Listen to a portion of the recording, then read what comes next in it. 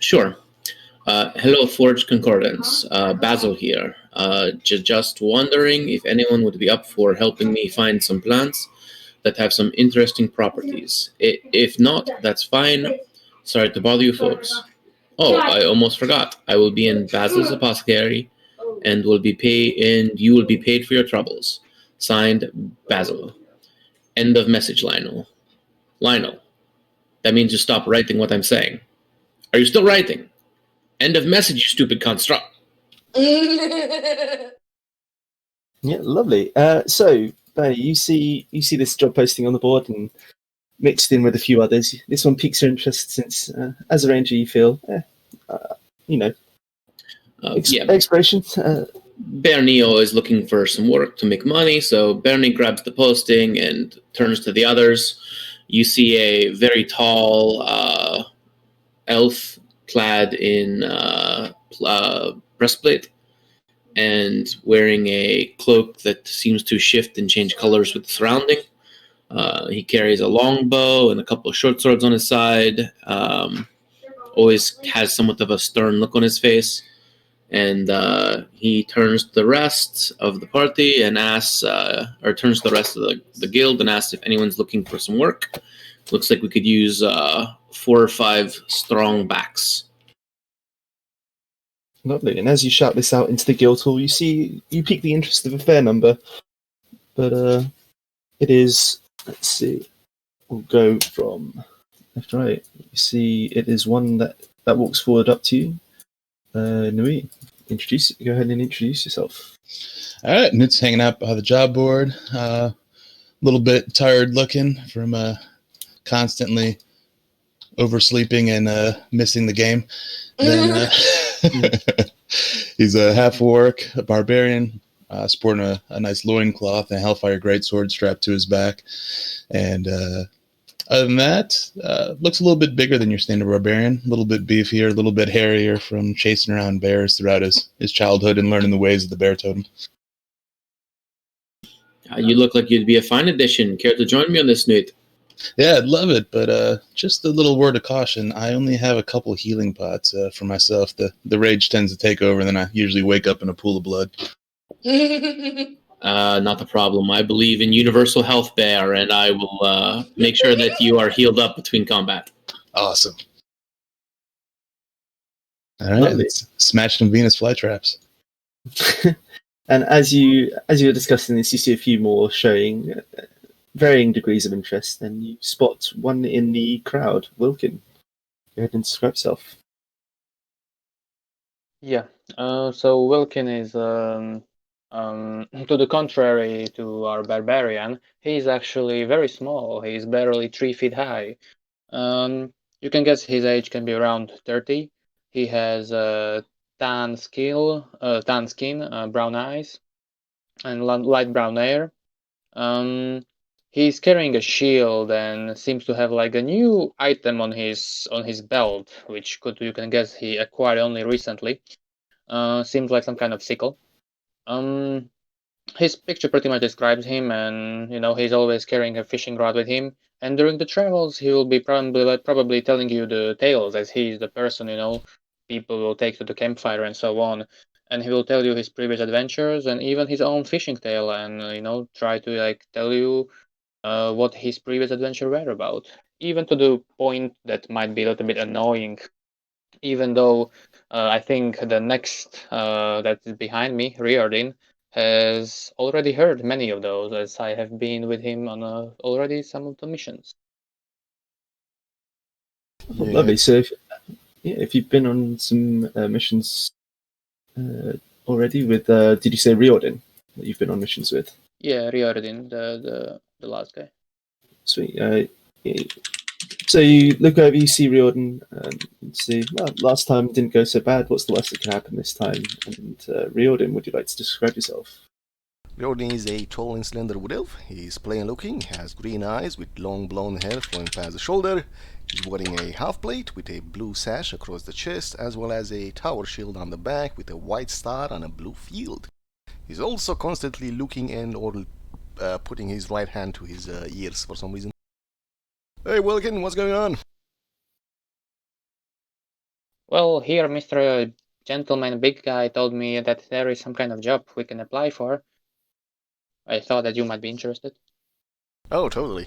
I'm nearly broke, so any opportunity to get more cash is good. I'll join you if you still have room in your party, everyone. I'd be most welcome. Looks like we're heading someplace to find Basil's apothecary. Sounds familiar, but I can't actually place that name, so sure. I'm hoping this map on the back will help us. You do notice that attached to the posting there is also, aside from the usual things that you get from a job posting, like who's posted it, where you need to go to head off, and indeed there is a map. You also notice that there is a tarnished coin on the back. As you inspect it slightly closer, you notice that the imprint on it isn't your standard Vascalan gold indents and imprints. You notice that it, in fact, has the an imprint of a hydra.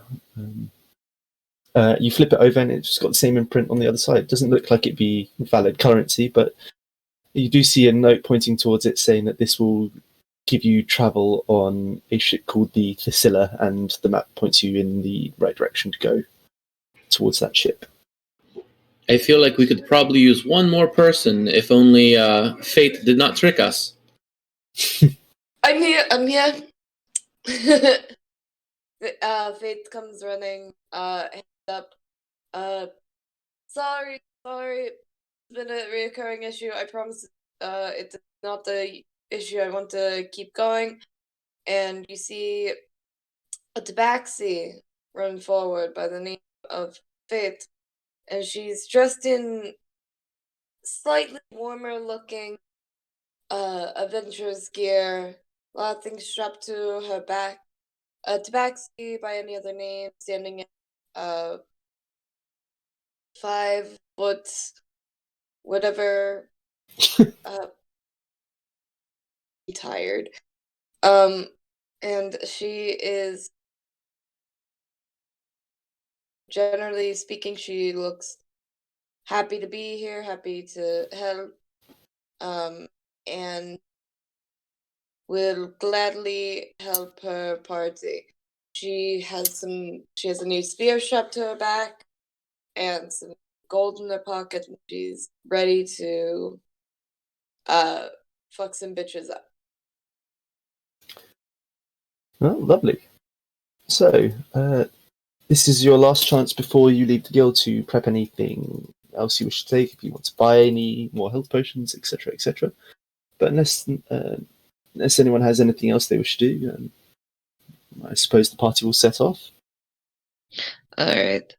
I'm about to send you the character sheet because the staff all finally loaded. Hey, nice. Alright. Where are we traveling?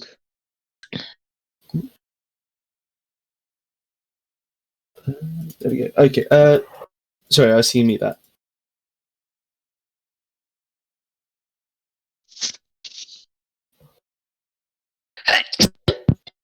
Bless you.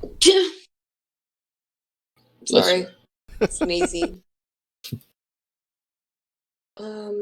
I've got everything I need, I believe. Yeah, I'm just waiting for this sheet to come through. I promise it's about to come through in any second. Oh shit, I don't know which one's which. Well, they will take the time to point to his health potion. I keep it here in case, I go down. Nobody else can get me up with a spell or something. Don't we have like 3 different healers? Yeah, your team is a frontline and 3 healers, or like 4 healers or some shit. We got this. Where are we traveling? Do we know? Sorry, who's asking that? Wilkin. Okay. Yeah, you turn. Yeah, no worries. You turn to Bernie and Bernie. You have the information on the sheet. It says that there will be a ship, the Thesilla, the ship that you need to go to get to Baz's apothecary. is in. Look. Should I buy a 500? You know what? I probably should buy a 500 diamond in case y'all need to revive me.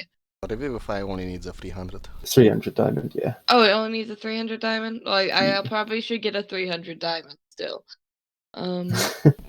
Usually a good Because idea I to went have down one. my last game. It was punch up, sure, but I still went down. I'm gonna go buy a Revivify diamond. The good news is that if you don't use it, you can always sell it for the same value, so it's not actually Yeah. lost unless it's used. Yeah. And you can always keep it for next turn. I don't know, that auction house has been getting crazy. True. Okay. Right, So someone asked, while I see it. While I'm doing this, I'll explain. So, yeah, you notice that the directions that have been given are towards a place on the Tears of Sylvanus called Tearsfall. Some of you may be familiar with this city. Yeah, it's here. Cool. But yeah, it seems like it's a well-travelled road. It seems like it's one that the guild has travelled with a fair amount of frequency in the past, so it doesn't seem to be too much issue to get there. You ask around in the guilds, you ask one or two people who've been to Tearsfall before, they give you some instructions. They are pretty simple, as it is quite a, like I said, well-travelled road. So, do you see the sheet? yeah, there you go. Yeah, there it is. There we go. Alright. So, yeah, no You worries. can see? Hey, we can see it. Sweet! Dope. Alright. So you head out to Tearsfall. On the way, as you set out for the day, there seems to be a bit of a chill in the air, but nothing a good cloak can't ward off. As the day progresses, you spend your time, chatting amongst each other, prepping, saying, "Oh yeah, these are where my potions are. This is the diamond if anyone needs revivifying." Etc., etc., etc., etc. And as you leave the hustle and bustle of town and head onto the road, the day passes pretty uneventfully. And as dusk approaches and the day draws to an end, you start to smell salt in the air. And just as you recognise this, you see the port town in the distance. And as you draw closer, you start to hear those familiar sounds of port towns: the sound of seagulls flying above, the sound of basic carpentry, and the waves hitting the shore. As you enter, or as you go to enter the city, you see the guards standing there, not inattentive, but definitely relaxed / bored. It's getting towards the end of the day. They're about to change shift. One of them just pretty nonchalantly just asks you, "Hi, what are you doing in Tearsfall today?" Looks like we have a quest giver who has requested some help from us in the Basil's Apothecary. Don't know any Basil's Apothecary here, but yeah, you're free to go in as long as you don't cause any trouble. And without even a second thought or waiting for the answer, he turns back to one of the other guards, and they start carrying on their conversation. And the line slowly starts churning through. You make it in. It seems like another couple of adventures in this city isn't going to matter too much to them. But you walk through the city. You follow the instructions. You do know that you are looking for a boat called the Thesilla, but apart from that, the instructions are pretty vague on how to get there. Just says get to Tearsfall, find the Thesilla. But you are in city, and it is starting to get a bit dark. The sun's still in the air, but just barely. Does the map tell? I have proficiency in cartographer's tools. Could I use the map to better? Is it just pointing to the town, the place specifically, or does it have? Yeah, no worries. Go ahead and roll me a cartographer's tools check. Which attribute? Let's go straight. You can use int or whiz. I'm fine with either. Go with int or wisdom. Yeah. Enter wisdom? Okay, I'm gonna go wisdom. Fuck my life, I guess. You can see that it's a well-drawn map, but it is pretty sparse and basic. It does take you a while. A few other members of the party, you notice that Fate reads it for a second, and then after a pause, turns it the other way around. And goes, there we go. But it's not a particularly hard map, so after a minute or two, you find your bearings. But like I said, the instructions are pretty vague. It just says get to Tearsfall, find the Thistilla, and the Thistilla will take you the rest of the way.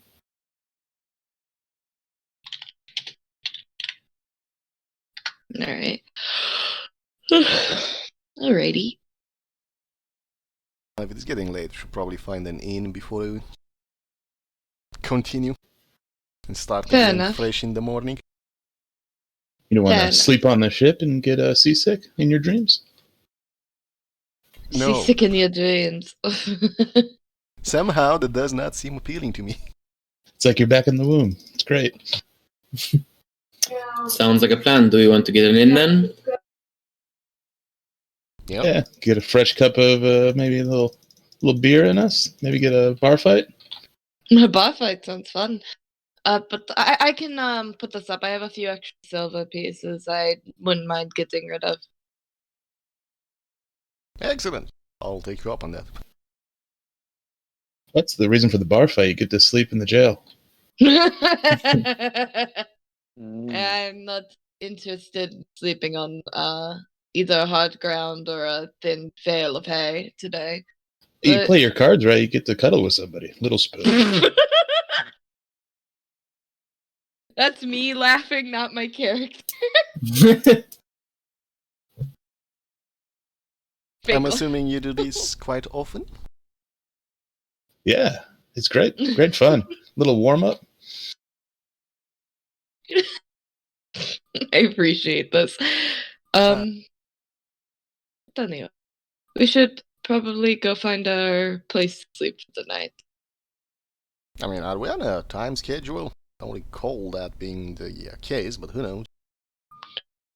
You do know that there isn't a set time. It seems like it was a more general post. You notice it's pretty standardized, so it seems like it was given to multiple guilds in the area. So it's kind of first come first serve for who happens to turn up. But it doesn't say like, oh, you have to turn up in. It's just whoever gets there first is going to get the job. It took us a few days to travel here. What's one more? That's my thought, at least. Worst case scenario, the job's already taken and we have to walk back empty-handed, but what's a good night? Let's just Not make the sure. case. Let's just make sure we head out nice and early. Yeah, and Rest I'll try to look at the map with fresh eyes tomorrow. Sounds good. So you're heading to find a tavern. Yeah. Yeah, go ahead. Go ahead and roll me an investigation. Anyone who wants to see if they can find a suitable inn. I got it. Does anybody have guidance? Yeah, sure. I do.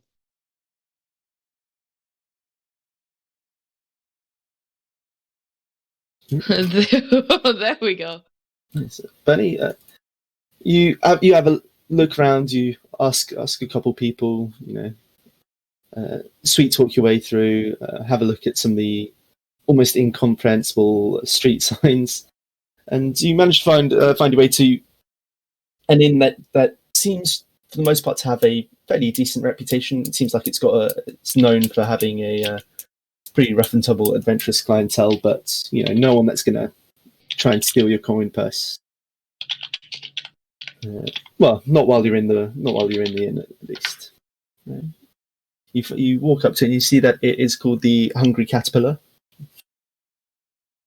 And you walk in, and true to the word of the people you've talked to, it seems in a reasonable state. The woods warped slightly in over the years from being so close to the sea, but it doesn't seem like it's going to be creaky or or weak in any way. It just looks like it's an inn that's been here a while and is gained a fairly decent reputation.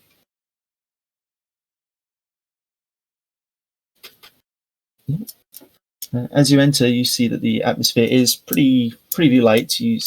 There's quite a few people that you notice are sailors. You see a few that seem to be merchants that have just come in from long journeys.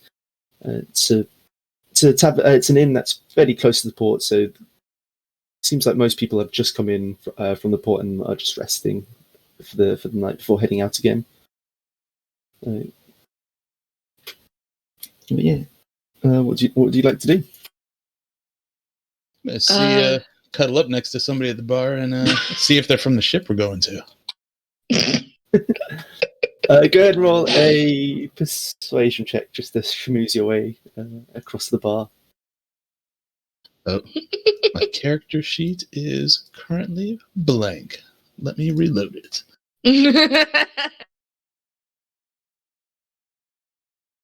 Oh no. Oh no. Let me reload the room. That's weird. I went to it and it was just a white page. See, you had too many good stats, so I redistributed them to some of the commoners who needed them. That's what guidance does. I always knew there was a drawback to that cantrip. I love this. God, I can't believe I get to play with you. This is an honor, Bernie. Thank you. Listen, I told my other bookkeeper friends about the name. They're like, they have to be a lich because that motherfucker never dies. I have a couple of my things flavored. I have good berries flavored for that, and then I have most of my longbow shots too. Nice. Oh god, that's good. Nice. Redistribute the pain too. You said it was persuasion? Yeah.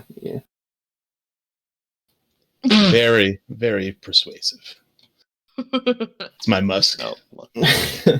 You go in and you go across and go up to some sailors that are very obviously engrossed in what they're doing. You can see cards being thrown onto the table. You can see them all looking intently at each other. And then you just come over. You just in the middle of what seems like a very intense card game. You just come over and just wave and say hello. No, what's going on? You can see a few of them are visibly annoyed that you're interrupting their game. They don't seem to be particularly rude or angry, but you can see they very much are like, who's this guy? Like, you guys aren't from the ship, the Hungry Caterpillar, are you? This is why Oh, you no? roll so low. I'm sure that's the I name guess of I'll the keep tavern. moving on then. You just see a look of confusion. Then one of the guys, he does know that this is the Hungry Caterpillar, right? and another one just don't engage. Just if we don't talk, maybe I'll leave. All right, guys. Well, good luck with your game then. I'm gonna keep looking for this caterpillar. I'm going to walk up to the bar. I'm gonna walk up to the bar, take a seat at the bar, and I'm gonna flag down the person working the bar. Yeah, you see, working at the bar, you see a fairly burly dragonborn with very almost rusted. It looks like looks almost like a rust color. All right, then I'll speak in Draconic. Ooh. Good tidings, my friend. No, Karen. Would you by any chance know of a Basil's apothecary within city limit?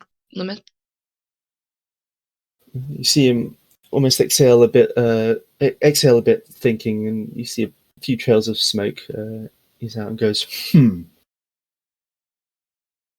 Basil's apothecary. Let's see. I can't say I've heard of a Basil's apothecary myself. And you see he nods over to one of the other people working at the bar. and asks them. He said, "No, I haven't heard of one myself." He says, "Oh, No. why are you looking for a Basil's bar to go then? Maybe I can help with that at least."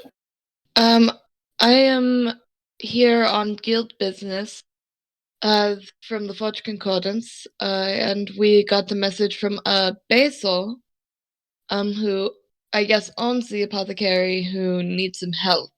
Oh, uh, uh, and that maybe with a person by the name of Lionel looking into them.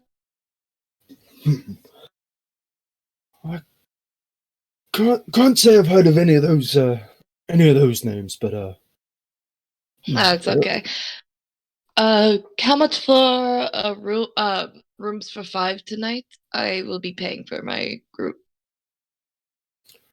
how many in your group? 5.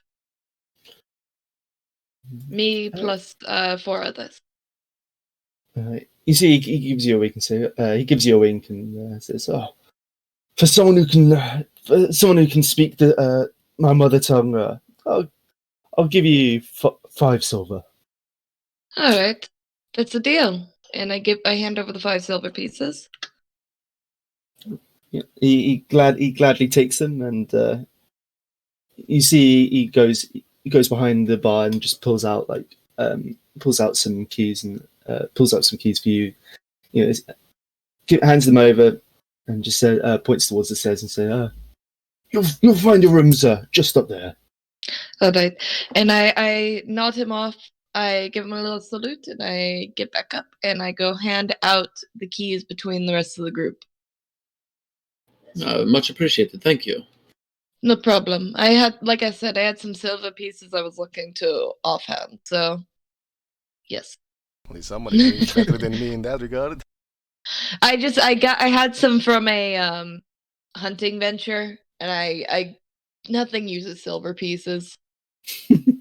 Nothing fucking uses silver pieces. So, yeah. Yeah, fair. But you go ahead. Let's see. You know what? Can I have? Let's pick someone random. You know what, Wilkin? Can you roll a d20 for me, please? As you enjoy the night, and you know, since you're waking up early, a few of you go to bed early as well, just so you get a good night's rest. Okay, noted, buddy. Such responsibility. Yeah.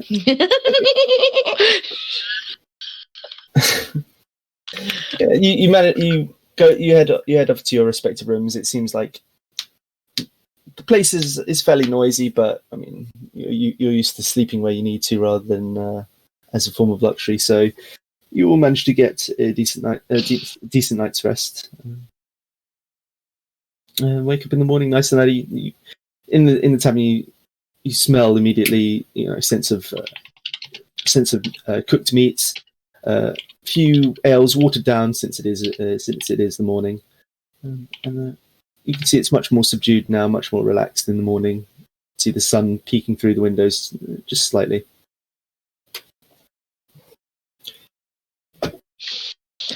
Alrighty, we should probably head out, unless anyone wants to grab some breakfast to go. It's probably best we get on the road. Not probably best. I'm gonna take a second look at that map if it's alright with the DM. Yeah. Alright. Watch me roll worse. Do you need some help with that? Is the good Who God wants to- provides with guidance. Alright, guidance. Submit. Newt's gonna guidance himself to some bacon. I hate my life. Yeah. Like the first time round, again the map is pretty vague, but it does say that you are looking for a specific ship called the Thessilla, and this is a port town. So, We're supposed to look for Priscilla? the Thessilla, yeah, a ship called the Thessilla. I should have asked about that, not the apothecary. I hate my existence. Tisila. Riordin is gonna take this opportunity to approach the bartender as well, and in Draconic order a banana. Hey, nice. And then ask about, hey friend, well, while I have you here, do you know anything about a boat called Tisila? We're supposed to find it and go on a journey. Scylla. I can't say I've heard of that ship before, but I mean, this is a pretty big port, so a lot of ships pass through here. Your best bet is checking out the port and seeing if you can find it there. Do we at least know where we can find the port master? I'm sure he'll know. Yeah, it'll be at the eastern end. And he gives you leans in slightly close and says, a bit of gold is always preferred. And you get the impression that this and like the way that this dragonborn is looking at you, he gives you a little eyebrow wiggle, and it's you get the impression that this dockmaster is very easily bribed. Thank you. That's good to know. I'll pass him one of my silver coins. Oh no! And like he carries on wiping down the bar, and with one swift motion, you almost miss that he wipes away the coin as well without a second of hesitation. Excellent. And my banana, please. He has a look around. Aren't many very bananas. He manages to find one in the store cupboard that's maybe a bit too brown, but it is a banana at least. Gives you a look of confusion, but a paying customer is a paying customer. It's a long story and involved buying the entire banana stock of an entire village, so moving on. Alright. I'll approach the party and say, the bartender doesn't know where the boat is, but he suggests we go talk to the harbor master. He's quite pliant to money. Well, I paid for the rooms. You guys should pay for the bribe. Well, we have this strange coin that is supposed to secure our passage. We just have to find them real quick. I think that only works for the boat itself as opposed to the harbor master, but we can try. Strange coin. Yeah, Wilkin actually is a fisherman. He might have some contacts here. He has been before in Deer's Fall. I'm only good with the cartographer's tools, not exactly harbor masters themselves. Well, let's go to the harbor first, see if we can spy the boat and avoid the harbor master himself. If not, we go talk to the harbor master. If it requires a bribe, I'm sure we can convince him. We have some tough-looking people here. Either way. A few gold pieces someone's way can make their day, but that's neither here nor there.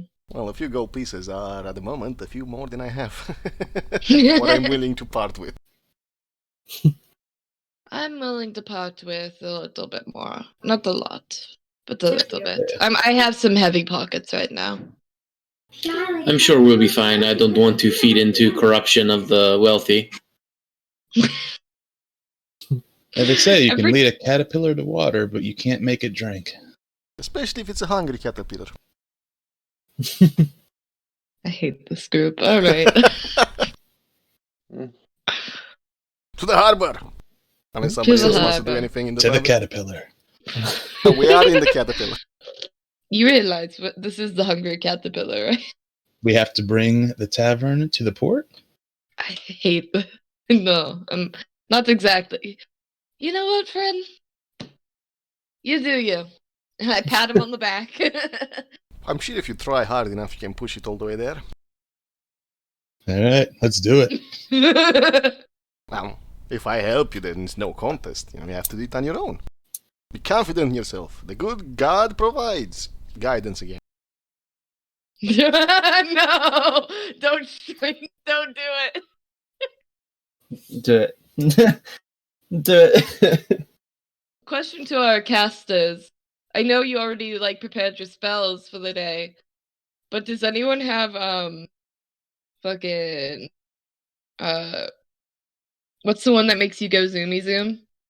Haste? Haste, yes. I don't think we have any of those type of casters. Yeah, I was gonna say. Damn. Yeah, I think you've got mostly clerics or cleric-based casters. Listen, I know a lot about D&D. I don't know everyone's prepared spell lists. Oh, how dare you? I know. There are a lot of things I know. Not a lot. There's a lot of things I should know off the top of my head as a bookkeeper. Do I know them? No. Anyway. That's what Google's for. That's what Google's for, yeah.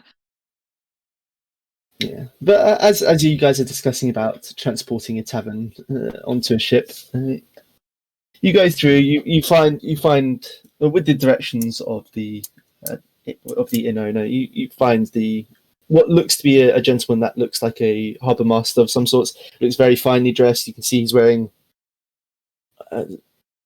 spectacles on his face that look very out of thin metal wire. And you see that he is fairly busy, and there's a line, maybe 2-3 people deep, standing at him, and he's just logging who's coming in, who's leaving. You can see one or two people running back and forth to different places, sending what look to be giving messages to him so that he can update the book that he's holding. And after a minute or two, the line moves forward as they pace, and you make your way to the front. Before we talk to him, can I try and spot the boat? Yeah, go ahead. I also guide myself, because, the good Lord provides guidance. Jesus!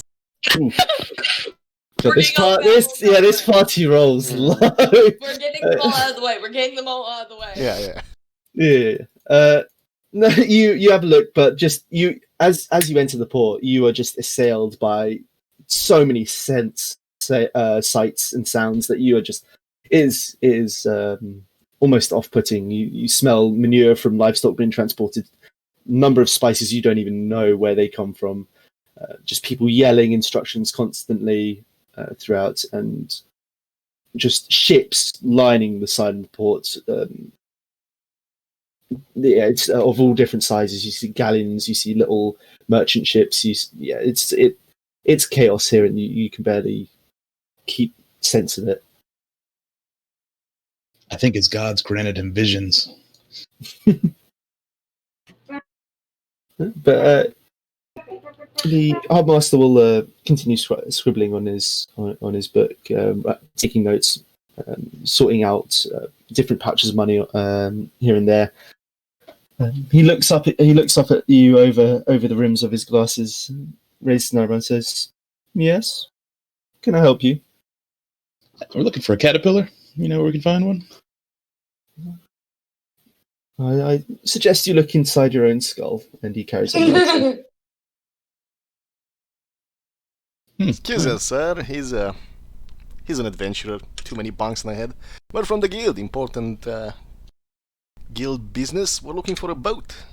The Scylla, specifically. That I can do. And he interrupts you, and before you can even exchange any more pleasantries, he looks down and goes, "Yeah, it's over there," and points you out of the way. He goes, "Anything else, or can you let me get on?"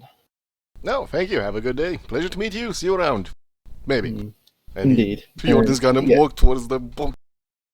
Yeah, and a few of the people behind you shove through your group, and you hear a few mutterings of what are these country rubes doing, and they push through you, and he's already forgotten about your existence and is helping the other people. It seems like.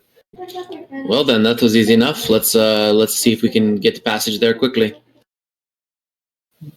Yeah. You make your way, and you notice as you are traveling away from the harbour master, and as you walk down the port, that the ships start off as incredible galleons, bigger than many buildings that you see. And as you walk further and further down the port, you see the ships getting smaller and smaller until you get to a place where you see a stout mid-sized ship with a couple of, you notice, newly repaired sections of wood that have yet to be weathered, not yet darkened by years of use. You see its sails painted with an emblem fashioned to look like a hydra. It seems that Riordin must have missed those. And you do notice that the hydras do match the symbol that you find on your coin. Looks like this is the place. I don't think boats count as a place, but okay. You see a few ship workers loading barrels in. You see a gangplank connecting the ship to the port, but the ship's big enough that you can't quite see onto the deck from where you are on the port. But you can choose to go on the ship if you wish. It doesn't seem like anyone's stopping you. Yeah, we'll get closer and look for someone that might be the captain, or if anyone to be interested that we're boarding. Yeah. As one or two of you test out to see if you can board and walk up the gangplank, a few of the sailors look over, but no one seems to stop you or anything. They seem more concerned about getting the ship loaded. And as you arrive on the deck, you see that there's one or two sailors running back and forth, tying ropes to different parts of the ship, getting the sails in order, and you see a man in his maybe mid-40s,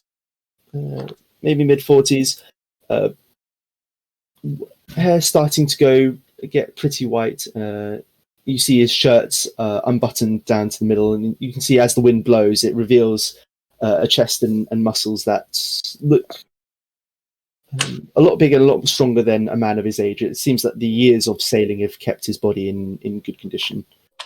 But you do see that his face is pretty weathered. You see a big bushy white beard.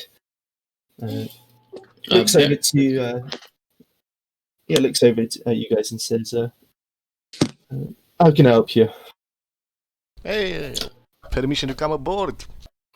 Oh, I got permission. What can I do? Like I said, what can I do for you? Thank you, we're from the guild. We're supposed to board this ship and go to our job. Forged Concordance specifically. I show them the coin that was given to me. You show him the coin, and you notice that the glint in his eye. You see his smile falter slightly, and he goes, see, someone's already paid for your journey. No worries." And he holds his hand out for the coin. I'll hand it to him. He gives it a look for a second. Goes, yeah, this is all right. You see, he puts it away in one of his pockets, and okay, nice. He just yells out. One of the sailors goes, can you help these fine folk get to their room, and we'll set off. We'll set off quickly." Excuse me, just for my own curiosity, how much is that coin worth and what is it from? He looks and goes, "It's not worth much. Maybe a couple of silver. It's just a token we give to people, just that we know who's prepaid for journeys across, because we do a trip to East Lake pretty commonly." Okay, thank you. And with that, you're led to your rooms. You notice that the rooms are not bad, but it's very much you can see they've stuffed beds into they've stuffed more beds than they probably should have into this room. You can see it's very cramped, it's very tight, but it doesn't look badly made or anything. But you stay in rooms. If anyone wants to do anything with the ship, you're more than welcome to. But for the most part, if you just want to hang around in your quarters, the ship sets sail pretty smooth. The weather seems fine, if a bit cold, and it looks like you have a pretty steady journey towards East Lake. Until I need to trans, Riordin is gonna stay on deck. Just admire the sea. Lake. Yeah, lovely. Can I have everyone roll a Constitution save, then, please? Oh my goodness, seasickness. I ain't throwing up today, boys. It's happening. Okay, Fate, Bernie, both of you and Wilkin, you both, all three of you, are either acclimatized to being on ships before, or you notice that you notice how the sailors bend their knees slightly, just so they can compensate for the rocking of the ship, and the fresh air seems to help clear your heads, and it seems like a lovely, pleasant journey. And halfway through that thought, you just hear a horrible retching come from Nit and Riordin as you turn towards them. You see them both bent over the side of the ship, just unleashing a God knows what back into the ocean. You gotta love it when the people with the lowest constitution get the good roll. Wait, who's got Wilkin? Oh yeah, if you've got fisherman background, I'll say you have advantage in the roll, but you made it, so no worries. You already made it. You don't have to Yeah. flex on You can see if you can get a nat 20 if you want. them. Not 20, you're a perfect seaman. Anyway, I should have I mean, prepared I this will restoration. take 14. Sorry, what did you say? I mean, 14 is fine, right? Yeah. Well, I mean, I can try. Oh, well, okay. Oh, there you go. Yeah. Wasted. Each time I'm rolling something that has something common with fishing, and I have very rare opportunities to do that. Like Yeah. if sometimes just using fishing rod, or doing something like that. Every time I roll either natural 20 or like something around that number. Every time, not even kidding. Abuse And that to I'd make say me he's less the best sick. fisherman. Yeah, I'd say Bernie and Nit, from every time you take a breath and look back on the deck of the ship, you see Wilkin just having a blast. You see that he doesn't even seem affected. If he could juggle, you imagine he would. Just you can imagine he could. He's that acclimatized to the ship. Yeah. But yeah, I think someone said something about restoration. I should have prepared it, but I didn't, so Yeah. I You now had the regret. diamond dust twice? Yeah, so everyone. It seems like a fairly pleasant journey. Well, Riordan and Nit excluded. But you managed to make it through the trip. It seems the trip takes a decent chunk of the day, but because you woke up so fairly early anyway, it's still around early afternoon. You do notice though, as you travel on the boat, that the weather gets a bit more humid. It starts to get a bit hotter, and by the time you see it land in the by the time you see land in the distance, and as you reach it, you notice that the local flora and fauna seem to be more of a jungle variety than a forest variety. You see it's a bit more humid, a bit hotter, and you notice as you approach land, there is a tiny little port. When I say port, it's very, very slapdash. It's very, very put together out of multiple different pieces of wood. It looks well made, but it definitely looks like it was made with whatever wood was available. You see bits that look like they could have come from barrels. You see bits that look like multiple different species of trees. And as you head off and you give the captain as you leave the ship, and the captain and the ship carries on and leaves you, you notice there's a small little road that is a very tiny dirt track, and you can see that the forest, there's no clearing with it. The forest comes right up to the road, and it seems almost engulfed by it. It's very bumpy, and as you travel down it, eventually it starts to flatten out, straighten up, and you see that the forest or the jungle has been cleared further and further and further away from it, until it eventually you arrive at the town of Eastlake. The road feels like a proper city traveling road, and you see, as you walk in, you see that the smell of you smell sawdust in the air. You hear hammers and nails being pounded in. You see an enormous amount of construction being done. You can see that there are a lot of buildings being made and halfway through being completed. And as you walk further into the city, you notice that the amount of houses that are finished and the amount of houses that are starting to be made out of stone that you notice seem to increase. You do notice that there is one in this. There aren't that many buildings, so and this place isn't a big town. You do notice that. You do notice. Sorry, what are you saying, Penny? Oh yeah, you're fine with that. Okay. Yeah, you do notice that there is a sign on a couple of buildings, and one of them does have a symbol of a glass vial or glass potion of sorts. And above it, you do see some writing that says Basil's Apothecary. I've been to East Lake before. I remember this place.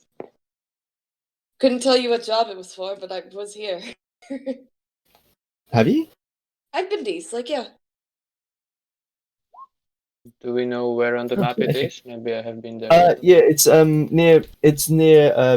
It's on the coast of Tears of Sylvanus. It's separate. It's pretty separated. It's in the jungle near Mandala's tomb and Princeton Hills, but it is fairly separated from them. You get the impression from the large amount of construction that this is a town that is fairly new and is in rapid growth. Mm. Yeah. In fact, yeah.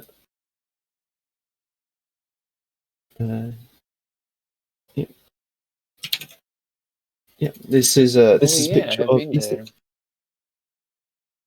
Oh yeah, I remember. Yep, I have been there.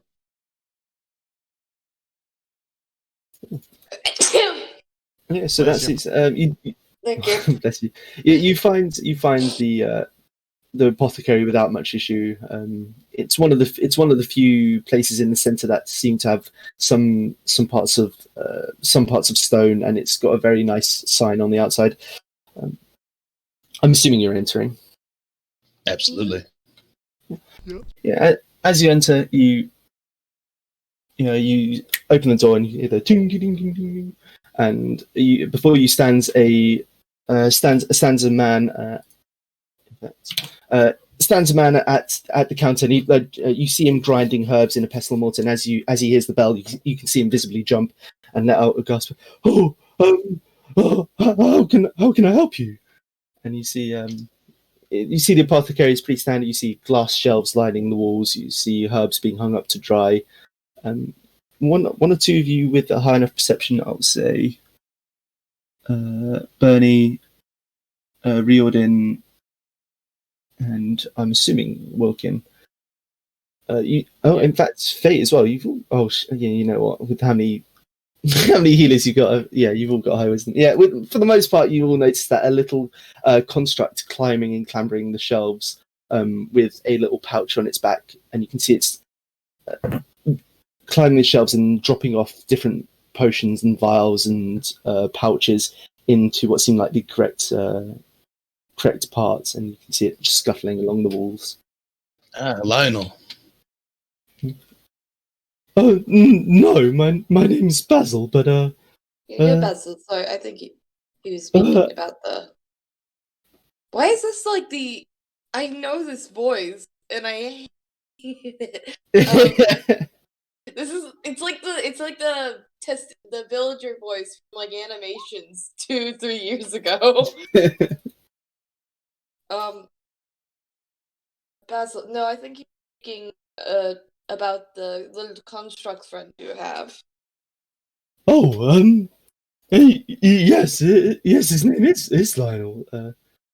But how do you know that? How can I help? It was on your note that you left. We're with the Forged Concordance. We're here. It was on the posting. Yep. And he holds out his hand and like kind of like motions for you to have it to have the posting and have a look. I hand it over, or whoever has it hands it over. Yeah, you can see he quickly scans it, and you can see he's got as you can see his eyes darting from left to right. He's reading it very quickly, and you see his bushy eyebrows waggling away as he's reading. And you can see him give a sigh, look over at Lionel, and you can see just deep despair of and you can hear him muttering, "Oh, useless construct," and he hands it back to him and goes, "Well, as long as you've read the job posting, you know what have a seat, and he like brings over one bench, one stool, sorry, and places it in between you all and says, "Oh, have a seat. You're here for the job, then." Mm-hmm. Yeah. And he pretty excitedly rubs his hands together, brushes any like herbs or residue off his apron, and goes over to one of the glass shelves and brings over 1, 2, 3, 4 pots, and you see he like places his hands on top, and as he twists the lid, and as he twists the lid, the pots slowly go from opaque to a fine crystalline glass. And as it's doing so, it reveals inside a incredibly beautiful lily, and you can see it starts to, as the pot becomes more and more transparent. You see that the plant is actually emitting some light. That is and pretty. He goes, well, and he does this with the others, and you notice there's the first one is a lily emitting a very dull white light. The second is a rose that's emitting some red light. The third is a violet that's emitting some blue light, and the fourth is a mushroom that's emitting a very muddied light. And as this is happening, he goes into an explanation about, I want you to find these in the jungle nearby. I've managed to collect a few by going on the outskirts of it, but it's a bit too dangerous to go in there for too much for me to explore. So that's where you come in. I'm happy to pay you for each one you find. If you can, As you can see, they emit some sort of magical properties. What were the colors? You see white, blue, red, and a muddied brown. But for which one? So I can just write this down. Yeah, so a white light for a lily, red light for a rose, blue light for the violet, and a brown light for the mushroom. What do we have to smash open to get these flowers out of them? Oh, well, it depends. You can find them all in the jungle, but like I said, it's a bit too dangerous for me to go in there. Right. I have a good sense of plants, and I've got the herbalism kit with me to get some proper cuttings for you. Oh, I get that too. don't worry about that. And you can see he brings out from under the counter a small little. It looks like a fanny pack. And as he brings it onto the table, he puts his hand in, and you notice that his hand goes in way deeper than it would be able to in a normal fanny pack. And he brings out a jar that would definitely not be able to fit, and it's one of the jars that looks like the ones that he's shown you on the table. And as he brings it out, he goes, oh, "I've got as you can see, these plants are quite special, but unfortunately they're quite difficult to keep alive. The only way I can do so is in these. So if you manage to find any, I'd like you to try and dig them out and place them in these containers. I've got 15. Okay. I'm sure if you can direct us to where we might find a better supply of them, I'm sure we'll have no trouble getting them for you. Oh, lovely. And he puts one the jar back in, and as he's doing it, he carries on talking. He says, well, I mean, 7 of these plants will do, I guess. But what I'm really looking for is 12. But like I said, I'll pay you for each and every one of them. 25 gold each per plant. And we can bring up to 15. Yes, sir. All right. Good Consider- man. Yeah. So just to clarify, that's 25 gold for each of you for each plant. Consider it done. Consider it done. Yeah, And and he- we get a fanny pack. I'd like to keep the pack for now. And Pack he holder. hands over. He like holds it and goes, oh, who wants to carry it? I would, but my pockets are a little full right now. Yeah, I got plenty of space over this loincloth for a fanny pack. Shut up! Yeah. So Nitz, you are in possession of a very well made leather fanny pack. Ooh, armorald.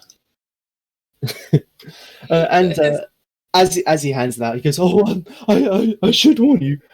There are a couple of things you should know before you head out in that jungle. You aren't the first party I've sent out into that jungle. I have sent out a few. Most return with a few plants. There was one that tried staying overnight. They no one's seen them, so I'd really suggest not staying out in that jungle at night." Okay. And he goes, and another thing, whatever you do not hurt any of the tigers you find in that jungle. That's a rule of this town. Don't hurt any of the tigers. What if they attack us? Oh, they won't. Very well then. If they do attack us, however, am I allowed to at least stunning strike them? As long as you leave them with no permanent injuries, I'm sure it'll be fine. But like I said, it's been dealt with. None of the tigers will attack. Okay.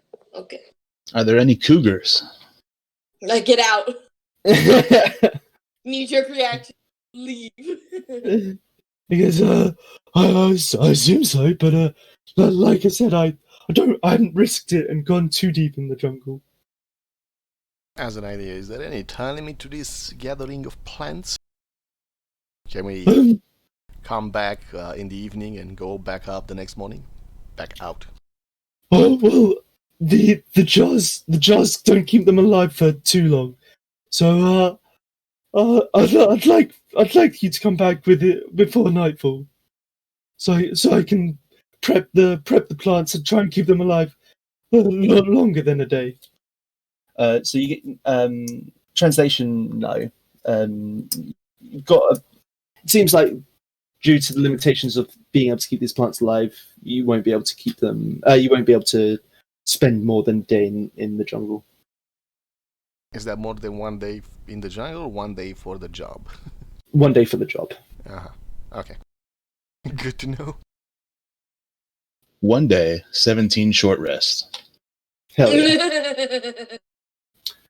So, with armed with information and a snazzy new fanny pack, you head out into the jungle. And as you leave the door, you hear. As you open the door to leave, you hear the ding ding ding ding. As you leave the shop, and as you step out, you hear just a smash of glass, and you hear Basil yelling a few expletives and swear words at Lionel. That's not nice. But yeah, you head into the jungle, and as you do, you find that it is incredibly dense. The town seems to have cleared right up to where they need, but as soon as they've reached enough space, it's kind of just pure wild jungle. And I will take you over to here. So, boom! Can everyone see that? Yes. Yeah. So, as you explore this jungle looking for these plants, you will Weird-looking egg crawl. yeah. You will explore through this jungle, and you will encounter different things. What we'll do is, I would like from left to right on the roll 20. So we'll start with Wilkin, then Nitz, then Riordin, then Bernie, then Fate. I would like. So we'll do one at a time. So Wilkin, I would like you to pick a card. Oh no. Is this like some kind of profit have come to us and show us the cards, or is this just purely game mechanic? It's purely a game mechanic. I'm you just gonna pick a card pick and it shows what you discover on your exploration through this jungle. Interesting way to do a hex crawl. Oh, Okay, so you see. So let's see. As you spend more Wow. time in the jungle, you begin to grow accustomed to the sights and sounds. As you do, you notice something out of the ordinary catches your eye, and as you get closer, you notice it is a humanoid body.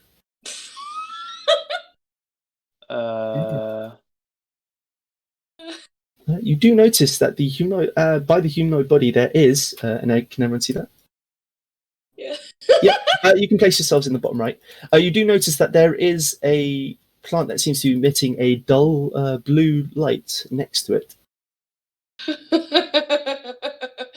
Does it resemble the blue violet? You make a survival check. I'm gonna help him with that survival check. Yeah, go ahead. Can I guidance myself as well? Yeah. While you're doing that, is there anyone here who's proficient in Arcana? Oh, nice. I'm proficient in herbalism, Kit. I'm actually proficient in Arcana. Yeah, you notice that it is so working with that survival check. You could use nature. That's my bad as well. But yeah, with that survival, with that 27, you notice that this isn't a violet. This isn't the same plant. But with and that the plant seems to be completely different. But you do with the proficient in those that are proficient in Arcana would be able to tell that it is emitting the same magical energy that all the other plants were emitting.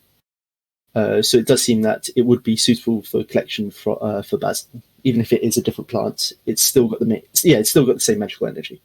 Yeah, but it's not what he asked for. I'll let you know. You can collect this for Basil. Okay. What about this body? Yeah. You see a dead humanoid body in front of you. I You are. There's not much you can see. It's kind of partially hidden by the bushes. You see it's sticking out. You do notice that it is human. I am going to. Can I do a general check of the area using either my knowledge with the herbalism kit or just survival check to see if I spot any bad plants? Or yeah, go ahead. Which would you like me to do? You can use nature or survival. For herbalism kit? Or Yeah, you can use your herbalism kit. With wisdom. Wisdom, alright. Wait, what is she using? Herbalism kit? I can aid with that. I have also proficiency in herbalism kit. Yeah, no worries. So with that, you pass with the 16 anyway. You notice that there is a incredible variety. One of the first things you recognize is that there is an incredible variety of plant life. You see plants all over the place. Some that from your knowledge, shouldn't be able to survive in such humid and hot environment of a jungle. You see plants that are suited to the cold. You see plants that are suited to very dry places. You see plants that are suited to jungles as well. It seems like this jungle is made up of a variety of different plants that shouldn't be able to survive in here. Yet seems to flourish. You notice that there are quite a lot that you notice that some of them are poisonous from what you recall. You see some of them are have got thorns and you should probably stay away, but nothing out of the ordinary. I tell everyone to keep their distance from some of them. Some of them are poisonous, some of them have thorns. And I don't have my 10-foot pole. Oh, I do have my 10-foot pole. I think I just put it in the guild hall. I pull out my pole and I look to the group and I'm like, I kind of want to poke this body before we get too close. Anyone who disagrees with that? Yeah, poke away. Alrighty. I'm gonna start walking forward carefully, keeping an eye out for anything that might try to fuck my day up. Okay. Walking around anything poisonous, not trying to die. Riordin's gonna Typical roll. monk, not trying to die. All Yeah. right, 10-foot pole, poke the body. You didn't state that you were avoiding thorny plants, so you do step on a thorny plant. And I did no. you get a small little gasp as Fate stands on a prickly plant, but that's about it. You poke the body. It is truly very dead. All right. You can see it's laying face down in the mud. You imagine that if they were alive, they'd be coughing and spluttering to try and get the face full of mud off, but Right. no, they are very much dead. And I don't see any killer plants nearby. No. All right, we're gonna go to the flower. Okay. And we're gonna collect the flower. Yeah, go ahead and make me a nature or survival check. Or survival. Be survival. Okay. Since this is your first time doing it, you're a bit cautious and you take your time, but you do manage to harvest. You manage to harvest one of them without too much issue. Alrighty. Where the fanny pack? Oh, dude's gonna rush over. Yeah, you got a caterpillar? I got a flower. Okay. I think caterpillars Sorry. like to eat flowers. Let's go for that. I will say, Faye, since you are spending a minute or two harvesting this plant, you do notice out the corner of your eye, from the other side of this body, you do notice that the throat of this body has been slit. All right, good to know. Oh. His throat has been slit. That is You can inspect to see what slit it if you wish, but Riordin would like to do that, since he's Yeah, go proficient ahead. with medicine. yeah, go ahead and make a medicine check. 17. Yeah, no worries. What's your passive? 16. Okay. With medicine, you have a look and you see, yeah, it's been slit. It's been slit by a knife. It's very much not something that you would see an animal do or a plant do, or A I think it's tiger. very much, or a tiger. It's very much been slit by a very sharp knife by someone who seems to know what they're doing. Gentlemen, ladies, we have a murder on our hand. With your passive perception, you do notice as you're inspecting the body to see like the cause of death. You do see that they have equipment, standard adventurers equipment that you would see in the guild like TFC or other adventurers guild, but where there's a holster for where or sheath for where a knife would be, the knife is gone. Where there's like a pouch for where potions and coins would be, they're all gone. It seems like this person has been looted. And you do notice on their body there is a paper scroll, and as you open it, you see that it is a wanted poster of sorts, dead or alive, and you see on it is a picture of a humanoid but with elephant features, and underneath it says Brazelton Bandit wanted dead or alive, 500 gold reward. Ooh. Interesting. Ooh. I show Oh. this to the party and explain the missing items. I would very if we run into this character, it'd be very fun to get a reward, an extra reward. Does it say where the reward will be earned? Where we can cash it in?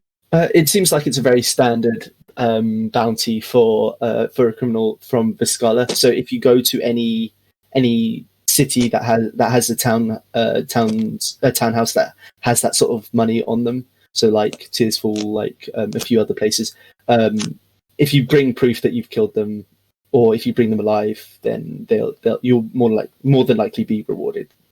Mm-hmm. I don't know about that. 500 gold seems like something that somebody who's very capable at killing is worth. Clearly, Yeah, this but- one Well, couldn't make it, and he was hunting for the man. He doesn't look as decked out as us. It seems Uh, that Well, looking for a that's plant. because Sorry. That's because he was looted, Change that's why. into. Yeah, do. Yeah, go. Oh, Benny, was it? Were you trying to say something? Was that Yeah, it a just seems pretext? like turning. Yeah, searching for plans turned into investigation of murder. Is there any tracks? Does anyone see any tracks here? Can we Go, look? yeah, go ahead and Wilkin, you can go ahead and roll a survival check. I'll Newt's help gonna you. help out. Yeah, or investigation for those of you that wish to. I'm Can gonna help go with the with survival. survival. Yeah, you do see that there are prints that look almost like elephant prints, but smaller. So it seems you surmise your best guess would be that they were killed by the person they were hunting. It is since it is a very humid jungle environment, the prints eventually taper off, and you don't seem to be able to keep track of them. It seems like the mud muddies them, if you will. But you do gather that it's likely to be the person that he was hunting that killed him. Does anyone know how long ago these prints were made? With the 22, you'd know that they were made a couple of days ago. Like could Which be way they are long going? gone.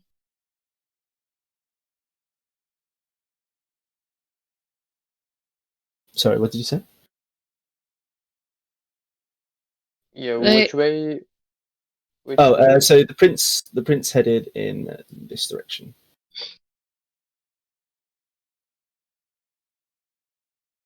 Well, let's get the flower put into the glass case, and we can play murder hunters while we look for more flowers.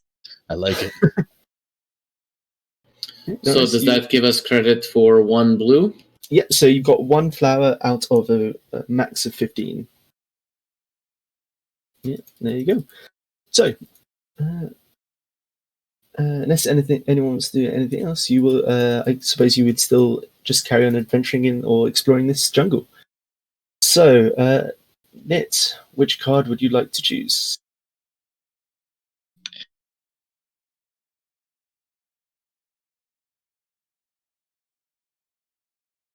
Nit? Knew it. Oh, my bad.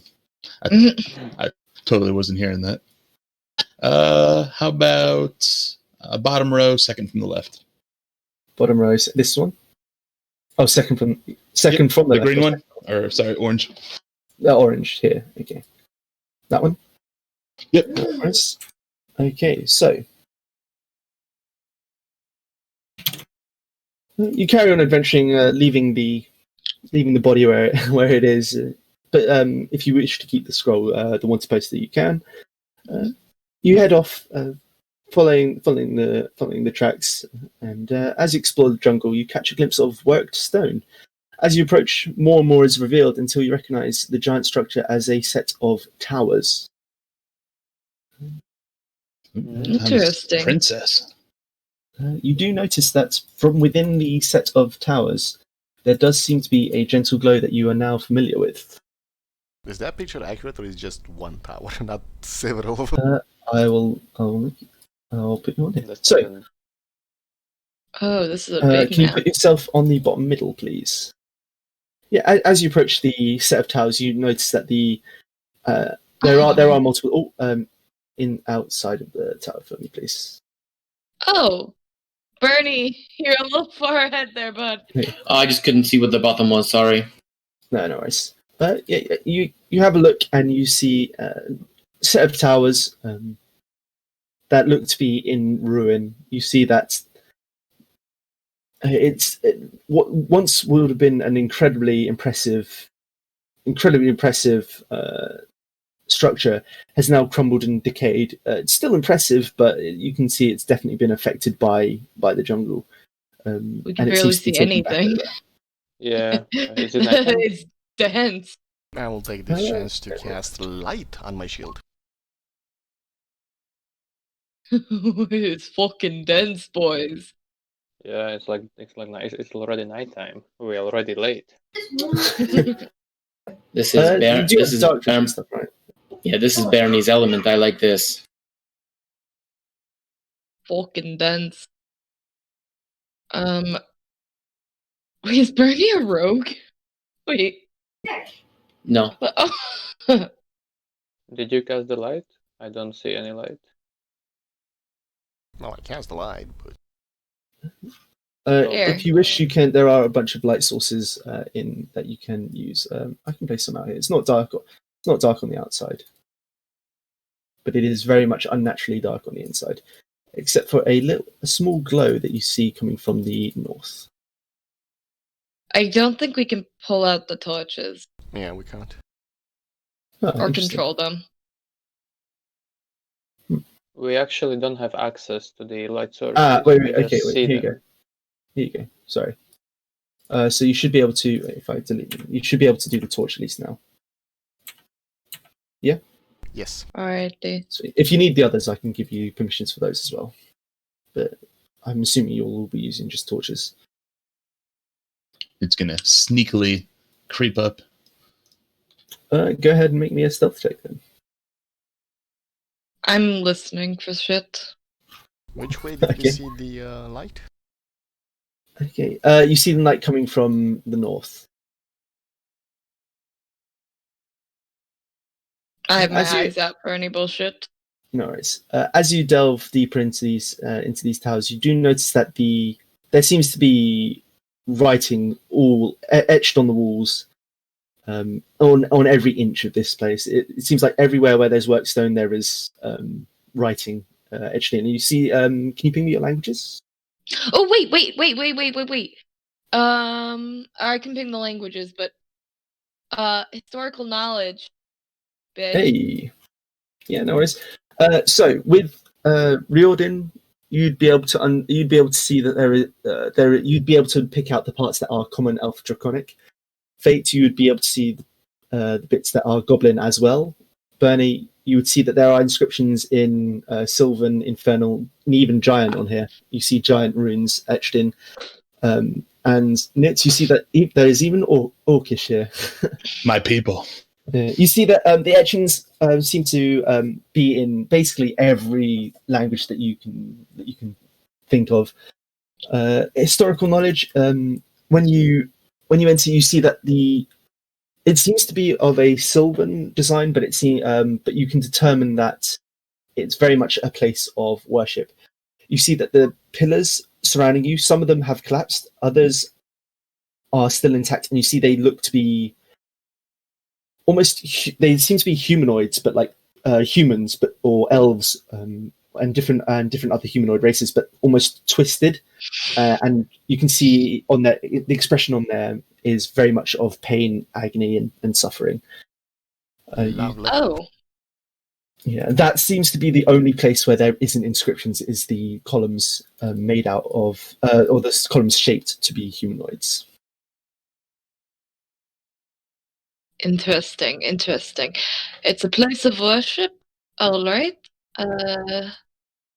If you want to just know some more, you can roll a religion check if anyone is proficient, or if anyone wants to.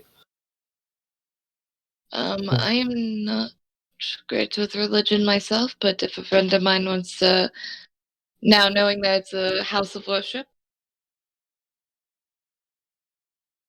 any of the clerics? Riordin only cares about one religion. I can give guidance to somebody. Is somebody getting a vision from their god on the boat? If no one else wants to roll We have I three guess I clerics could and no look what's religion. up with this strange, horrible building. Okay, Riordin, you see with a 22. 22. With a 22, you managed to pick out that there are. It doesn't seem to be a place of. It seems to be a place of worship to the god Baal, but it does make notes of other gods as well. Others that are linked to death and destruction and suffering.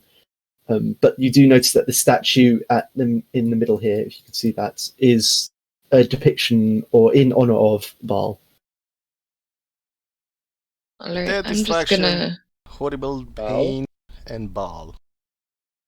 I'm gonna look around the statue first because I'm shady like that. see nothing. I'm gonna go start collecting the flower. As you approach the statue, you see that the statue shifts Oh fuck my and life! moves. The shadows You, moved on that statue, but Doesn't seem to harm you or do anything yet, but it does move and look at you as you approach it. poke it, see what it happens. Speaking common, or first, I'm gonna be like, hello? Do you speak? No response. Do you understand? Nod if you understand. Newt's gonna nod. I'm gonna. You do see. Are you? What's your passive insight? Out of interest. Passive insight is a 16. Well, 6. Yeah. I have a 6 insight. Yeah, no worries. With as you're looking at it and as you ask, do you understand? It gives you no response. But even on this statue, it's carved so beautifully and so well, even if it is depicting something horrible, that you can clearly see you can clearly see in the movement in its eyes that it does understand. It just is choosing not to nod or shake its head or anything. But it does understand you. May we take this flower? You see it shake its head, no, and you just hear in whispers behind you and around you, no. May we trade for the flower? Just you hear again surrounding you in whispers. Oh, what would you have? I would have knowledge for trade. I know of a lot of things. I know I've traveled a lot of places. I could trade the flower for knowledge of different runes, or the knowledge of chiropractic.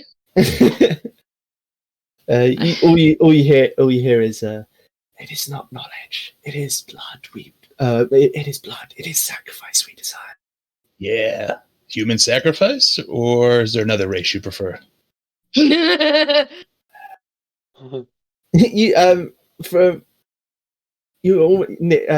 hear almost an amusement as it just says, "Your choice, surprise me." All right. You like I him have- thicker? It doesn't respond. I have no desire to appease an ancient evil god. Give me a second. Somebody pretending to be one. What could go wrong? Ancient evil god looking to trade for flowers. Doing a blood sacrifice at What if I- at a temple? What's the I last have an thing idea. happened? I have an idea. I am going to show my blood spear, and I'm gonna copy and paste the flavor part of it that I deleted because I didn't think the flavor part of it would ever be necessary. But I'm gonna show them my blood spear and show that I've spilt much blood with this item, and you may or may not know its creation, and it's a purpose. This alone should show my bloodlust and my fury, and should prove that I am worthy of such a flower.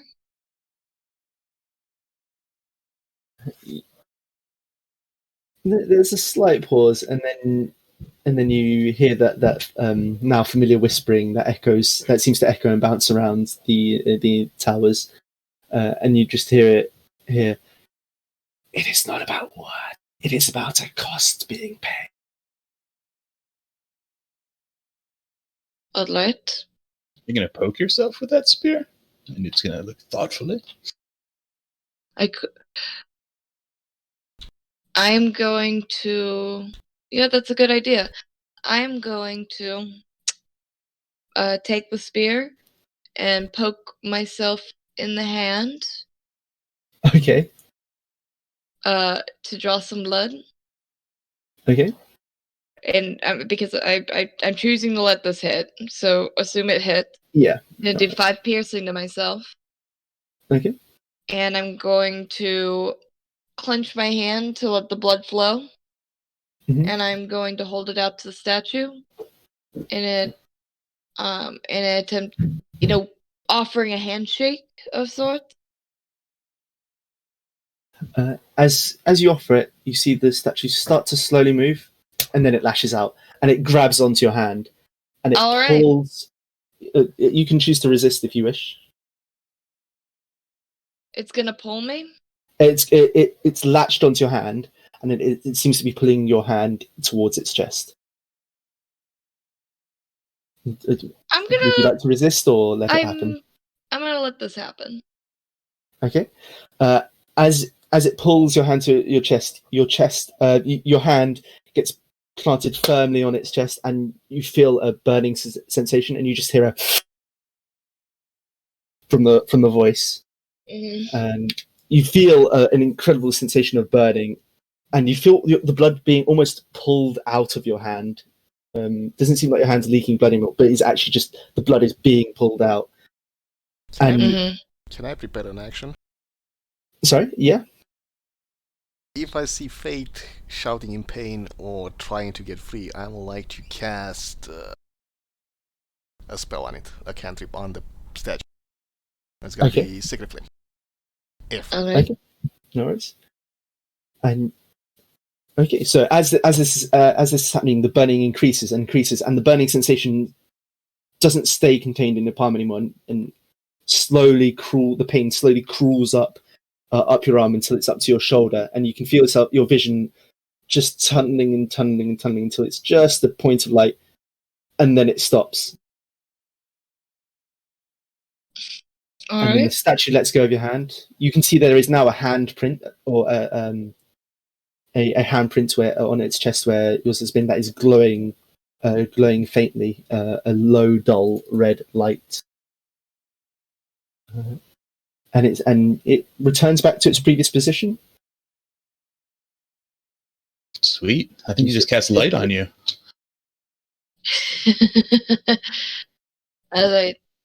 May I take the flower now? You don't hear any whispers, but you see the statue lower its arms out in the direction of the plant, as if in offering. All right. I'm going to collect the flower. Okay. Go ahead and make me that survival or nature. Let's go with survival. Yeah. Your hands are slightly shaking from the experience, but you manage to, without issue, harvest this plant. Place it in the pot or urn, and as you do, and twist the lid, it becomes opaque, and the plant is contained. You have another plant. And I'm going to take some bandages and just wrap up my new hand wound. Okay. Here, this should help with things, and I give her one of my good berries that will heal for 5. All right, I will take that good berry. Good sir. No For 5? Wow. That handprint really brings out your eyes. That worked better than I thought. That worked way better than I thought. 2 whales for an ancient evil dead god. I was worried there for a bit, but it turned out well. I was worried there for a bit too, but it's fine. I cleaned the blood off of my spear. Mm-hmm. And I turn to the rest of the group and I say, unless you want to look around these ruins, I suggest we leave while we still are in good we are still in good favor. I mean, we're here anyway, might as well look around. Fair enough. And as I said that, I will pull out one of my ball bearings and cast light on it. So it's no longer my shield, I'm holding a ball bearing in hand. Yeah, no worries. So I can throw it. Yeah, as you explore, it's It's more of the same. It's like you can see pillars formed of twisted people in humanoids in agony. You can see writing etched all around the walls, talking about the glories of different gods linked towards suffering, most towards Baal. As my flaw suggests, I need to look for a secret door, just for my own sake. Go ahead and make me a percent. How are you looking? Are you just looking around while you actually? Go ahead. Perception? Yeah, go ahead. Yeah, I'll let you do perception. 19. You do not see. You don't see a secret entrance. You do see that some of the columns that are intact, made out of twisted humanoids. You stand still and look at them, and you're not sure if it's because you're woozy from the blood loss, or if it's from what's happened here, or something. But you could swear those statues are moving slightly, just ever so slightly. Ever so slightly, okay. Well, I've seen what I want to see. Actually, no, I haven't. There's a couple more spots over here. It's pretty much more the same. More of the same? Yeah. Alright. Yeah. Did we see any elephant tracks? No, not to here. Not to here. Let's see. Oh, can everyone stop right there? Yes. Fate. As you exit the temple and enter, exit the temple, you feel that familiar sense of pain in your arm again, and you look down at it and you see, in a flash of dark, smoky, almost dark, smoky energy leaking from it, and you see marks on your skin in the shape of skulls and blood droplets. You blink and it's gone. I've cursed myself, boys. Let's go. I will say, just for clarification, it won't affect your character in any other games. But if you are in a game with me that has any links towards Baal, that may come up. I like it. I'm gonna note that shit. Give me a second. You have no idea what it does, but you know it was there for a second. And those with the high enough passive perception, so anyone with like 15 or above, you would notice this as well, and you would notice that there was definitely something on Fate's arm there. So almost everyone. What's the god? Everyone except for it's and it's like, yeah, we got out scot-free. Nice, guys. What's the god again? Can someone remind me? Baal. Bhaal. Bhaal. God of suffering. So for Baal, his domain is death, and his worshippers tend to be assassins or compulsive killers. You know what? That fits. That fits. Thanks for going balls to the wall. Hey. Shut the fuck up. Probably cursed now. Let's just add that. Yeah, so I will say, like, for the sake, because this is a West match, like, you don't have to worry about that affecting your character in other games if you want. I know. You can let it. You can let it if you want. Like, fuck it. But yeah, in my games that might come up. All right. Shit. Let's go. Didn't think it would be that easy, did you? No, I assumed I was about to get cursed. Let's be honest. Oh, but, I had the blood sphere. I've got to go with it now. I got to go with the fucking. Yeah. So with that, you shake yourselves free from the ice cold feeling you have in your hearts as you leave that temple, and carry on exploring. You think, yeah, you know what? I did good there. I led us to free plant. All we had to do was cut our hand. Sell my soul. Easy, yeah. Sell my soul. So Riordin, you decide, I think I see a light off in the distance there. What could that be? What would you like to? Which card would you like to pick? Tab right. Top right. Okay. Okay. Oh wait. There you go. So as you explore, you find many caves throughout this jungle, but you do notice this one. As you approach this cave entrance, you see it's covered in crystals that seem to be infused with energy. a very similar energy to the energy that is emitted from the plants you're looking for. As you get closer, you see a gentle light emanating from inside.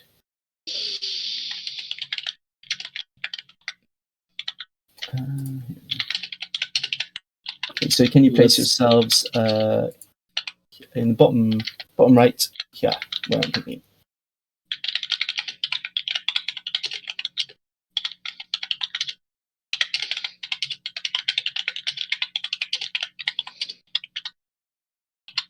Where are we putting the?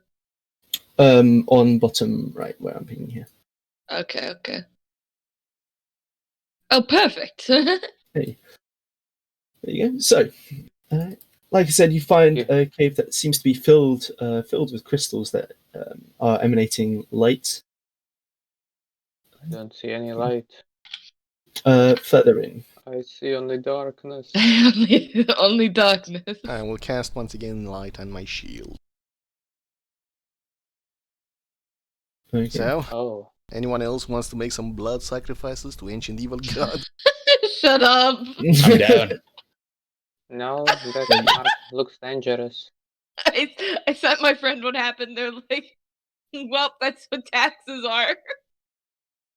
Although, if there was some kind of water god or fishing god, I might have been considering that. I now go those into blood rage.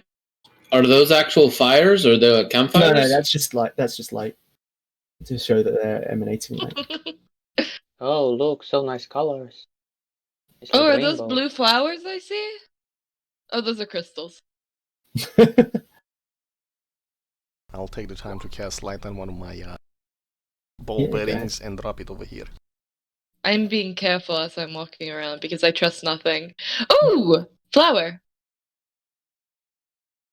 Yeah, you see, indeed, before you see a plant that seems to have been infused over its lifetime with the energies of this cave, and it seems to be emitting the glow that Basil showed you in the apothecary. You do notice that as you enter further and further into the cave, there is a almost high-pitched way I describe it's a high-pitched glass-like whine that you can't quite shake from your ears. And as you enter further and further into the cave, the lights seem to be glowing brighter and brighter, and it's a very, very harsh light. Very much very bright, very light light.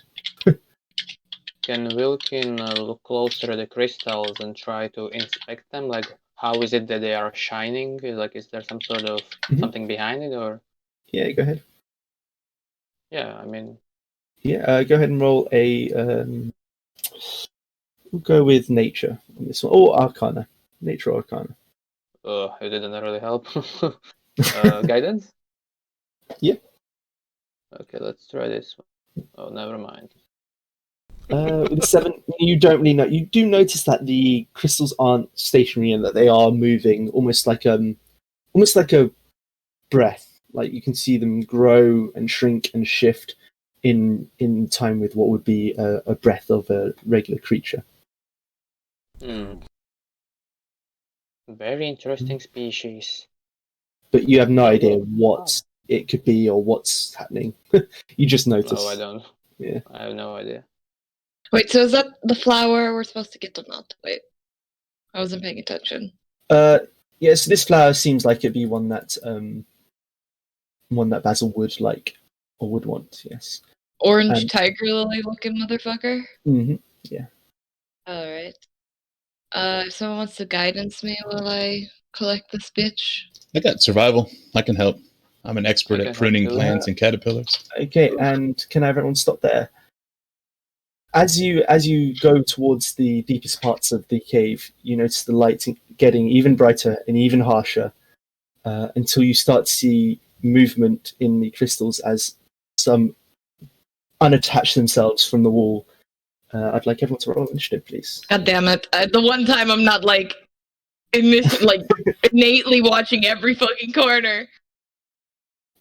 And this will give me a sec because there's so many goddamn channels I can't find the music channel.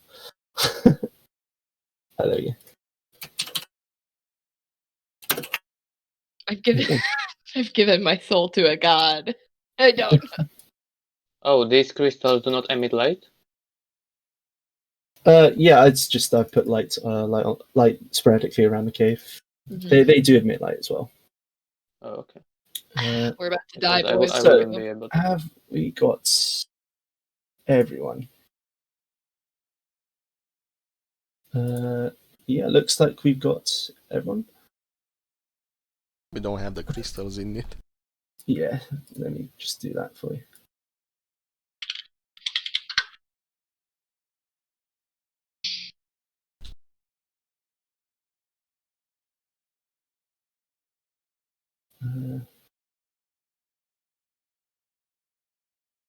Sorry about this. This one's one of the more tricky ones to set up. Okay, so lovely. You see, as Fate, as you start to look at this plant, you notice that there are crystals that are starting to unattach themselves from the wall. You do notice that they are all around the cave, as one, two, a few more start. There we go, to reveal themselves. What would you like to do? Oh. That's the last. There you go. Well, I'm gonna see that one in my direct line of sight, and I am going to run forward, and I'm gonna take my blood spear, and I'm gonna feel something when I take my blood spear, but I'm just gonna push that into the back of my mind. And I'm going to, it's always great to just forget about shit. And I'm going to attack it once with my blood spear. Okay. With a 16 to hit. Yeah, that'll Twice with hit. my blood spear. Yeah, that'll hit as well. And then an unarmed strike. That will hit as well. And I will wallop on this crystal creature. And that will be the end of my turn. Yep. So you plunge your spear into the body of this crystalline creature, and as you do, you chip chunks of it out once, twice, and then you go for a smack as well. So that's 31 points of damage on this thing. That is nice. Mm-hmm. With 32, with that, you manage to just carve large chunks off, and it breaks apart, and you hear an incredibly piercing screech in the back of your head as it falls over and dies. My vision goes slightly red with blood loss. There's the Alright. ball I know. There's the ball. Okay, lovely. Is that your end of turn? Yeah, that's my end of turn. Lovely. Wilkin, what would you like to do? Yeah, Wilkin, seeing that this one was killed in a matter of seconds, Wilkin be like, oh, that was easy. But then he will see this guy and be like, oh, wait, there is more. And he would cast a spell and try to summon his bestial spirit. Okay. And he would summon it like right in front of him. He's sharing my initiative, but he's taking turn right after me. So I'm going to command him to like, go, destroy him. And I'm going to choose the land bestial spirit. Okay. Yeah, and that's my turn. Okay. And Lovely. then it's basically actually the bestial spirit, Yep. and he will make his turn closer and try to maul this guy for 23. It's on GM later. I don't know why. I'll make it. Probably because it's a like a monster manual. Yeah, Like I it's will a change thing. it for Yeah. the next time. No worries. So 23. Yeah, that will hit 12 piercing damage. Lovely. As your bestial ally just launches itself and bites down on this creature's what you'd assume where its neck would be. It clamps down, and you can see parts of its neck start to shatter, but it doesn't seem to be dead yet. Okay, and is that the end of your turn? Yes. Lovely. Okay, so one of these crystalline creatures is going to see the closest one to it here is going to walk. Is going to run over, and as it comes into your range, it will. It will unleash a bright light right in your face. Can you please make me a dex save for me, Benny? All right.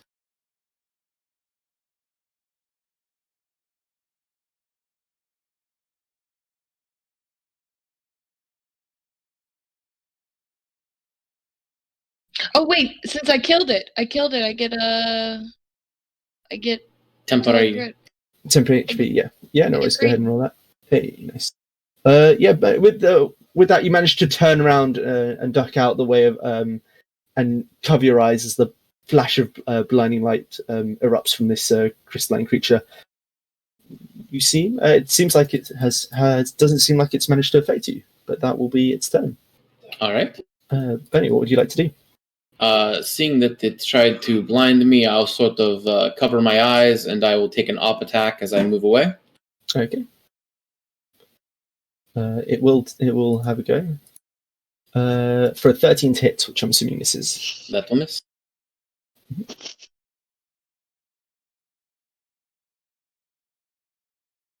We'll move to there for now. I will first target this one. Okay. And I don't know how hard these are to hit, but I'll try and sharpshooter it. Okay. Yeah, with a 17, you managed to hit. That's lovely. And no worries. So that's 21. You shoot shoot your arrow, and it fires. It breaks through the front of this creature and slams. The arrow slams straight through it into the wall, barely holding any resistance as this creature dies being held in the clutches of the bestial ally. And then the one down south, I will use bonus action to cast Hunter's Mark. Okay.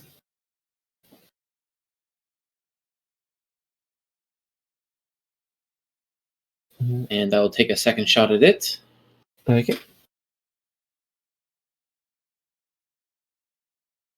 And that is not going to hit.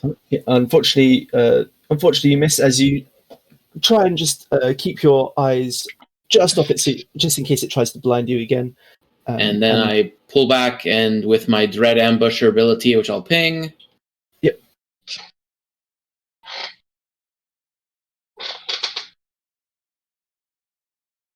I'll take my third shot. Start your first turn of each combat. Okay.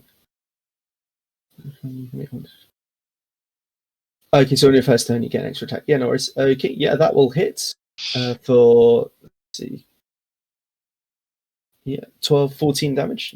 Nice. As you fire an arrow, and again, this one goes straight through its shoulder and hits slams into the back of the wall. And like you can see, a part of its form just falls off. It seems to be alive, but just barely. All right, then end of turn for me. Okay, lovely. There we go. Nuit, what would you like to do? Seeing the onset of battle, is Newt aware of the dude behind him or the big ugly? Let me see. You're aware of both. All right. Seeing the big ugly and loving the fight. Gonna enter rage mode. Mm-hmm.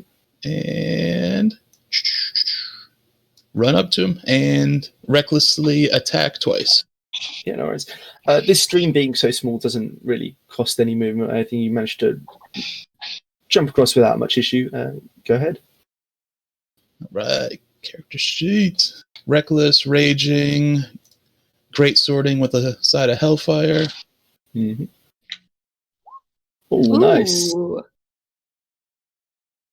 Okay, so that's 11 plus... nice crit as well. 11 plus 24. 35 total. 35. Yeah, no worries. Okay, lovely. Roaring glee. Yeah, you bring your great sword up and hack at it twice, just You see bits of crystal flying off and splattering against the wall or smashing against the side of the wall. Anything else you'd like to do? Nope. That's it. Little loincloth dance and shift on to the next. Lovely. Why'd that move? Okay. So, it comes to the big creature's turn. Can I have everyone roll me a save? Let me just get which one I need up. Can everyone roll me a con save, please? Everyone in the cave. I'm a god. Okay, fate, root, look. Okay, we just need one more, don't we? Who is it? Strong saves. Bernie. It's coming. It should be laggy. Okay, no worries. And we're Hey, all great. nice. You see Wow. that? You see a flash of yellow light from every crystal in this cave. That seems to originate. Originate from in almost in a wave from the big creature. You managed to cover your eyes in time. Doesn't seem to affect any of you. You're all good. So, for its turn, it will go 5. We'll go around and just wail away at it as best he can. Oh no, I can't see Newt anymore. Okay. So for a 9, oh wait, you reckless, didn't you? Yep. So 25 and 23. All right, 12 and 11. It's 23. So the first damage is 12 halved to 6, and the second is 9 halved to 4. So 10 in total. I'm sorry, you said 15 total? 10 total. 10 total. Okay. I thought the first numbers you were saying were the damage. Oh no, that's the to hit. It's like, damn. He's a beefy crystal boy. No, so that will be its turn. Then next, we've got the creature that died, so we can get rid of it. This one has died, so we can get rid of it. Riordin, what would you like to do? Well, luckily, after seeing Bernie ran over there, the creature moves, so I can actually see the thing with my eyes as opposed to the torch eyes. Well, that's a big one. We'll go all the way up here, 35 feet, because I'm a wood elf. And we'll see this in its splendor. I will bonus action cast spiritual weapon on it. Okay. Just yeah, sure, why not? And be a floating shark. Perfect. Yeah, go ahead and roll that attack. 16.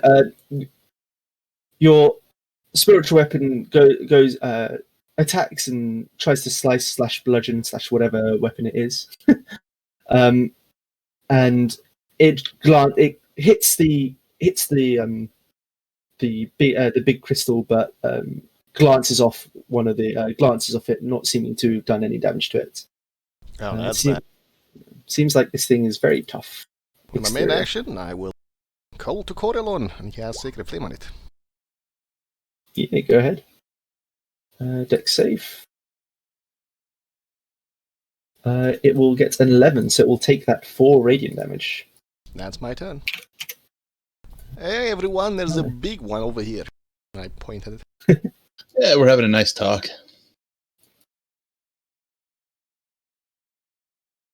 Okay. You see another crystal come from another section of the cave, and you see its glow almost subdue and almost wink out, and then from here in the middle, here, I would like Fate, Wilkin, and Riordin to make me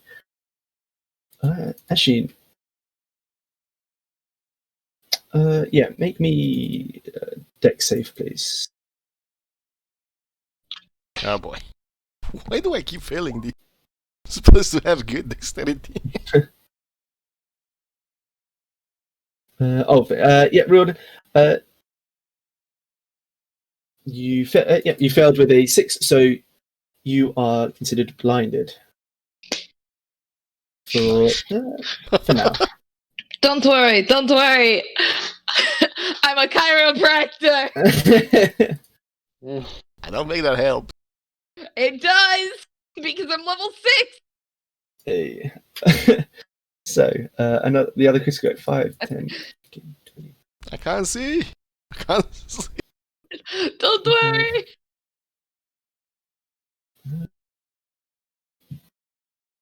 And we'll get up to here, and that will be its. It will dash to get him in, and that will be its turn. Alright. Fate. What would you like to do? I was gonna go for another one, but seeing that my friend is now blinded, I'm going to run up here, and I'm going to attack the crystal, with a bop, bop, and then I'm going to expend a key point to flurry of blows. Yep. And with that, I'm going to quickly hit my friend next to me with Hand of Healing as And I'm remove the flurry of blind. blowing. And physicians touch that bitch. Yeah, no worries. Perfect. So you don't need any health, so I'm not even gonna roll it. And then the other punch, I'm gonna hit the crystal thing. Okay. Bop.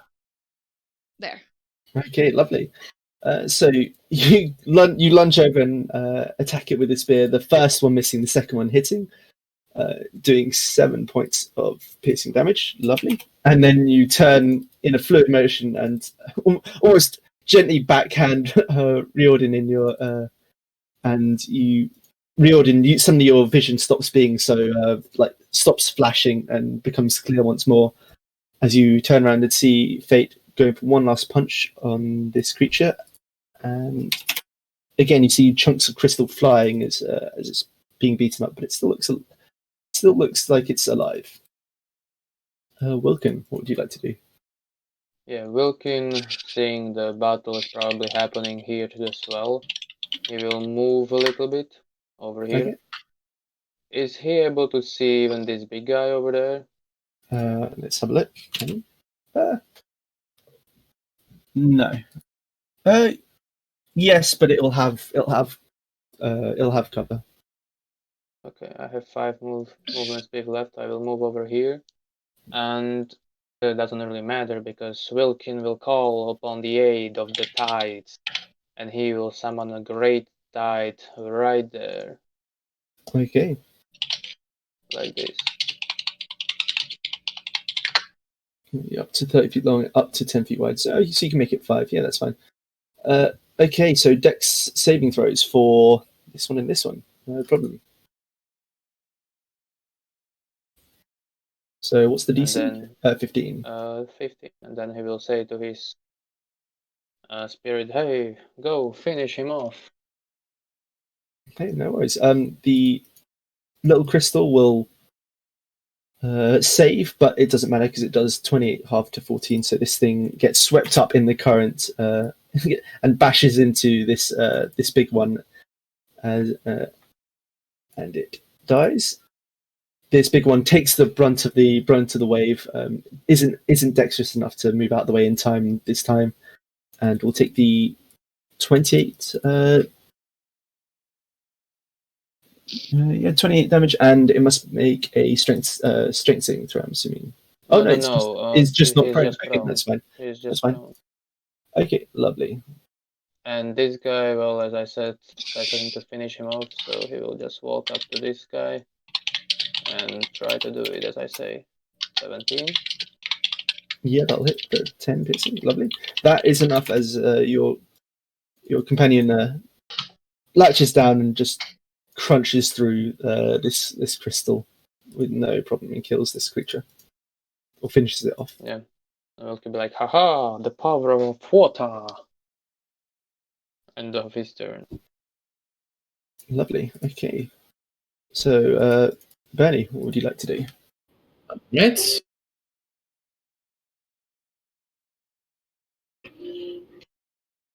I will do it over here.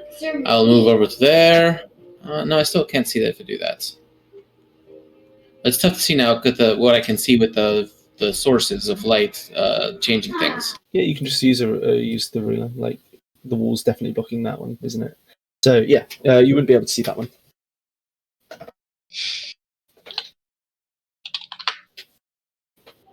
All right. I guess I didn't want to group up, but I guess I'll move up to here then instead. And I will move bonus action Hunter's Mark down to here. Okay.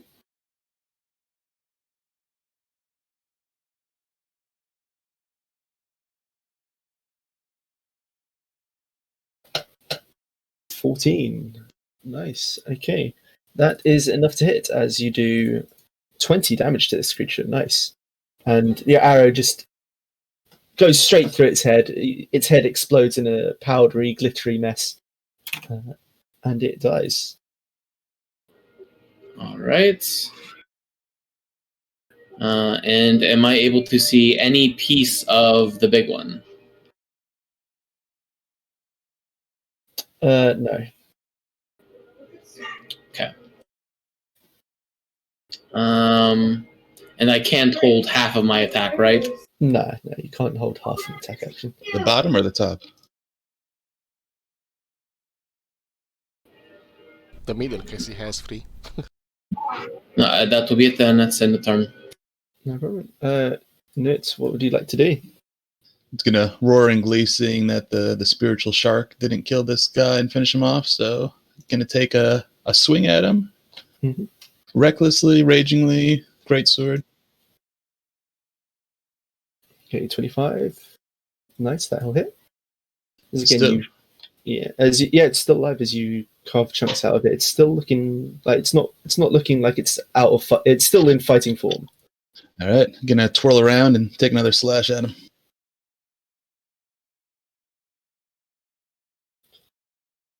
Yep, that'll hit for another 13 points of damage. This thing's starting to look injured now. Only starting. Let's have a look. It's looking. It's with that second attack. It is looking pretty injured now. Cool. Okay, lovely. So, unless you've got anything else to do, the crystalline big boy will go for just before it attacks. Again, I'd like everyone in the cave to make another con saving throw, please. Even the bestial spirit? Yes. Oh no, I'm assuming is the bestial spirit considered a creature? I think it's considered a fail. Let me check.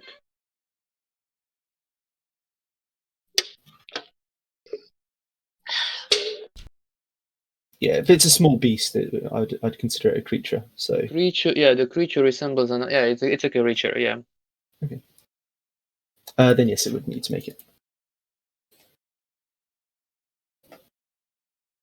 Okay, so Beetle Spirit makes it anyway, so don't worry. Woken makes it.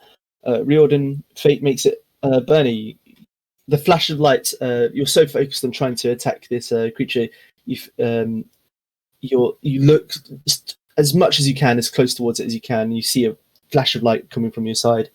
You are considered blinded for this round. All right. Lovely. And Riordin, what would you like to do? Oh, sorry, it needs to take its turns. It will proceed to continue attacking the one that's just absolutely wailing on it. Is it gonna stand up? Yes, it will. So a 24 to hit and a 19 to hit. Hit and hit. So this damage is already halved, 10 and 7. Got it. Lovely. Riordin, it is your turn. I can see! This is getting annoying. I will raise my shin in the air, say a small prayer to Corellon. Help us in our hour of need, and cast Bless. Actually, no, I can't because I don't prepare. I haven't prepared. Damn. Fine, I'll cast Scorching Ray on this. Right, go ahead. Oh. First one will miss. Second will hit. Third will miss. As you fire off these bolts, after that flash of light, you're just covering your eyes still, so you're just trying to, so you're unable to get the hits off as well as you'd like. Let's see. The 8 will. Yeah, you see the creature doesn't so much get burned, but you do see that parts of its crystal section that are hit by the fire do cloud up, and it does seem to be doing decent damage. So And my 8 damage. bonus action. I'll shock it. Yeah, the 13 will miss, unfortunately. I'm gonna move over here and then my turn. Lovely. Fate, what would you like to do? How hurt does it look? It looks, at this point, it looks very hurt. Okay, then I'm gonna say fuck Bernie. Or not. I'm sorry, Bernie, you're not close to the enemy, and I'm not about to go back and forth. I do have that amount of. No, you're fine. You're fine. Actually, no, I'm good. I'm gonna just step over here, here, and I'm going to wail on the motherfucker. We're gonna two-handed quarterstaff, fucking miss. I'm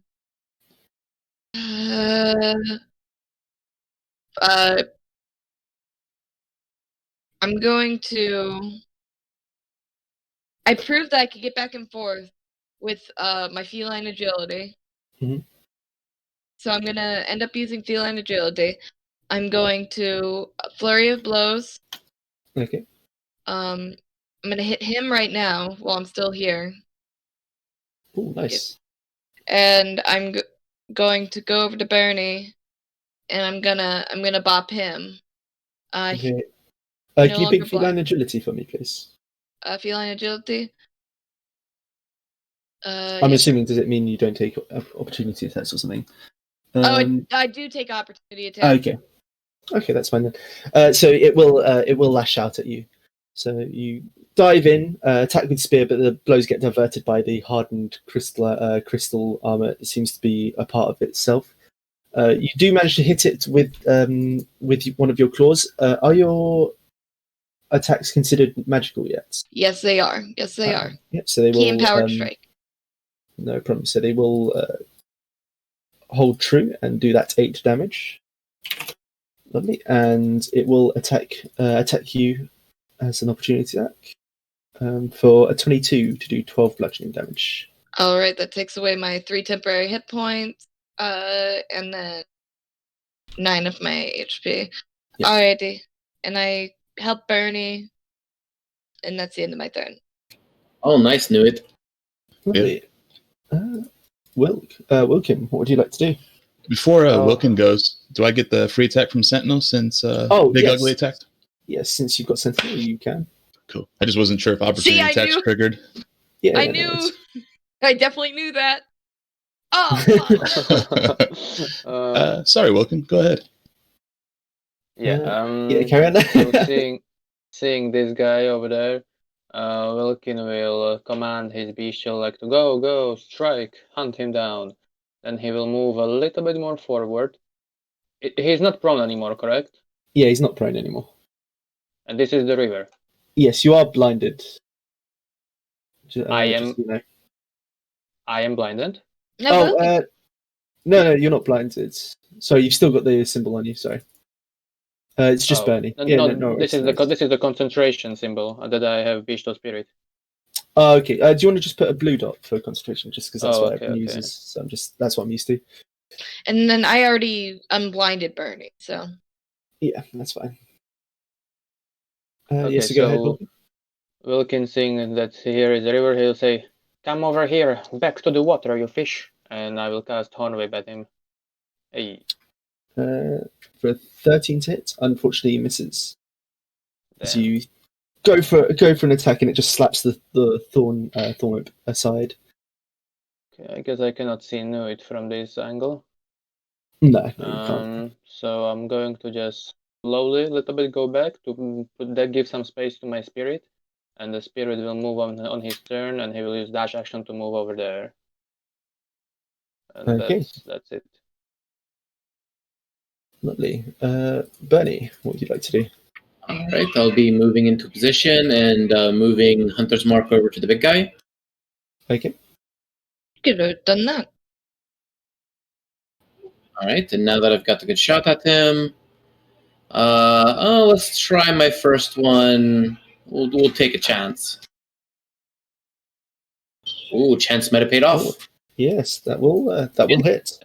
Sorry, I did not say it, but I was planning on using Unbreakable Arrow, but since I didn't say it, you don't have to count it. Okay, no worries. So lovely. Yep. So that will be enough. Even though this thing seems to be resistant to mundane items, it seems like that is still enough. Still enough damage. And you see as this thing is lashing out and hitting you over and over, and you're hitting it back, and then suddenly it just stops and keels over and falls, and you see it just starting to fall on top of you, and you dive out the way just in time. And you see Bernie just standing there with an arrow, or with his bow out, looking at it. Lovely. That is every hostile creature that you know of killed. That you know of. Yay. Always love those words. Okay. How pretty are what would these you like to do? crystals? Sorry. How pretty are these crystals? Oh, they look. As soon as the last crystal creature dies, you see that the crystal's light winks out, and they still have their crystalline form. It's just the sheen has gone from them, the light's gone from them. It looks almost like glass at this point. Would you say they look pretty though? They look pretty, but you're probably going to have a hard time selling them or convincing anyone that they're worth anything. No. But you can just keep some if you wish. Riordin is gonna pull up his short sword, magical short sword, about to strike the crystals, think better of it, and then cast Harness Divine Power. Because Coralon likes pretty things, apparently. Let's not anger him today. The day's long. Lovely. Knew it. You one look of like my spell slot back. knew it. You look like you've taken some hits there. Let me help you out. Yeah, sounds good. I give him 4 good berries that will heal for a total of 20. Lovely. Go ahead. Go ahead and make me a Constitution check, please. Okay. Yeah, you managed to. You eat the first berry, and you're like, oh, I'm nice and satisfyingly full now. And then Buddy stuffs another one in, and you're like, I'm pretty full. And then another one, and then another one. You can feel yourself like struggling to keep it all down, but you managed to keep all 4 berries down and get the healing effects from them. Give the fate to yeah. be berries. Well, sweet. Alrighty. I'm going to go pick the flower. Survival? Yeah, go ahead and make me. In this case, it would be Arcana, because this plant is been changed due to the magical nature of this cave. All right. Who wants to do that Arcana check? I'm not great at it, but I am proficient. Okay. If I can get guidance, that would be great. Yeah, sure. Here you go.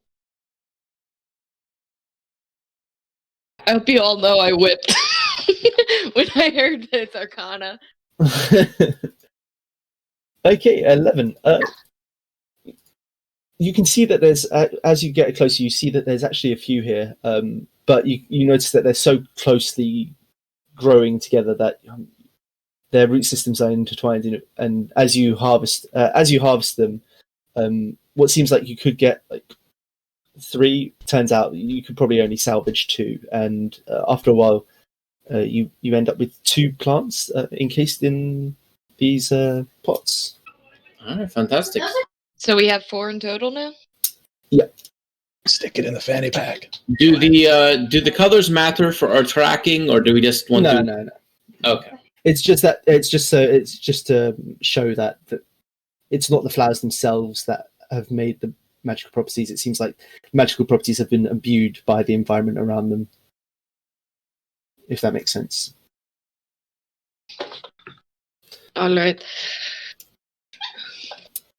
I fucking love the shark. Ta-ta-ta-ta-ta-ta-ta. Da-da-da-da-da-da-da. Ta-da-da. Is there any form of life in that river there? There's like the standard life you'd see in a little stream, but not. There aren't any fish or anything in it because it is quite a small stream. Yeah. Okay. So- Okay. Let's see. I believe we're on to. I think it's my turn, Bernie. Bernie Yes. at the sand airs. Let's go with the very last one, last but not least. Okay. Okay.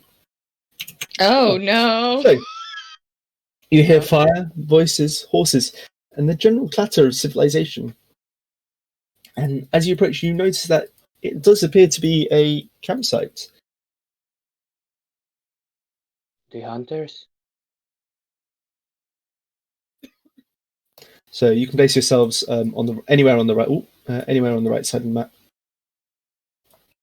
Anywhere on the right side of the map. Yeah, as long as you like.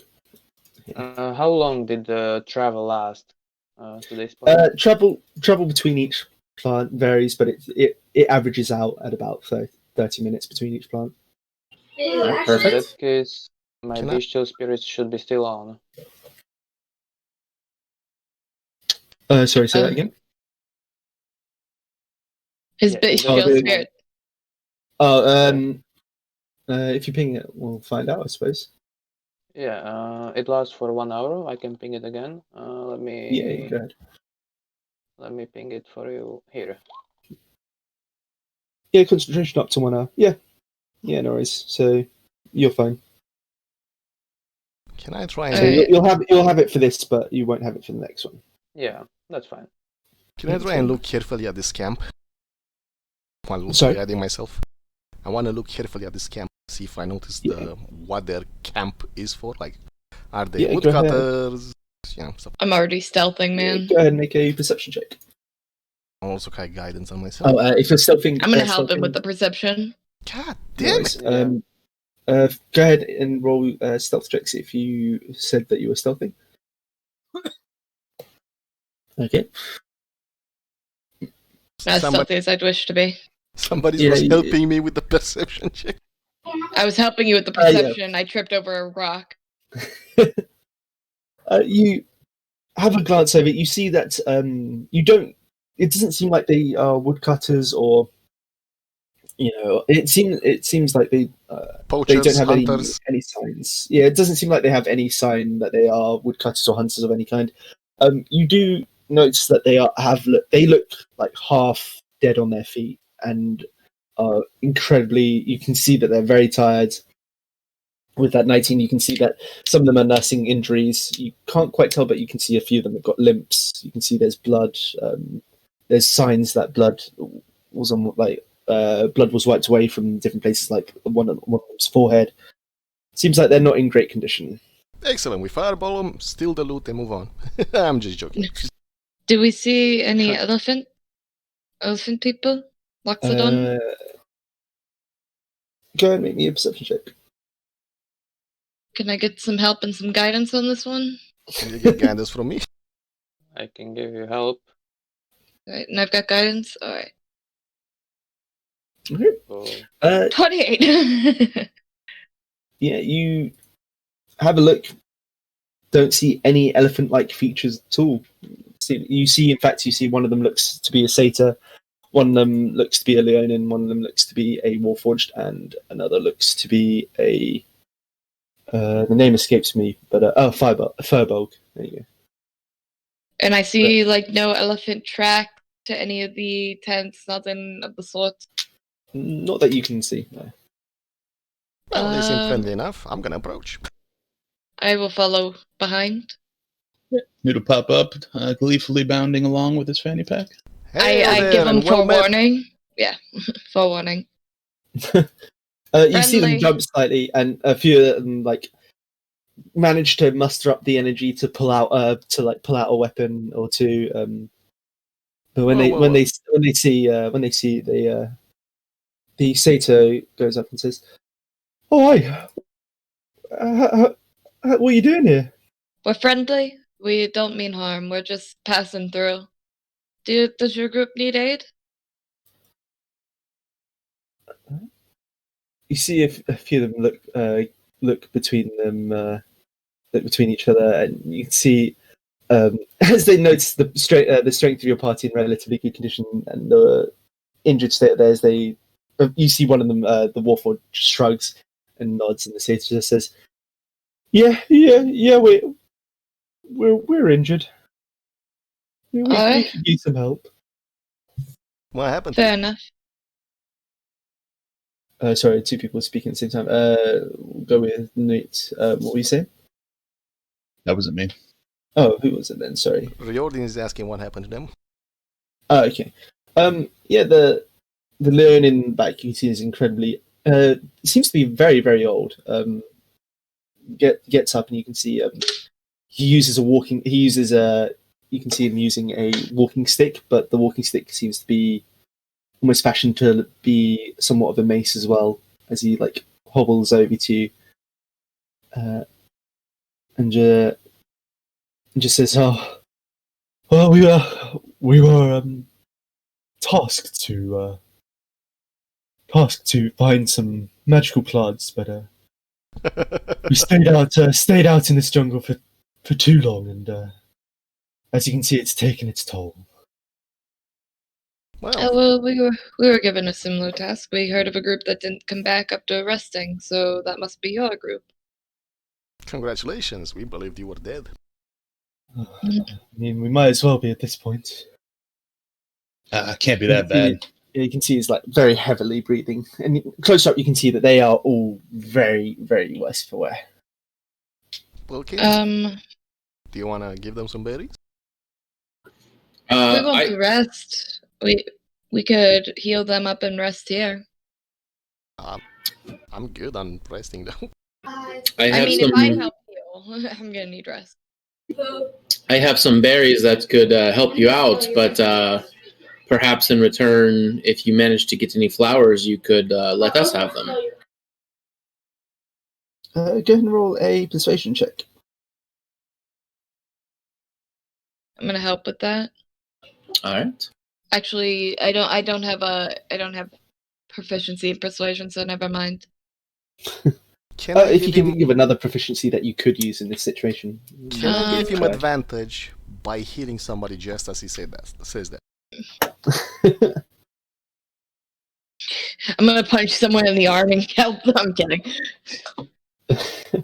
Yeah, no worries. So with that 13,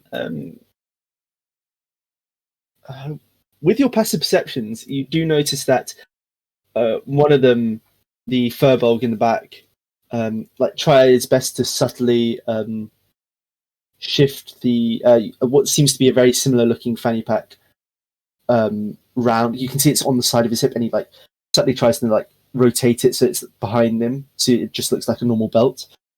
And you say, and the Leonin goes, "That's all well and good, but how can we trust you?"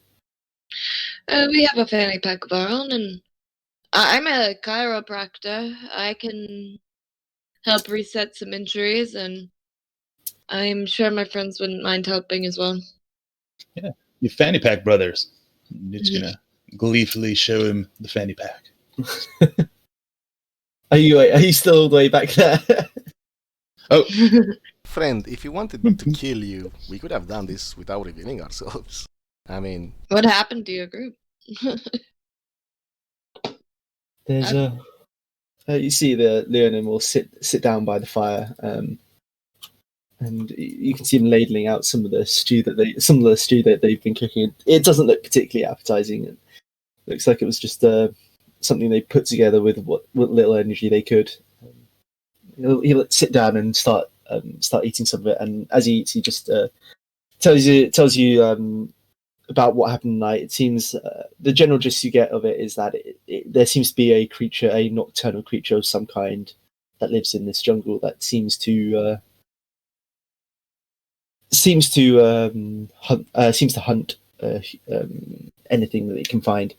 But as he's talking about it, you can see the Warforged in the back shivers slightly into it and just says, "It doesn't seem to hunt to kill.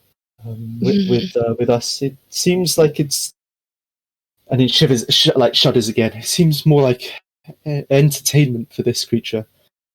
I think the only reason we lived was because it was having too much fun. Was it a was it elephant-like by any chance, a loxodon perhaps, or was it a beast of some kind? This creature was as dark as the night. Moved too quickly. We could barely catch a glimpse of it. I don't think any loxodon could be that fast. Well, Did it happen to try to drink your blood? Because we might have a similar friend. no, come on. If it made us bleed, but I don't. We didn't. If it did, we didn't notice or didn't see. Did you have a friend? Because we did find a body in the woods. No, it was just Yeah. and the Leonin will just say, "No, thankfully, everyone who went out is still alive. It's just us four." All right. Well, keep an eye out. There is possibly a dangerous man in the woods out here as well. A loxodon. I'm not going to show them the reward. I'm just going to give them a warning. He's killed people and he will kill again, so be careful. Yeah. We found him with a slit throat. Yeah, we found a guy with a slit throat, so we were just forewarning for you guys. The Satyr will will just look at you for a second, pause, and then say, "Can you describe? Can you describe how this throat was slit?" I guess I Sure, could. You want me I'll tell to roll a medicine for how well I describe it? Yeah, Riordin, go ahead. Yeah, Riordin, you can roll. Fate, you can roll as well. I'll interject. Yeah, he was kind of being very precise in the explanations. Yeah, Very no worries. doctor. I'm not. Sorry, I'm not going to make you go into graphic detail about it. But yeah, so you give a brief description, recollecting what you did.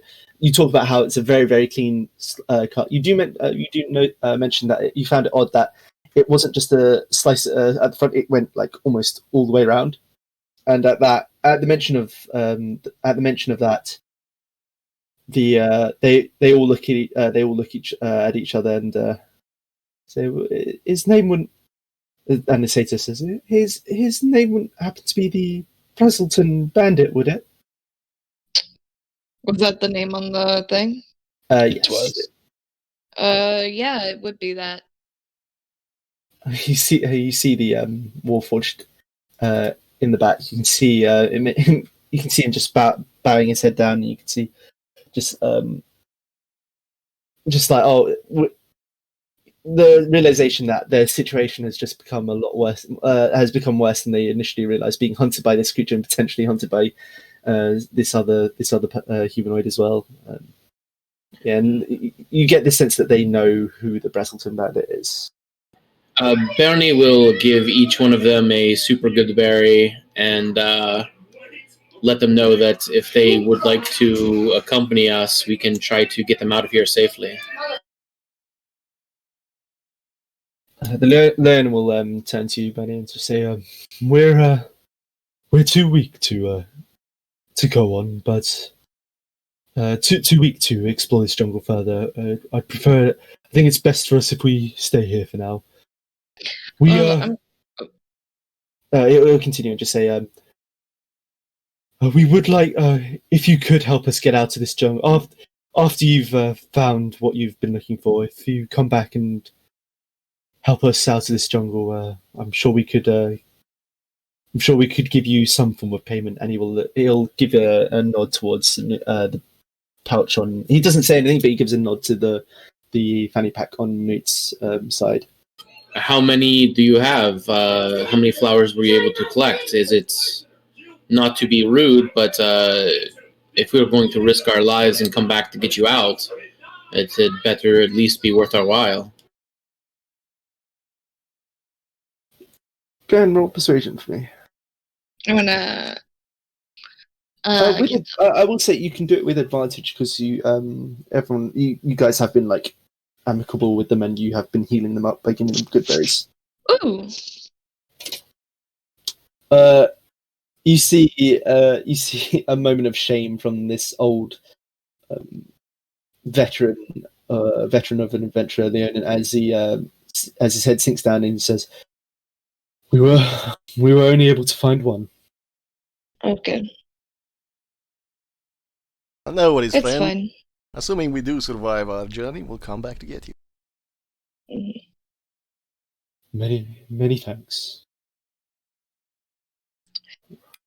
Alrighty. I believe So- Fate wanted to take a short rest here. I don't even think we need to. I think we're fine for one more at least. Yeah, I agree. Also, you set off And then about midday. It's only been a couple hours, so it's about like 2 to 3. So you still got plenty of time. Alrighty. All right, let's move on then. Okay, so you leave the encampment, and you see that as you leave, as you turn back, you see one or two of them. You see a bit of hope in their eyes, as the realization that they might make it out of this accursed jungle is a real possibility. So that is Wilkin, Nuit, Riordin, Bernie, Fate, I believe. It is my turn, yes. I'm going to choose this one. This one? This one. Yep. Okay.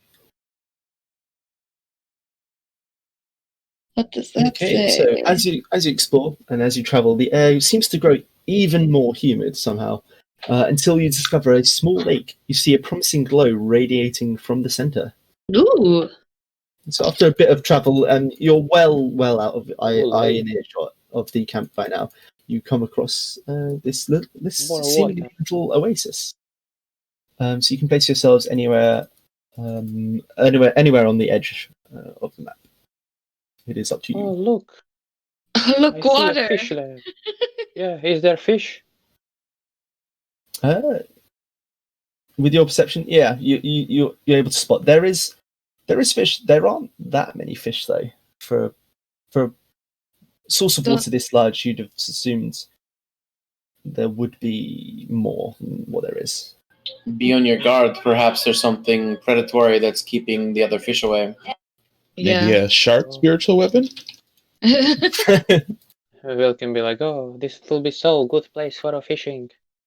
And he will be like, Where's it? I wonder. It is from I bank would to say bank. 30 feet. as you go into lake, the first little bit on the edge is enough for you to stand in, but it very quickly becomes deeper and deeper and deeper until you get to the point where it's like 30 feet deep of water. Cats don't exactly like water. However, from here to these rocks, from the tip of that tree stump to those rocks, do you think I could make a jump? I'm going to say, as I see your fear from water, because I'm not Wilkin fearful knows. of water. Wilkin are going to say, well, don't worry, I have a solution for you if you are worried about getting wet. It just will require a few minutes of your time. It's If fine. you are up for it. I don't mind getting wet too much. I just don't like the idea of being in deep water with a creature unknown. My last As I said. chiropractor was the same. Bro, I As you got to do a see- chiropractic adjustment on an ogre the other game. It was fucking great. As you see, I'm a professional fisherman. I wouldn't be asking you if you wanted, if I, wouldn't be, willing to offer you this. This is a special treatment. I'm sure you would definitely love it. What are we thinking? Let's say the water will be not your problem. I would like to know where this is going. Don't you trust me? I do trust you. I just would like to know, for my own benefit, what you're thinking. If you're worried, I It's have a a rope we surprise. can tie around you in case you do. Fucking What I'm thinking In case is, something who is the happens. 3 foot? We can drag you in. Who's our It can 3 walk footer? in water. What is Wilkin. fine. Can I toss? Wilkin, you want for me to toss you across? No. I don't. I don't mean that, but there is no problem in the water. I mean, I would gladly throw myself in the middle, but there is other ways around it. Yeah, I can throw you over it. No. I think- No. Don't touch me. We should probably listen. There's probably some fucking fuck off fish in here. I think our No. fishermen. Only question is if you are willing to wait 10 minutes. What are you going to do to me? I want to know. Not to you. I'm going to do it to everyone. Oh, okay. That's a Oh, group thing. do you have water walk? Yeah. All right. Do we want to wait 10 minutes now? It's a mess. If you don't, I can just use it normally. Waiting 10 minutes isn't bad. Yeah, playing 10 minutes isn't bad, especially for a spell like that. I think at this point all of our concentration spells are down anyway. All right. Yeah. While he's doing that 10 minutes, I'll do a ritual cast as well to speak with animals. Gonna speak with Yeah, fish. go ahead. Okay, so water walk. Yep, no worries. Water, acid, mud, snow, quicksand, or lava.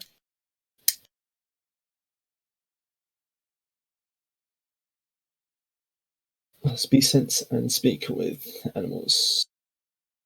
Okay, no worries. And get a little recon from my animal brethren. We're gonna get fucked by a crocodile, boys. I feel it. I've killed them. Okay, all. so see, so you can use Up to 10 which living spells can you creatures. use? Jesus. For Newt, Mhm. speak with animals is what I'd like to use. Sorry, say that again. Speak with animals? Okay, yeah, no worries. You cast it as a ritual upon yourself while Wilkin is giving everyone water walk. We'll say go ahead and make me a nature or survival check to see if you can find any creatures nearby that you could talk to. Yeah, no worries. You managed to find a like a couple of birds of paradise nearby. There doesn't seem to be many animals on the ground near the water. It just seems to be that the only ones near this source of water seem to be things that can hang in the canopy of these jungle trees. And you call the bird's attention over, and it like flutters over to you. Fellow brethren, we're on a journey looking for some glowing flowers. Have you seen any around? Other. You see, let's just see. With speak with animals, can they speak back? Yes, they can. They can. Okay. It'll give like a little tweet. Like, yes. And it will like point its beak at the source of the glowing flower in the middle there. Have you seen any dangerous predators down in the water? Water? Yes. What do they look like? How crazy? Teeth? Tentacles? Let me just see the intelligence of.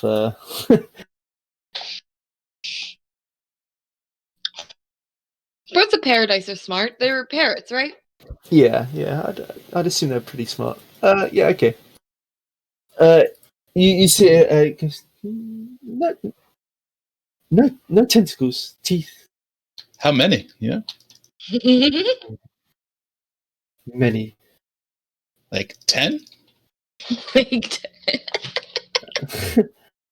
It'll as it's like resting on your hand, it'll like lift one of its claws up and like scrunch its toes, and you see it's got about 3 toes on it. Okay, cool. So it'll like hold up 1 foot for you. At Well, least thank three. you, animal brethren, and pass the news on to the party. I'm telling you, it's a crocodile. If you want, you can stay on my shoulder for a while and listen. And we can check. It's no longer listening to you. It's like pecking at your armor, seeing if there's anything you can any part of your armor that it can eat. I'll pick some leftover good berry out of my tooth and give it to it. Yeah, it'll eat it. it will happily eat it. Can I find pecking away nice and gleefully. Take away 1 health point. Can I find a solid branch around this part? Oh wait, I have a 10-foot pole. I'm gonna poke my 10-foot pole in the water. Looking at you. Can you ping where? Can you ping or use a ruler to show where you're poking? I'm gonna poke here. As I see Faye doing that, I'm gonna quickly pull a ball bearing, cast light on it, and throw it where she's poking. Oh yeah. You throw the ball bearing and it goes bloop, bloop, bloop, and it just slowly sinks to the bottom. I mean, it has light on it. Can you see better with it in the water? This water is unusually clear. As you can see right to the bottom, you can see there's couple of skeletons there. There's rocks over here. There's plants surrounding the island. It doesn't seem like there's any. It doesn't seem like it doesn't seem like the light has affected anything. I'm just kind of shifting it around back and forth, churning up dirt. It's gonna take a walk up a little bit to the north and look in there, see if you can see any of these creatures. Wilkin is going to throw his fishing rod into the pool. Aren't you doing water walk though?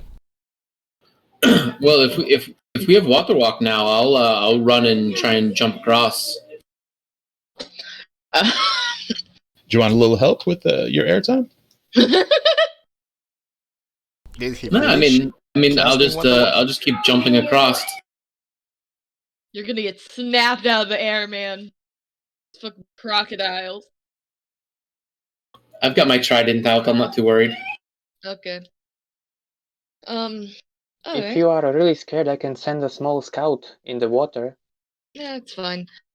A friend of mine. Oh, a friend of yours? Yes.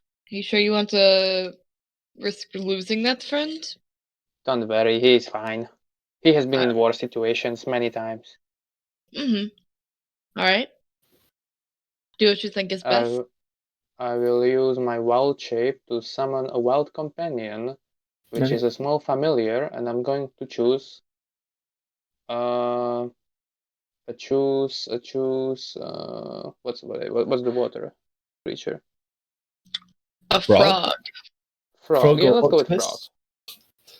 Hey, you might want to get him to carry the lighted ball bearing. Would work well as a bait. It's bait. And that's what we're sending it in, right? Okay, but how does the toad carry the ball bearing? In its mouth. In its mouth. Oh, okay. Wrapped up in its tongue like a moth. Wait, like a what? Moth? Okay, so are you walking on the surface of the water right now? I'm sort of like skipping across it. Yeah, I jumped that far, and then I'm gonna keep jumping. Okay, as you walk across the surface of the water, you feel a ripple in the air. You feel a ripple, and you don't see what lashes out at you until the very last second, where you see a limb made of water almost come out of the water and attack and grab your foot and drag you down and attempt to grab you down. So you will be attacked. Shall we roll initiative? Yes, after this, that is. As you get attacked by this seemingly invisible creature until the last second, it is a 20 to hit. That will hit. So you take 10 bludgeoning damage, and suddenly it latches hold of your foot and starts to try and drag you down. Thankfully, due to the water walking, it can't, but you are locked in place there. Oh no, Riordin. It's fine. I don't need to be first, right? Okay, and you are considered grappled. So let's see. Wilkin, join us, friend. Do you have the frog familiar somewhere, or would mean to import it because I don't have him as well? But I have a crab. You can put a crab in, like, as long as we all know it's a frog. I'm fine with it. As long as we all know it's a frog, not a crab. As confirmation, we all have water walk on us, correct? Yes. Okay. Okay, I am importing a crab in your game. So let's say it's a crab, not a frog. I mean, crab makes more sense, right? I mean, crab can hold with his thing. Yeah. Yeah, but can you summon that as a familiar? Yeah, it's CR0, I'd say for right? this game, even if you can't, we can, because I don't think it'll make I much mean, it cannot difference in the attack, so it grand doesn't scheme. matter. Yeah, I don't think it'll make It much has 1 HP. difference in How the about a scheme. crawfish?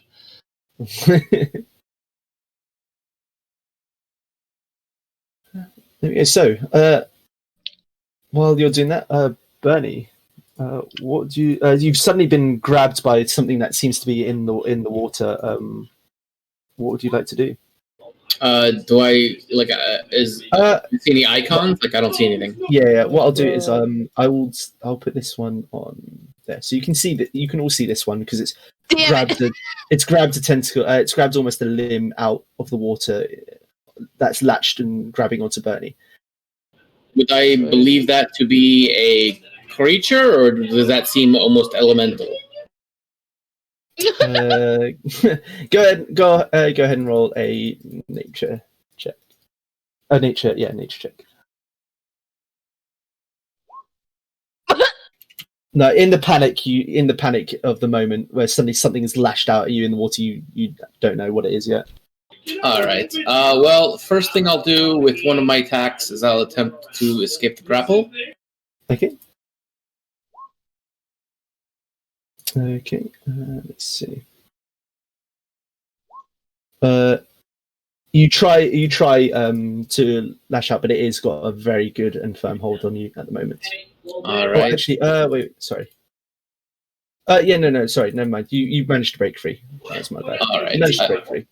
I break free, and I will attempt to get over to. Let me see. Now I better be careful. I'll use the disengage action. Okay. Who's For my that rest. screaming in the background? Would you be able to use a disengage action if you've just made an attempt to break free? Well, that is an action. Right. It depends on what you say, but server rule says you can forego one of your attacks to attempt a grapple, to get out of grapple. Yeah, the issue. Yeah, no, I'm not disputing that. I'm just thinking because it's still, you've used one of your attacks. You've used half an action essentially, right? Gotcha. That's fine. Yeah. I'll take the attack of opportunity, I guess. Yeah, that's fair. So you can still make another attack if you wish. All right. In that case, I will drop the spear I have and pull out my bow. Yeah, it misses you anyway. Okay. And I will let loose on this thing, grabbing my unbreakable arrows. Okay. 12. Unfortunately, that does not hit. All right. And And as you fire the arrow into the water, it seems like you can't quite get, because it's still not fully out of the water. You can't quite get a bead on where exactly its body is. no problem. And with my last attack from Dread Ambusher, I will also try it. Mm-hmm. Nope. All right, end the turn. No, unfortunately not. Okay, so this creature will go for whichever is closest to the water that it can see. So it will go after Wilkin, and it will. Crap. As an idea, did my warding flare go through on the attack against Bear? Bernie. Against, sorry. The opportunity. I didn't even see that. Let's have a look. Yeah, so if you didn't see it, did it go through or not? Because if it didn't go through, I will like use it for Wilkin. It missed then. It missed. No, so. But I mean, did you register it? Because I only have one reaction, and if it didn't count it anyway, I would like to use it for Wilkin. Oh yeah, no, that's fine. Yeah, I'll let you do that. All right then. So it'll make this attack at disadvantage.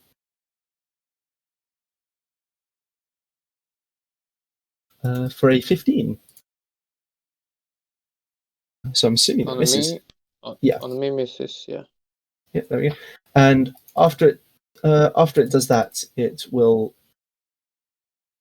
sink into the water. And as you can see, as it sinks back down into the water, you see its form almost disappears. And so you will both Wilkin and Riordin, you will have attacks of opportunity, but they will be at disadvantage Cool. I have a if question. you choose to. Yep. I don't have my sword equipped, so do I have to do it with the hand or the shield, or can I pull out the sword? Yeah, and strike? it'd be an unarmed attack. What level for that? Strength. Oh, sorry, Riordin, you wouldn't be able to anyway, would you? Because you've just used your reaction. Yes, you are correct. So, yeah, Wilkin, you can choose to attack this creature if you wish. Sure. Let's try with this one. Unfortunately, that actually no. Is that a disadvantage? Oh yeah, true. That will miss, unfortunately, as it just sinks into the water, and all you see is some shallow ripples, and you can see it disappears from view. Mm-hmm. Okay, lovely. So next is going to be before Nuit. Let's see. Bernie, can you please make me a wrong creature? Bernie, can you please make me a wisdom saving throw?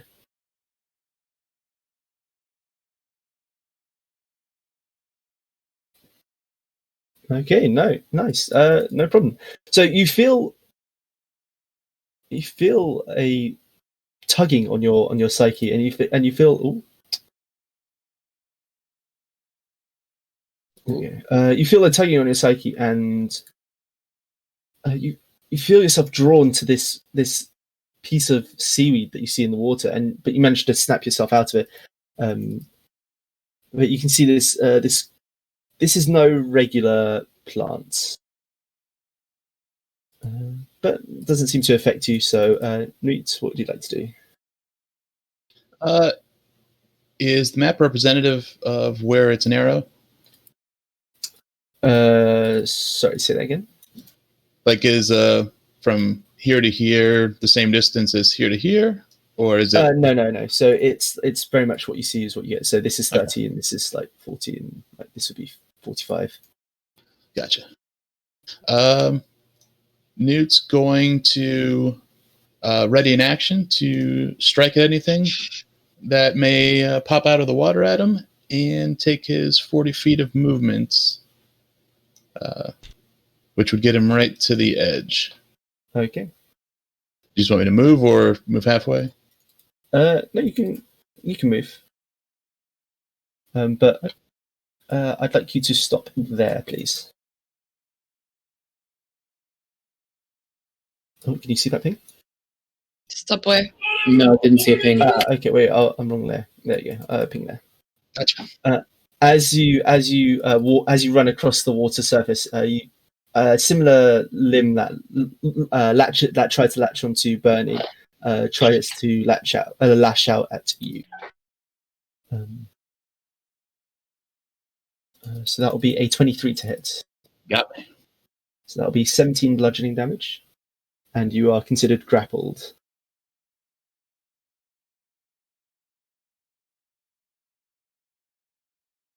But it's still your turn. So. All right. I will rage and strike at it. Yeah, go ahead. I will say because of the water walking, it has to be out of the water surface to actually grapple you. So I will move it so that you can see it. There you go. Cool. Recklessly swing at it. Yeah, go ahead. 25 and 23. Yes, they will both hit as you cleave into this creature. It thankfully, due to the as you slash through, the sword itself doesn't seem to do that much damage, but as the heat from the blade seems, the magical heat from the blade manages to make the attacks hurt somewhat, and it will take that 15, 17, 27 damage. Nice. Okay. End of my turn, Lovely. as far as I know. No worries. Okay, so it is the crab's turn. Yeah, this is the token of the owl. I have imported the crab, but I didn't see that it done, so I just use this. But I have a statistics. It doesn't really matter. Yeah, So that's crab fine. has actually the blind side of 30 feet. So can he? I guess he can see, right? Can he see anything else? If it has blind sights. Yes, it has blind side of 30 feet. At least according to this. Okay.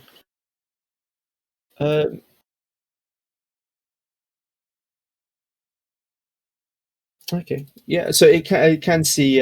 So 30 feet. It wouldn't be able to see. The only one it can see now is this one. Okay. Well, crab will tell me that where it is located, and I guess it will just move closer to provide some help action by like bugging it a little bit with its claws. Okay. No worries. I Faye, am go going ahead. I'm going to run over, and I am going to bam. The first one was with the help action, so 23 to hit. 23. Second 23 one, and 14. 14. And Nice. then bonus action, unarmed strike. That's a lot for an unarmed strike. Holy Ooh. shit. So you attack with the spear. Thankfully, due to the annoyingness of the crab, you managed to find a gap and pierce through. And then you just absolutely smack it with one of your fists. That is With some my good old claw. chiropractic. So that is 27 damage. Nice. This thing is looking very, very rough. That would be the end of my turn. Lovely. Okay, it is this creature's turn. It will let go. It will let go of you, Newt, and it will disengage and then lower itself below the surface of the water again. Do we take it attacks disadvantage attacks of opportunity? It disengaged. It hasn't done any attacks. Oh, so disengaged. It's just okay. it's like, oh shit, I'm being attacked, and just lets go of Newt and just fucking runs. Just knew it would because of Sentinel. Oh yes, Sentinel. Ping me Sentinel, Newt. Just rolling down. I think Sentinel. Yeah. Okay. Yeah. Even if they take, yeah, it wouldn't know that. So yeah, it would still do that. So it won't make the attack. And Newt, go ahead and make an attack.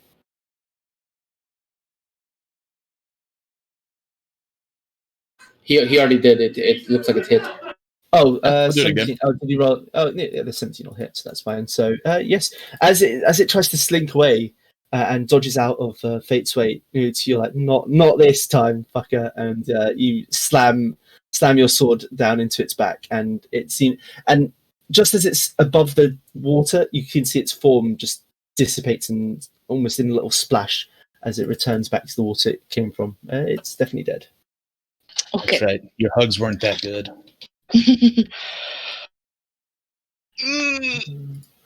Lovely. So, Wilkin, it is your turn. What would you like to do? Wait, so it died? Yes, it died. Oh, shame. I have big plans for it. Never mind. There I might can be still like, be enough. such amazing aquatic monster, and then it just dies, and we can be like, oh. Whatever. So what's this thing again? It seems to be some sort of plant that you don't know too much. You just know it's a plant that seems to have done something or tried to do something to Bernie, but you don't know what. Something dangerous, or I mean, do I treat it as an enemy, or how do I treat it?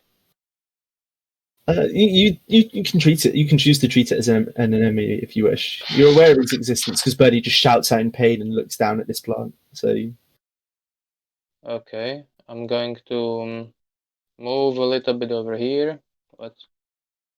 And I'm trying to like drag it a little bit closer to me, so it doesn't annoy him anymore by casting Thorn Whip. yeah, that will definitely hit for 10 piercing. Nice. And I decide to drag it up to 10 feet.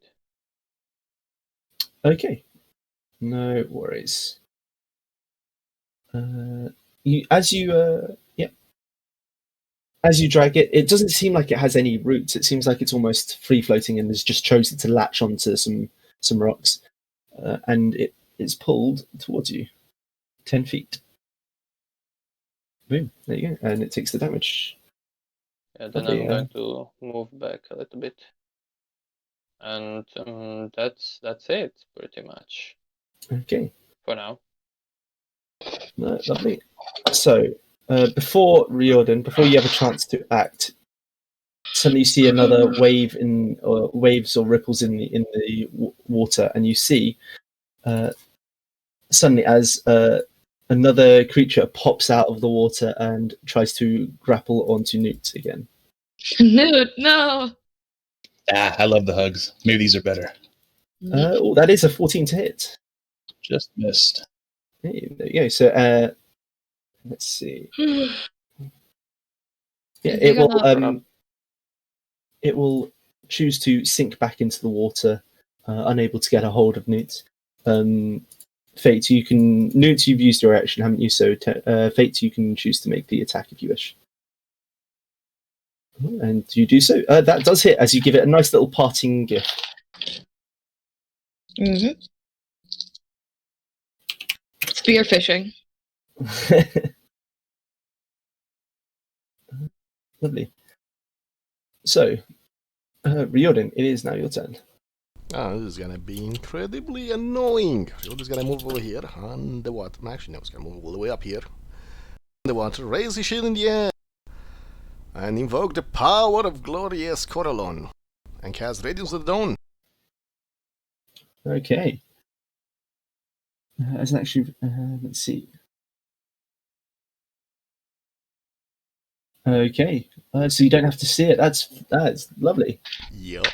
Okay, so what save is it? It is a con save. No problemo. 21 and 16. So does it take half damage? Yeah, so they still take damage. So half 11, 5. Okay, no problem. As well as any other creature within 30 feet that does not have full cover from it. Oh, true. Yes. Yeah. It will again make the con save for a 17. So it will save, but it will take damage. Really? Everything makes the con save. Also, I believe it's a pillar of light, so others may be able to use it to target it. Okay. Okay, lovely. Anything else you'd like to do on your turn? No, that's it. No worries. Bernie, what would you like to do? I'll target the plant there. Okay.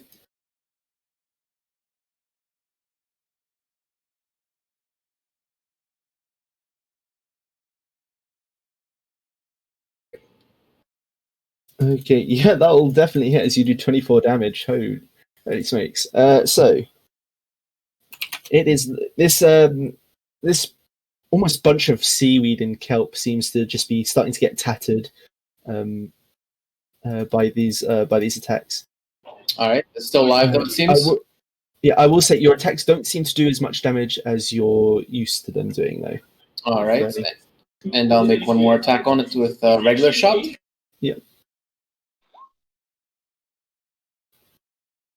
Okay, that will hit again, and again, you firing arrows, but it is like firing arrows at seaweed. It doesn't seem to be doing too much. All right, and that will be it. Okay, lovely. Oh, there you go. Okay. Again, you see a ripple in the waves as another creature lashes out at this time Riordin, because that's the closest. Cool. And it will lash out at the water. That is a 15 to hit. Does not hit. No worries. As it will again sink into the water. You can choose to make an attack of opportunity against it. Sure, I'll bash it with my shield.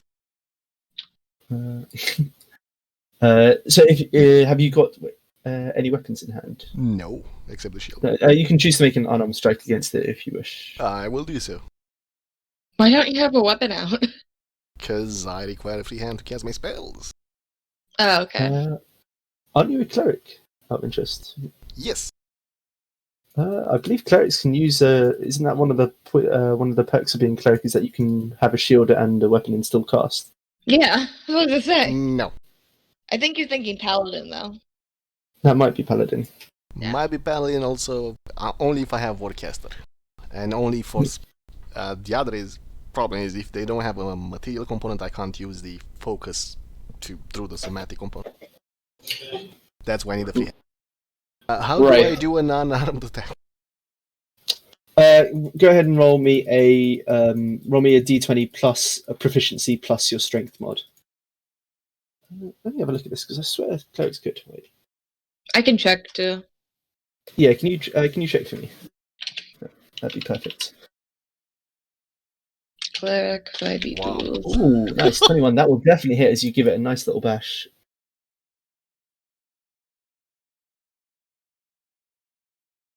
It's a good thing I hit my fist more than I hit my spells. Oh, sorry. The damage is. Oh, there you go. So, but you still need a hand for some semantic spells, I believe. Okay. I would say this. The damage is unarmed attacks. It's D4 plus your strength mod, I believe. Nice. What type of cleric are you? Light clear. A light What? cleric?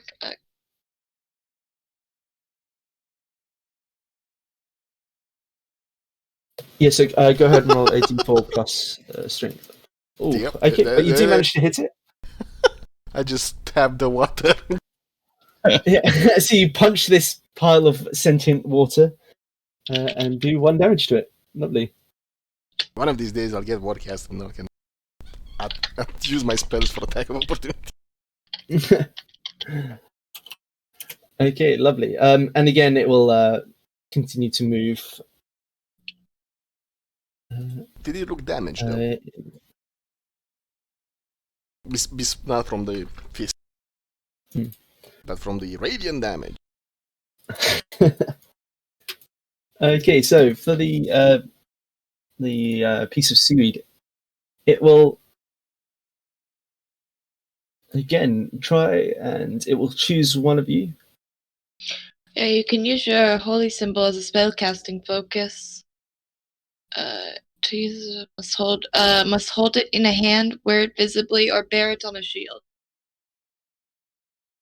Yeah, so you can put it as part of your shield, I believe, and then still have the weapon to attack with. Yeah. Only if you have warcaster. Sadly. No, holy No. I'm looking at holy symbol right now. Yes, I have the holy symbol on the use- shield. Yeah, a cleric or paladin can use a holy symbol as a spellcasting focus. To use the symbol in this way, the caster must hold it in hand, wear it visibly, or bear it on a shield. Yes, but if you're not using it as a focus for material components, it doesn't work as a focus. Yeah, so you wouldn't be able to use it on pretty much every cantrip, right? Because I don't think there's any cantrip that's material, but you'd be able to use it with some spells. It's a trade-off. So we'll carry on for now. We'll choose Riordin because we'll choose Riordin. Can you please make me a wisdom save, please? Sure. Yeah, Is it a charm of some sort? It is a charm of some sort. Well, I have advantages on it. Hey, lovely. So go ahead and roll with advantage. Yeah, I'd say the spellcasting focus thing. We can talk about it after because it's a really like messy part of D&D. Let's see, 13 with advantage. Ooh, you manage. You succeed. Hey. You you almost try and take a step towards it, but after a second you shake your head and just think to yourself, why am I walking to this plant? And you're back in the fight. Newt, what would you like to do? Gonna see Riordin getting teased over by the kelp and sprint towards it and try to take a couple slashes at it. Yeah, go ahead.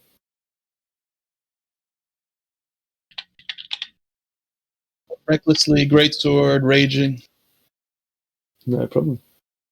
So 10 and 13, nice. So 23 points of damage to this thing as you slash through. It seems like the slashing is doing a number on this thing. Anything else you want to do? No, good. My turn. May I just quickly ask if did we see which direction the creature merged? No, they're like diving into the water and then moving. So you just know that they're going down first. Is all. Okay, I'm going to yell out to Nuit. Move away from that spot. Go back. I wanted to attack me. Well, there we go. Unless there's anything else, Newt, it's the crab's turn. I will say the seaweed, as a note, the seaweed is looking very tattered and is not looking good at all. Okay, crab. Does he see anything 30 feet blind sight? So with 30 feet, it would be able to see. There is one here, and that's it. So you can. So the crab is aware of there being one here, Is he within reach? or in reach of what? Like reaching him, if he go down below the water. Oh, yeah. How much movement does the crab have? Crab should have 20. Wait, he has swimming speed, so 20 feet. Yeah, you'd be able to reach it with 20. Okay. As long as you move like diagonally down, you'd be fine. Yeah, actually, crab will go on the rug. I will tell him to go on the rug rather, and Okay. just keep informing me where are the creatures. Like some kind of watch out. Yeah, Like, Riordin, you look down at the so you look down at the crab. You look down at the crab, and it's just you can see it clicking and pointing with its claws at where roughly the creature is. Actually, he can telepathically speak with me. Oh, it will say telepathically. Oh, it's like over here. It's over here, but it'll still click and clack as well. I tell him to go to safely on the rock because it's very important what I'm about to do. No problem. Fate, All right. go ahead. Do you tell us where it is, or No, Just- for your own good. For your own good, I will not tell you. okay? Fine then. I'll go fuck with the plant. Fuck you. I'm gonna You will go thank me. You will thank me. You will see. stab the plant. I'm gonna stab the plant. I'm gonna punch the plant. I'm gonna fucking miss, I guess. The second attack will hit as you plunge. It's so much like there's so many holes and tatters in the sea that when you attack with your spear, you're just poking through holes in it anyway and missing. But the second one will hit, and you will do 8. But again, the piercing damage doesn't seem to be doing too much against it. Okay. And that'll be the end of my. Yeah, that'll be the end of my turn. No problem. Wilkin, what would you like to do? Now is the time. Wilkin, knowing the location where he is, he will come over here, raise his hands, and with a maniacal laugh. Well, not maniacal, but like childish maniacal laugh. He'll be like, ha ha ha ha! Behold, the water pool shall consume you, as I cast control water with whirlpool option. Riordin, you are right. I'm in danger is definitely right. So which one are you doing? Whirlpool. Whirlpool. I want to suck him into that creature, and I'll be rotating like a mixer. Entry charge 25 feet. Vortex is pulled. Okay. Yeah, like over here. Okay. So within 25 feet of the vortex. Okay, so do you want to just put a little mark where the center is? Yeah, so I don't want to be others. Actually, it doesn't matter. I can put it anywhere because they have all water walk. So like over here. Okay, so I'll Only Crab doesn't have, but he's on the rock, so she should be fine, I there we go. We'll suppose. put that as the center. No problem. So, does it do any damage, or it just pulls them and? Well, it does damage, but I Almost think yeah, on a, yeah. does So it's at damage. the start of its turn. Yeah, that's fine. Okay, lovely. As you, you all turn and see this this fisherman just laughing maniacally as he causes a whirlpool to happen. You can feel the current underneath your feet and think, if I go under, that's probably not a great idea. Lovely. So,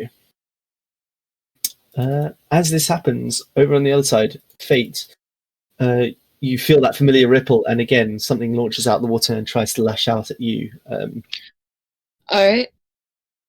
So as it will be a 23 to hit. A 23 hits. Where does it pop up? It will pop up, if I just get onto the right layer. It will pop up here. Fuck. No, it doesn't get to hit it. So that's 9 bludgeoning damage, and you are considered grappled. And again, it will try and pull you down towards it, but again, the water walking stops it from being able to. Alrighty. Only my sword was longer. Go ahead, Riordin. Do I notice anything happening at the whirlpool?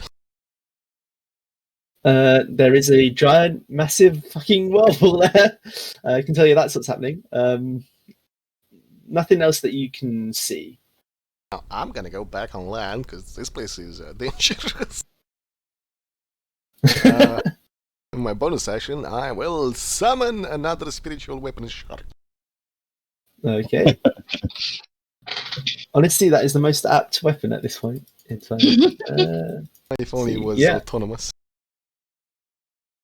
Lovely. So again, you do the 11 points of force damage as you just start whacking away and beating it with this apparition of a shark. And with my Lovely. main action, I will Ray of Frost it. Yeah, go ahead. 9 cold damage. Lovely. And that's my turn. Okay. Bonk and pew. Perfect. Bernie, what would you like to do? All right. This water elemental looking thingy is much more dangerous, so I'll be targeting it. Oh, Bernie, your mic's a bit busy at the moment. Yeah, there was kids in the background. Longbow on this one. Yeah, go ahead. Go ahead, Bernie of the Sand Airs. Let's go. Ooh, nice. Okay, so you managed to finally see where these creatures are, and you fire your arrow. As it goes through Fate's legs and hits into the waterweed, it recoils in pain, but it doesn't seem to be taking as much damage as you're used to with these arrows again. All right, and we'll do one more, and this time I'll draw my second unbreakable. Okay, no worries. Damn it! That will sail past as Fate and this creature like tussling about. You fire off at an angle to try and miss Fate, but miss the creature as well, unfortunately. All right, end of turn. Okay, lovely. At the end of that, the whirlpool continues to go, and you see for a split second, Wilkin, you see maybe you could almost spot it, but it as it yowls out in pain. 15, lovely. And it will make it needs to make a strength check to escape, correct? Or strength save, I should say. Yes. When it first time it enters, so first time it needs to make a strength save at the beginning, whether it gets pulled down, I believe. Great, no problem.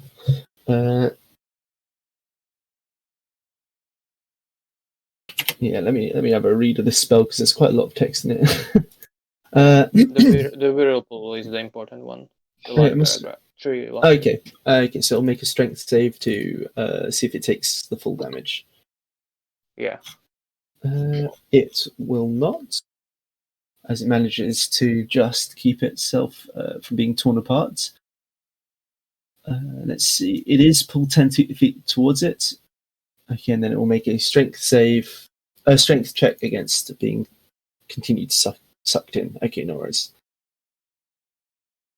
Okay, what's your DC? 15. It will not be able to make it out. Haha! As it is, Master of the water. yeah, as it seems to be contained within this whirlpool. Lovely. Does Crabble sees it? Yep, the crab can still see it. It's still in the same area. I'll use the arrow here. He will Maybe be it's crab around there. raving right now. Get Hell yeah. out. Okay, Newt, what would you like to do? I'm going to take a swing at the tattered John Bon Jovi T-shirt. Mhm. Recklessly raging. 16 for 12. That will hit, and that is just enough. There we go. It as you cleave into this ball of seaweed, it stops moving so unnaturally and of its own volition. You can see it's being pulled by the current, and it seems to be dead. All right. I'll pivot over and take another reckless raging attack at big ugly watery guy. Go right ahead. 14, yeah. 14 will just hit. As you cleave into this creature. Lovely. Killing it as well. Going on a little killing spree here. All right. Definitely Sorry. calls for the loincloth dance and a little roar of glee. Hell yeah. The fanny pack bumps up and down in motion now. There you go, Fate. As your hips gyrate. Thank you. Anything else you'd like to do? End of my turn. Lovely. Crab's turn. Yeah, Crab is keeping dancing. He's maybe moving a little bit over here. See if anything else there is. No problem. Fate. Assuming that another creature is in the whirlpool, I'm going to go on land and I'm gonna go right about here actually and stand over the water. Wait, what? Dance with the crab. I am not gonna dance crab. Actually, how close am I to that? I'm right You at have the a edge water of the water. walk. Yeah, you're water walking. So if it tries to pull you in, you'll get bumped back out anyway. So it's all good. Okay. I mean, Um, maybe you can get like pulled toward the center, but you will be still up. You know, like I you're assume not like down. Yeah, just for ease of it, I'm ruling it as you won't, just because the water walking pushes you up back to the surface at 60 feet. So actually, so could I walk on overpowers the water. could I walk on the whirlpool to get to wherever the creature is? Yeah, All right, I started here. I could get to anywhere on that. Where did we see the creature pop up? last like there Riordin hasn't told you where it is, has he? So you don't know where it is. You just know it's probably somewhere in the that's whirlpool. true. You know it's somewhere in the whirlpool, but you don't know where. I'm just gonna go up to the whirlpool and invite the creature to come attack so I can attack it. Okay. I'm assuming you're readying an attack action then, yeah? Actually, I'm gonna key point, bonus action, fucking where is it? Patient defense. Okay. And ready an attack action. Lovely. Wilkin, what would you like to do? Yeah, Will can be like, "Oh no, what are you doing? Watch out!" And he will be. Can Crab tell me again where he is exactly? Do I have knowledge where he could be? Which direction? You know he's in the whirlpool, but you don't know where. Okay, I don't see him. Yeah, because Riordin didn't say anything. Yeah, I'm I going didn't see it to. either. Yeah, I'm going to just cast the healing spirit then as a bonus action. Okay. And I'm going to actually no, I'm not. I cannot because it's concentration. I'm going to then. I don't know. I'm going to hold my action with a frostbite in case the creature will show up. I cannot Lovely. hold an action because that's also concentration. Whatever. Never mind. I just dodge, like ha ha ha, and like dance with the crowd. Okay, so you're doing no worries. You're just celebrating in the chaos that your maelstrom is causing. Riordin, what would you like to do? Do I know where it is? Do I see any movement that You would can indicate? communicate telepathically with the crab. You know, it will let you know that it's somewhere It's around. Wilkins' crab. I can't communicate with it. Oh, it's Wilkins. Yeah. So yeah, I mean, Wilkins, yeah, you'll know where it is. You'll yeah, know where it is. Yeah, Wilkin will tell that it's somewhere over there, but I don't know by myself where it is. Only Crab knows. Yeah. The crab is dancing. Well, Rion's The gonna crab move is over happy that here. the whirlpool is there. I can't bonus action move my spiritual weapon and prepare an action, can I? Sorry, say that again. I cannot in bonus action move my spiritual weapon and prepare an action.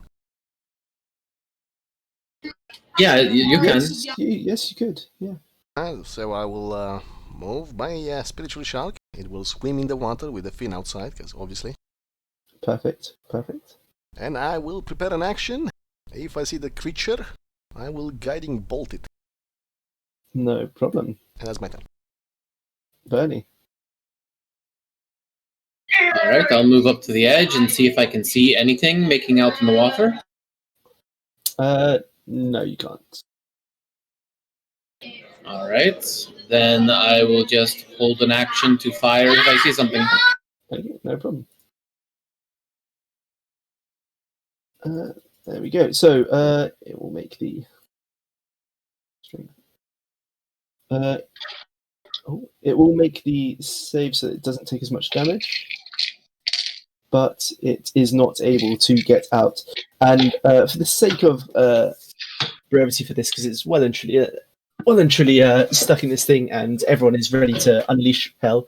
What I say is the water weird, eventually, after taking a battering from the whirlpool, will make its way out, and as soon as it breaks the surface of the water, go ahead and everyone who's prepared their actions, unleash your fury. And it has taken a lot of damage from the whirlpool, so Yeah, I mean it could like infinitely take the damage, right? So why Yeah. should we? I mean, let's just kill it by my whirlpool, right? Yeah, and we'll say for brevity that you do manage to. Otherwise, this thing is going to be stuck in here forever, and you are just going to be waiting here. Oh, there you go. The guiding bolt. The guiding bolt will hit. Lovely. So you managed to kill all the hostile creatures in the area, and you have a plant ready to harvest here with no more hostile creatures. I got this. I rub my paws together and survival check. Yeah, I'll this one will be survival or nature. I'll hold Can the I get- pedals. Can someone give me some guidance? Sure. No one? Wilkin is concentrating on the whirlpool right now. You can break the concentration, the thing's dead. I. I'll give it to So you. what? I enjoy whirlpool. Did you not see such a beautiful whirlpool as this one? I mean, look at this. Look at this. Alrighty. I've got guidance though from someone. You do, yes. And is someone helping me? Someone was lifting pedals. Alright. Yep. I'll hold the pedals up so you can check out them roots. 19. Oh, lovely. Yeah, you managed to harvest the plants that seem to be on there. There seems to be quite a few, and you managed to harvest 3. Ooh. So that is a total of 7 plants so far? Yeah. 7 that you've got now, and potentially 1 when you take the other group back. Alright, so we've made the minimum. Who wants to go for the maximum? Def. In it Definitely. for that dinero. For that dinner. Alrighty. But I would need a real life break because I'm a bit. Yeah, I So think we far, should we take a break. didn't even need a rest. Do we even need a rest now with the break? No. No. I I mean, have look 3. at what I'm doing. I'm just playing with the whirlpool, which is level 4 spell. What am I doing? If And the anyone shark has, is swimming there as well. Yeah. And look, crab is going there too. I would like a little healing, but other than that, I'm good right now. Okay. Yeah. I would say also to add to the fact that that this creature would have died is that because of its invisibility, you'd still be able to attack it, just be at disadvantage if you knew where it was. So I think there was. I think I missed a chance where Bernie would be able to hit it once, because I think there was a point where Bernie knew where one was. So I apologize for that, but we'll move on from that now. Nah, it's all fine. Alrighty. 5-minute break. Yeah, I was about to suggest that as well. What you can do is you can pick your card before heading off, so you know what you're getting into. So we can after playing with your whirlpool crab and you think, okay, enough's enough. Let's see if we can find somewhere else. And the crab will actually still remain with me because he should last for 3 hours, I suppose. Isn't it half your druid level, right? Yes. So if you're actually, 7, then 4 hours. That's 4 hours. you now. 8. Ooh, I interesting. am. Okay. Yeah, no problem. Punch 4 then. We got a crab. Hell yeah. So go ahead and pick your card. Okay, I'm going to try to thinking about this one. You said that over here, in this location, was the dead body, and you said it's going to the east. So I'm going to choose this card, Okay. thinking that maybe, We're gonna Well, let's find see. a hunt. Let's see what we got. Oh. Okay. Baby. So, injured bird. Amongst all the green, a splash of red catches your eye, and we'll leave it there. So, go ahead, take your bio break needs, etc., etc. We'll be back in 5 minutes, 5 or 10 minutes. It's up to you guys. Alrighty. Looks back. Nice. So we're all here. Are we? I think so. Yeah. Now we You are. know, There we are. Okay, if you're not back, put an X in chat. See, yeah, everyone's here. Lovely. Let's go. Nailed. So we've got the. Let's see. Yes. Yeah. Amongst all the green, a splash of red catches your eye. So there you go. As you stumble through the jungle and explore further and deeper in, you see that there seems to be a bird of paradise on the floor that's it seems to be bleeding. Ooh. Oh no. Crikey.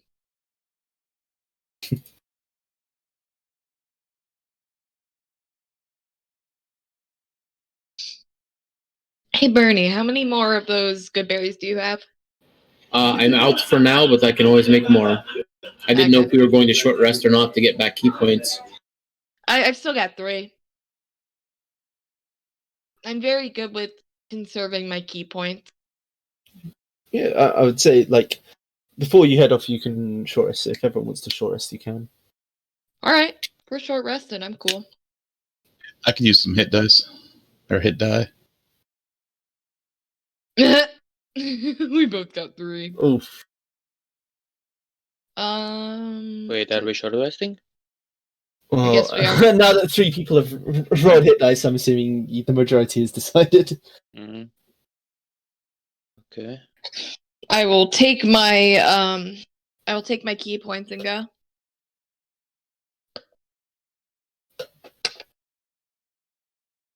I mean, what you could do is before you short rest is healing hands everyone with all your key points, and then you short rest. Oh, yeah. So you get them all back. I'm gonna have punched myself. Yeah, there's all of mine. Who else wants to get punched? I think Nuit could probably use one. I don't see him on the map yet, though. Yeah, Knew you it. want to punch?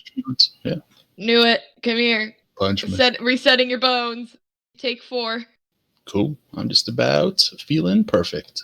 If you're just about feeling perfect, fucking take another punch. Feeling. Lower. There you go. Lower to the left. Fucking giving you a massage. There we go. Chiropractic just. Lovely. So, on the way, just before you head out, Fate gives a chiropractic adjustment. You'll rest a bit to take the weight off your feet for a second, and you carry on exploring. And as you explore deeper into the forest, the humidity is still there. The sun is bearing down. It's getting to late afternoon, early evening, so the sun's not too bad. Or it's not as bad. It's not as bad as it was as you set out, thankfully. And as you explore through the jungle, you do see that there is a bird injured in front of you. You see it's one wing seems to be covered in red, and the other is like just flapping frantically. All right. We want to go over and help it. Do we want to go over and help it? Definitely. My animal brethren. That looks like a trap Yes, to me, yes. but after you. I'm watching. I believe. I'm gonna perception this fucking area. Oh, yeah. What are you looking for? I am looking for any danger. I'm looking for any danger. Okay, go ahead. No one told me if they got answered or not, so just 11. Okay. 11. You don't notice anything particular. You notice a few dangerous things like poisonous plants and like the odd thing like that, but nothing that would pose a threat to you at this point. Mm-hmm. I'll cast a level 2 Goodberry. Okay. Mm-hmm. Level 2? Yep. Can you upcast Goodberry? Interesting.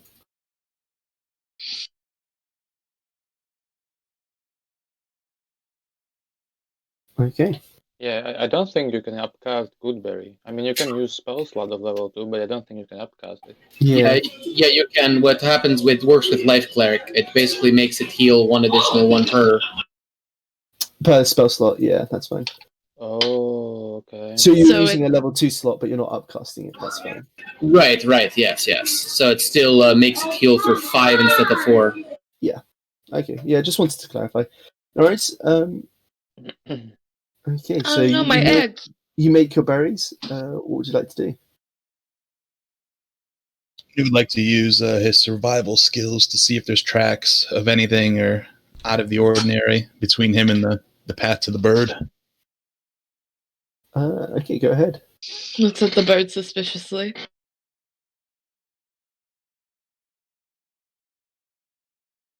Nothing suspicious? Seems clear. All right. 420. God damn it. Disadvantage for it. No, I'm joking. No, you seem a bit too focused on the bird to pay attention to much else. You think, oh, the others have shown that they've got a good eye. I can trust them. So Yeah.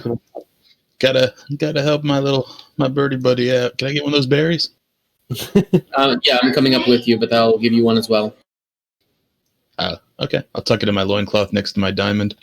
Next to your family jewels and your diamond. Okay. I believe one of you could speak with the animals. Can you do that trick again, or should I do that? Knew it would need 10 minutes. Yeah, I gotta nurse it back to health first. I can do it in an instant. Yeah, but that would use a spell slot, wouldn't it? I mean, I have a lot of them. Yeah, go for it. I have like still at least 8 more. Okay, up to you. I have a free daily use of it. Oh, everyone can talk to animals. All right. Okay, well, I guess you can use it now then. Wait, wouldn't he still have speak with animals up from? Depends on how long it lasts. It lasts an hour, doesn't it? Or 10 minutes. 10 minutes. Okay, never mind. Or hour? It's 10 minutes to cast it, right? No, it lasts 10 minutes, according to this. Yeah. Yeah, 10 minutes. So it wouldn't have lasted by this time. Yeah.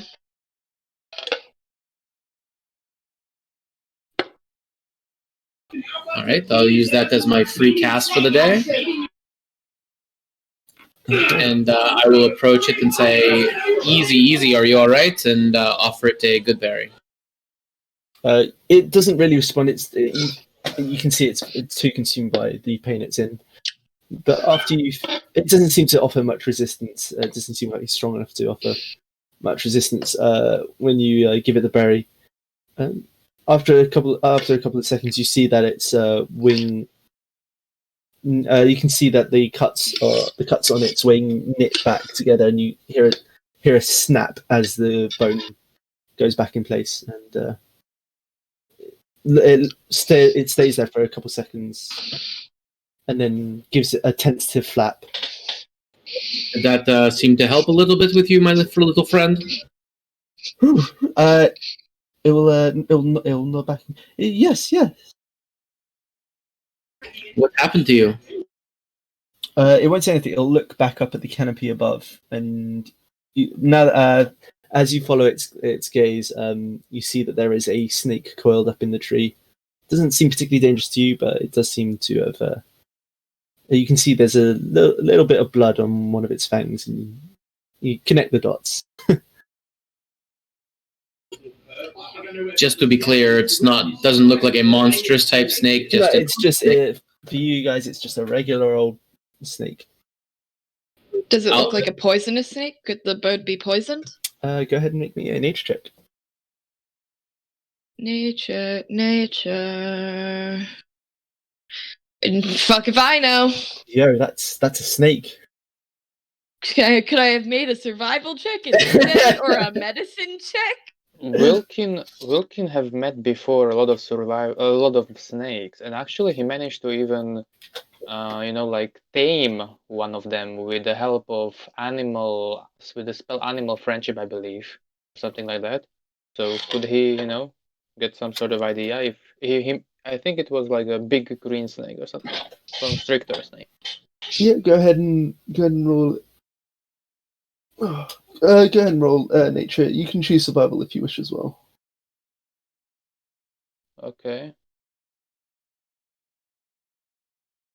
You have a look at the snake. Its fangs. You have a look at it and you see the coloration of the fangs. You think of any snakes that you know to keep away from. It doesn't seem to be on that mental list that you have of this snake is stay away from this snake. So it doesn't. You don't think it's poisonous. All right. Well, friend, or I can't speak to the bird, so you guys. So I picked up the bird and put it on my shoulder, and I ask it, we're here looking for these special glowing flowers. Have you maybe seen any with your massive ability to soar through the sky? It cocks its head for a second and then flies off. We follow the bird? Are we following the bird? I think so. Okay, follow the bird. He's not very talkative. You follow the bird, and you can see now that you followed it for a bit. You can see it's flying from tree to tree, and it's looking back at you guys periodically, and you can hear it sing. You can hear it singing along as it's doing so, and it flies. And after a couple minutes, you see in the distance, behind all the foliage, a familiar glow that looks to be a plant. Yes. Who's got the herbs? I will collect if people guidance me and help me. I will assist you. Guidance. Go Alright, ahead. survival. Ooh, nice. Whoa. Yeah, you managed to collect it without much issue. It is pristine. Lovely. So you managed to collect it without much issue. The bird hangs around. Hangs around you, Bernie, for a little bit. It will stand on your shoulder. It will stay on your shoulders for a bit, but after a while, as you start moving away from the area, it will fly off back to where it was. I wish it well and tell it to avoid those snakes, especially the ones in Congress. Hey. Mm. Okay, so That's 8 flowers. Yep. 1, 2, 3, 4, 5, 6, 7, 8, with the promise of a 9th. Yes. Mm-hmm. With that 9th, do they would have it in their own little carrier. Yep. You believe so? So we could bring back 16. Yeah, you could if you wanted to. Go! So, let's see. Whose turn is it? It is yours, Newt. All right, I'm gonna go for top left. Top left. Okay.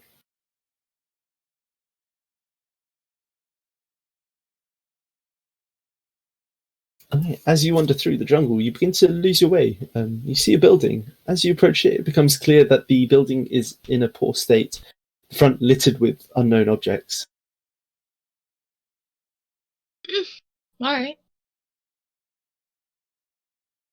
Go ahead and put yourself at the bottom or middle of the map for pinging. No, this is a big map. You can use Shift Ping to teleport us to your ping location, like maybe for a future. There you go. Does that work? Yeah. Boom. There we go. That's good to know. Okay. So as you approach you notice as you're wandering through the jungle, you notice what appears to be a clearing, and as you approach, you see what seems to be an actual building made by humanoids. You see a fenced off area in the yard, which seems to be filled with mining machinery, gizmos, and creations that you have no idea how they work. And you see inside, as far as you can tell inside, you see what appears to be abandoned building. A ruin, perhaps? Yeah, you can use I'll let you use the historical knowledge. Why not? Yeah. You know that it was. It seems to be very much of a gnomish design, or it seems to have the flair of the gnomish.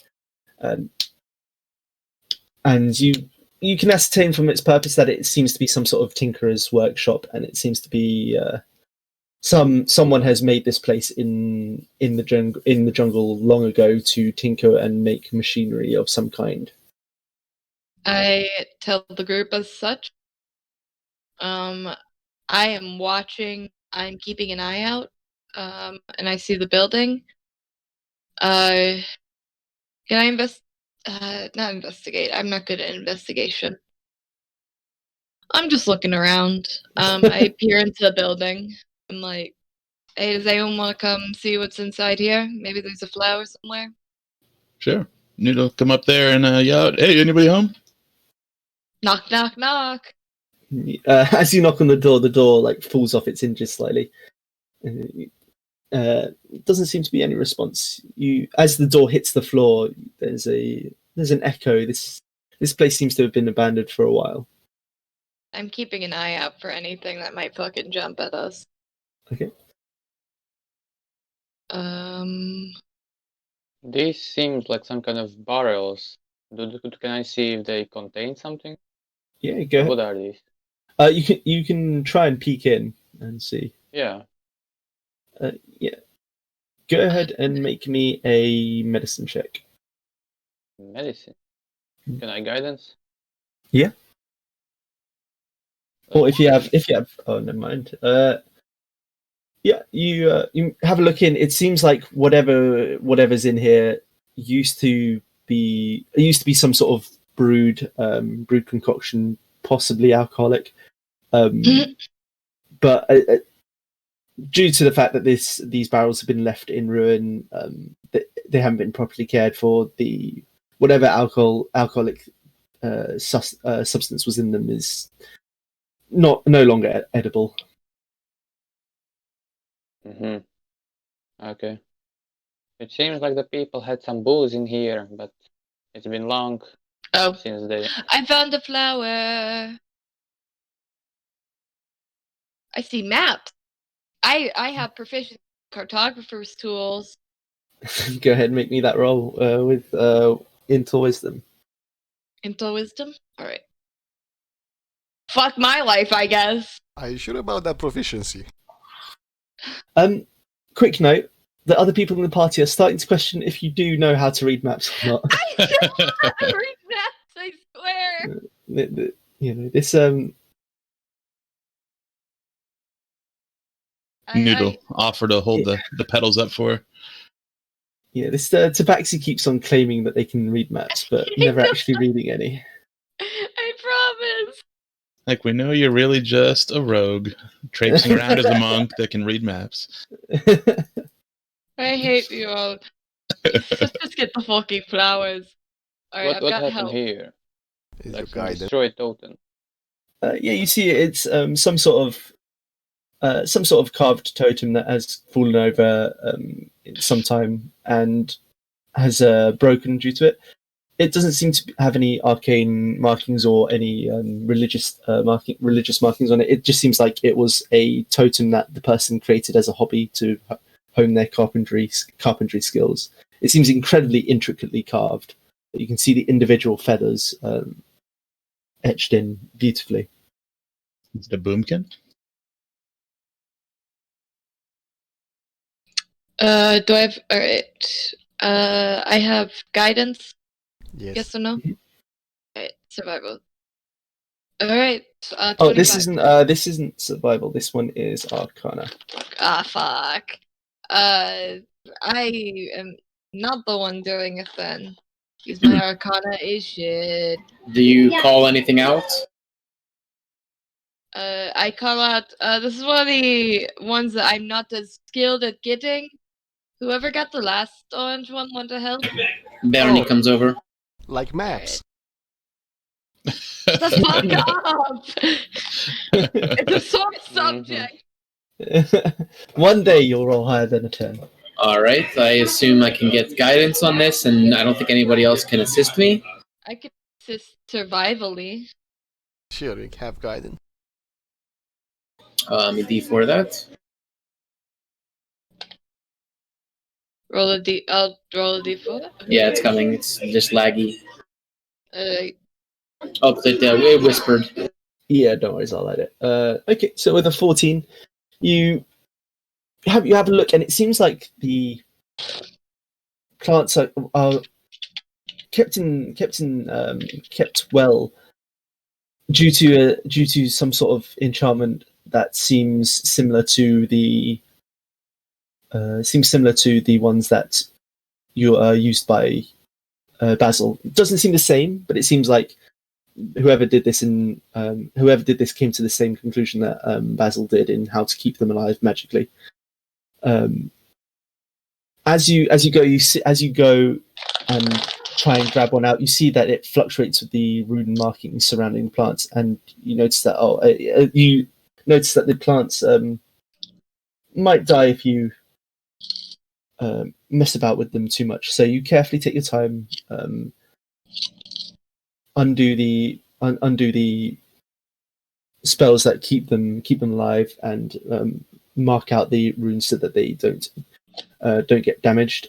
You pull them out and place them into the pots or urn, and you manage to get 3. Very nice. You do see that there is a 4th one, but it seems to have the magic that was keeping that plant alive seems to have failed long ago. alrighty. So Good work. you've now got 11 with the promise of a 12th potentially. Alrighty. I'm gonna go look around because look for any secrets, any Additional hidden flowers. additional hidden anything. Is that Just what my spine? eyes.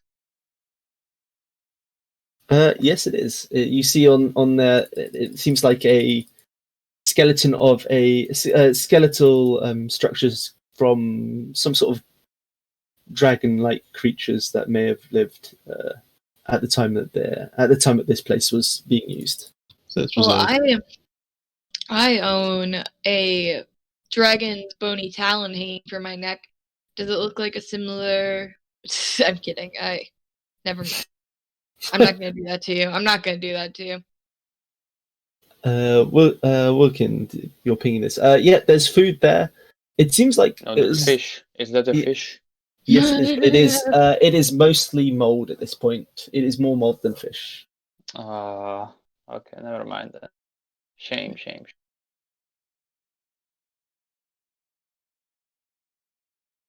Yeah, as More mold you than enter this, fish.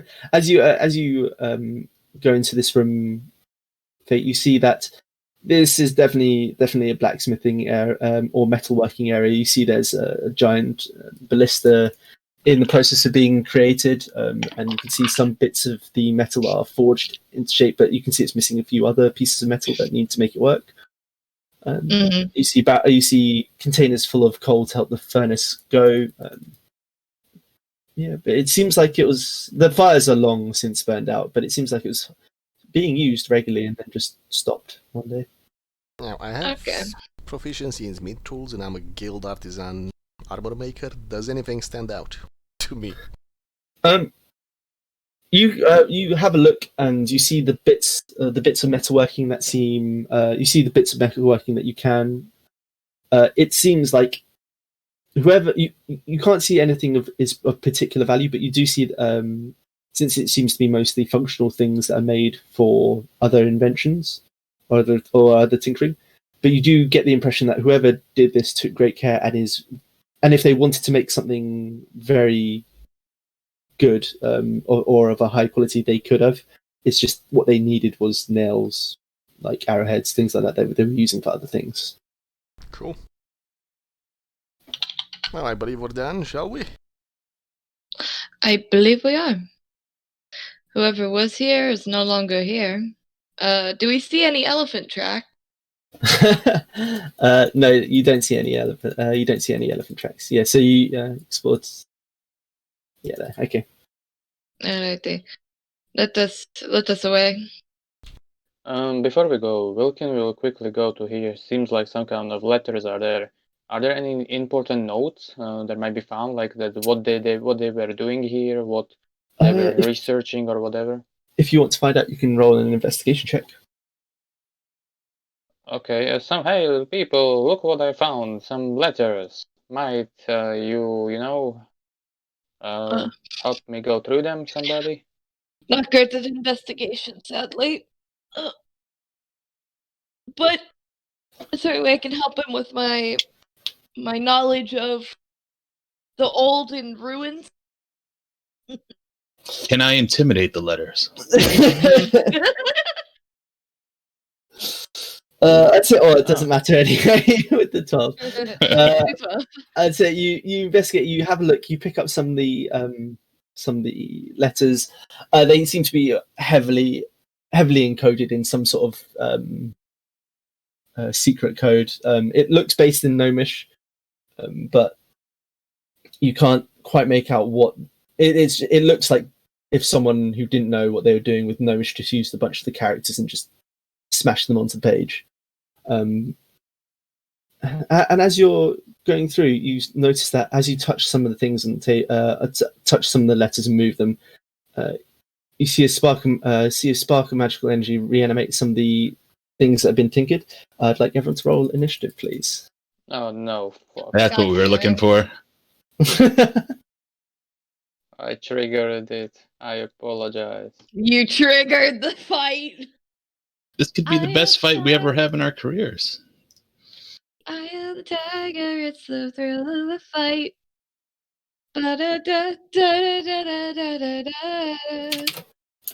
Or it could be the fight that kills all of us.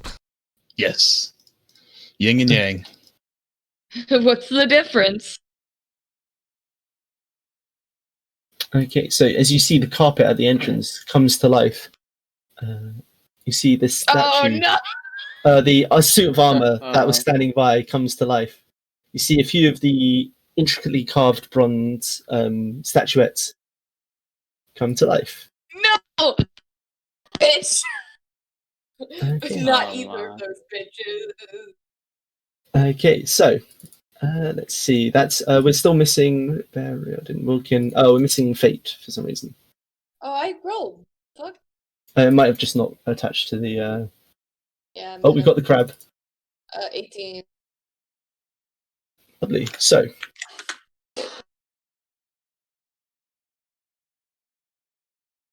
It is not in order.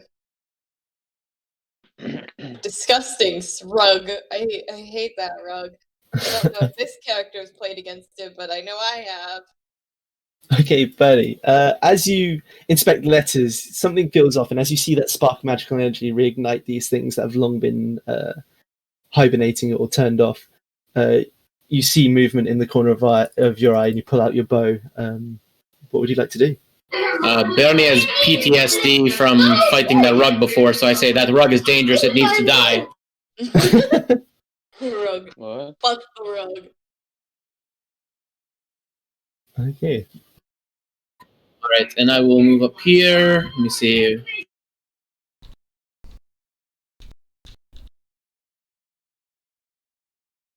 Bernie's running away. I'm getting quite a bit of distance. I can move 45 on my first turn, Lovely. and I will target that rug. Go ahead. Is he even alive to begin with? Okay, so that is a 10 to hit. Let me see if that hits. Let's see. That does not hit, unfortunately. That 10. And that's That certainly not 4 it. does not hit. Yeah, you're just still recalling the previous experiences with the rug, and your hands aren't quite steady just yet. Oh, yeah, and your aim does not hold true for this few seconds, unfortunately.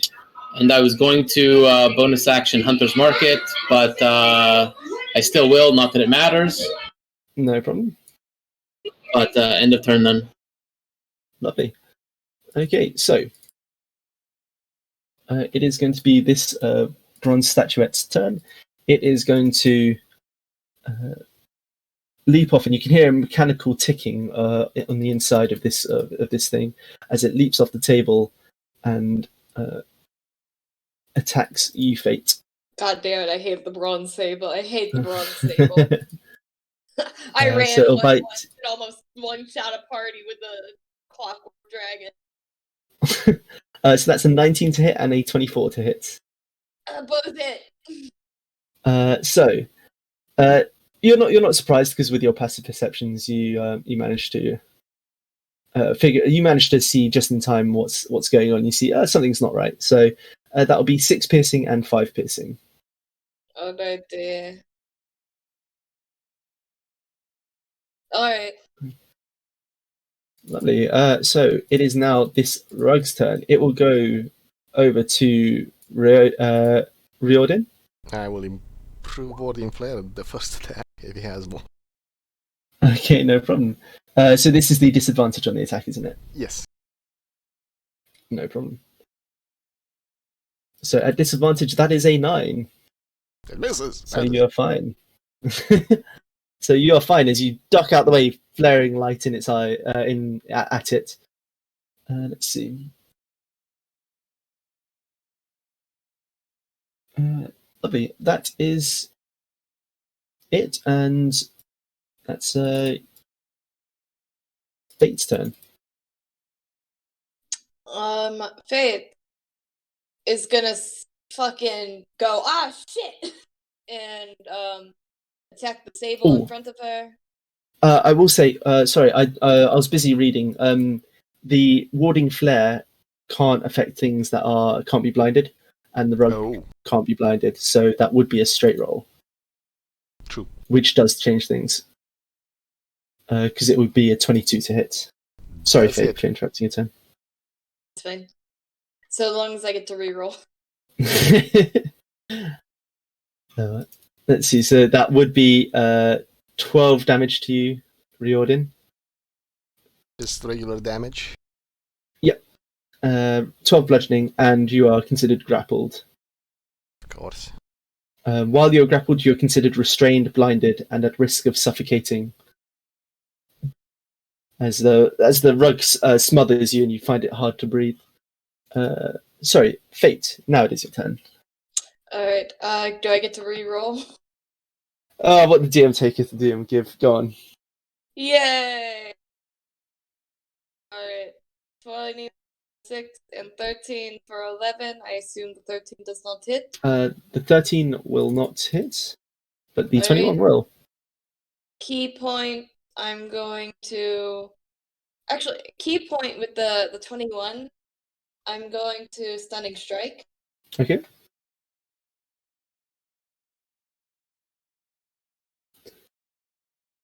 Target must succeed a con save. DC is 14. No worries. It fails as you hit it on the side of its bronze form, and it seems stunned.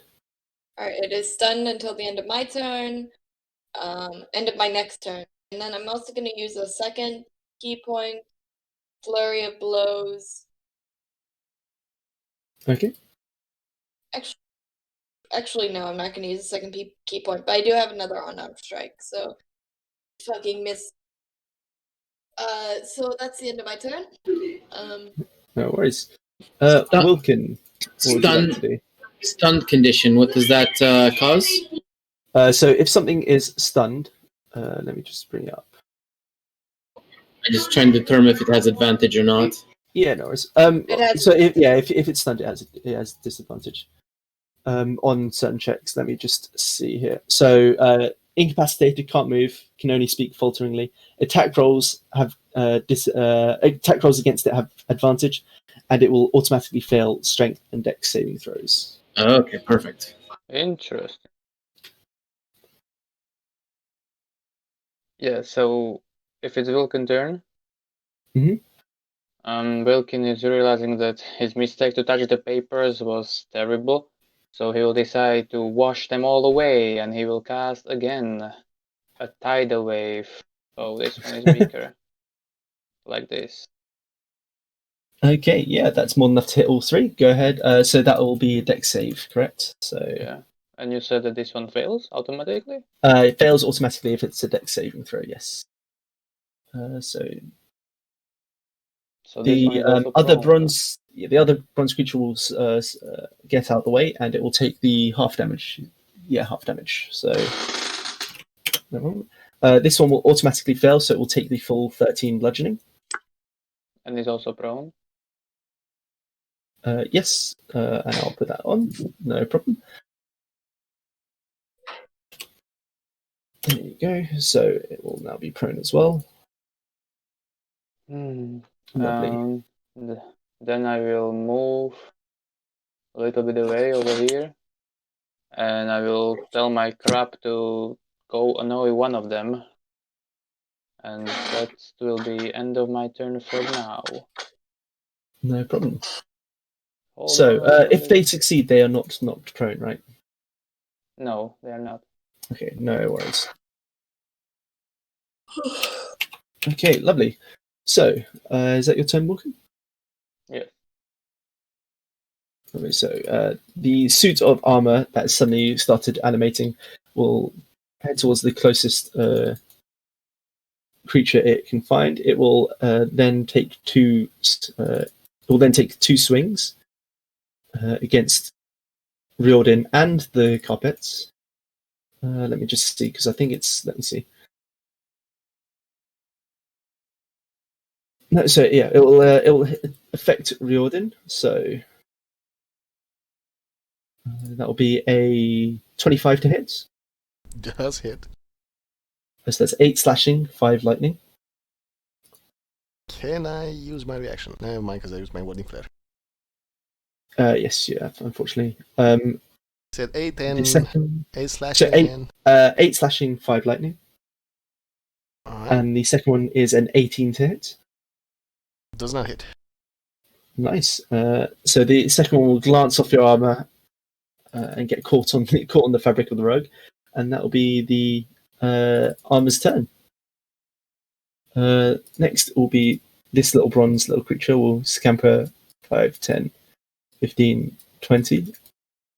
We'll just scamper through, and then it will. You see a build-up of some sort of electrical energy as it just builds up and builds up and builds up, and as soon as it gets within reach, it lets off this burst of energy. Can I have Fate and Wilkin make me a dex save, please? The Bronze Saber will automatically fail it because it will get caught up in this attack as well. So fate, you succeed. Woken, you fail. So you will Oh, and take. crab. Oh yes. Where is the crab? He's Oh, on the my crab's on. shoulder. Okay, that's fine. Yeah, so the crab will need to make the save. Oh, actually, He wait. has 20. He Wait, has before -1 to dexterity saves. Let me just double check. The crab will not have to make the save.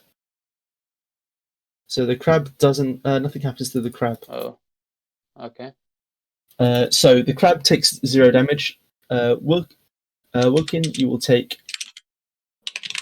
Let's see. You will take 14 lightning damage, and I Fate, you will will take actually use 7. my reaction. Yeah, go ahead.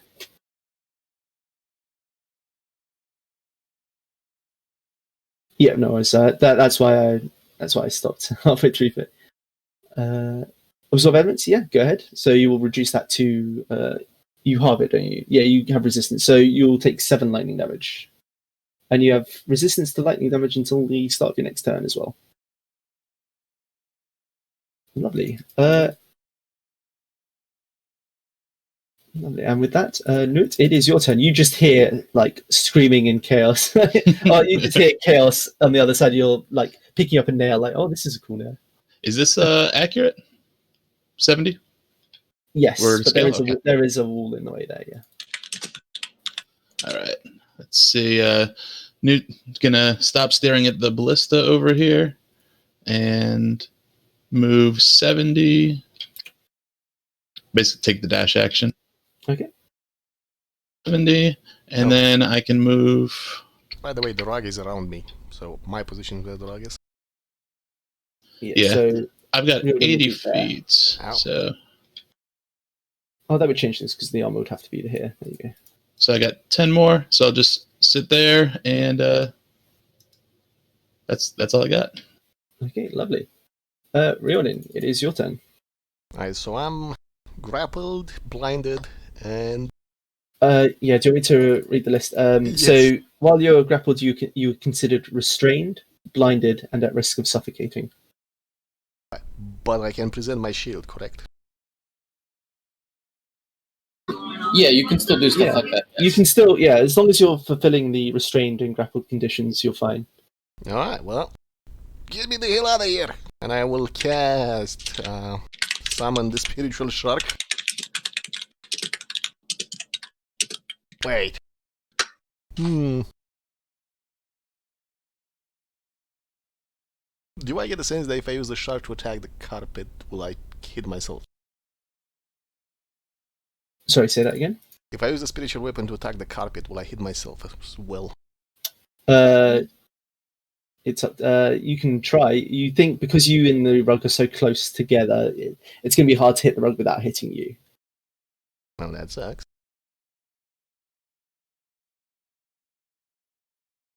Do I have any bonus actions? Said that one. Let me check.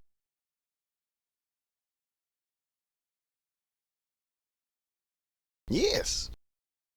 As a bonus action, I will cast Sanctuary on myself. Okay.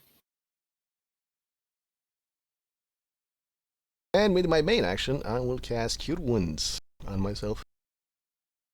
No problem. Go ahead Actually, and roll no, that I heal. can't, because that's a level spell. Ah, And try to escape if you want. I will take. Can I escape without breaking? You can Sanctuary? try.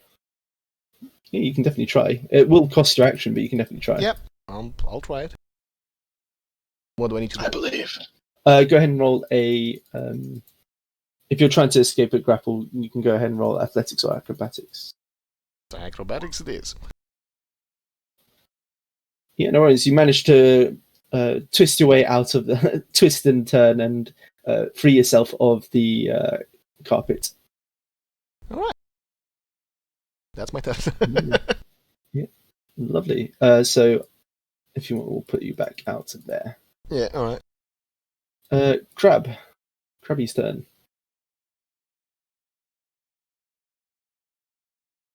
Yeah, crab will, I guess, go ahead a little bit from my shoulder. Oops. And he will try to bug this creature over there. Okay.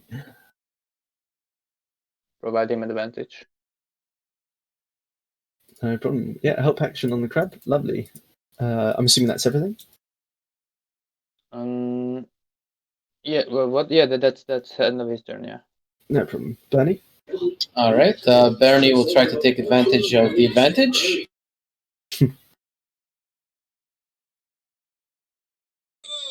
16.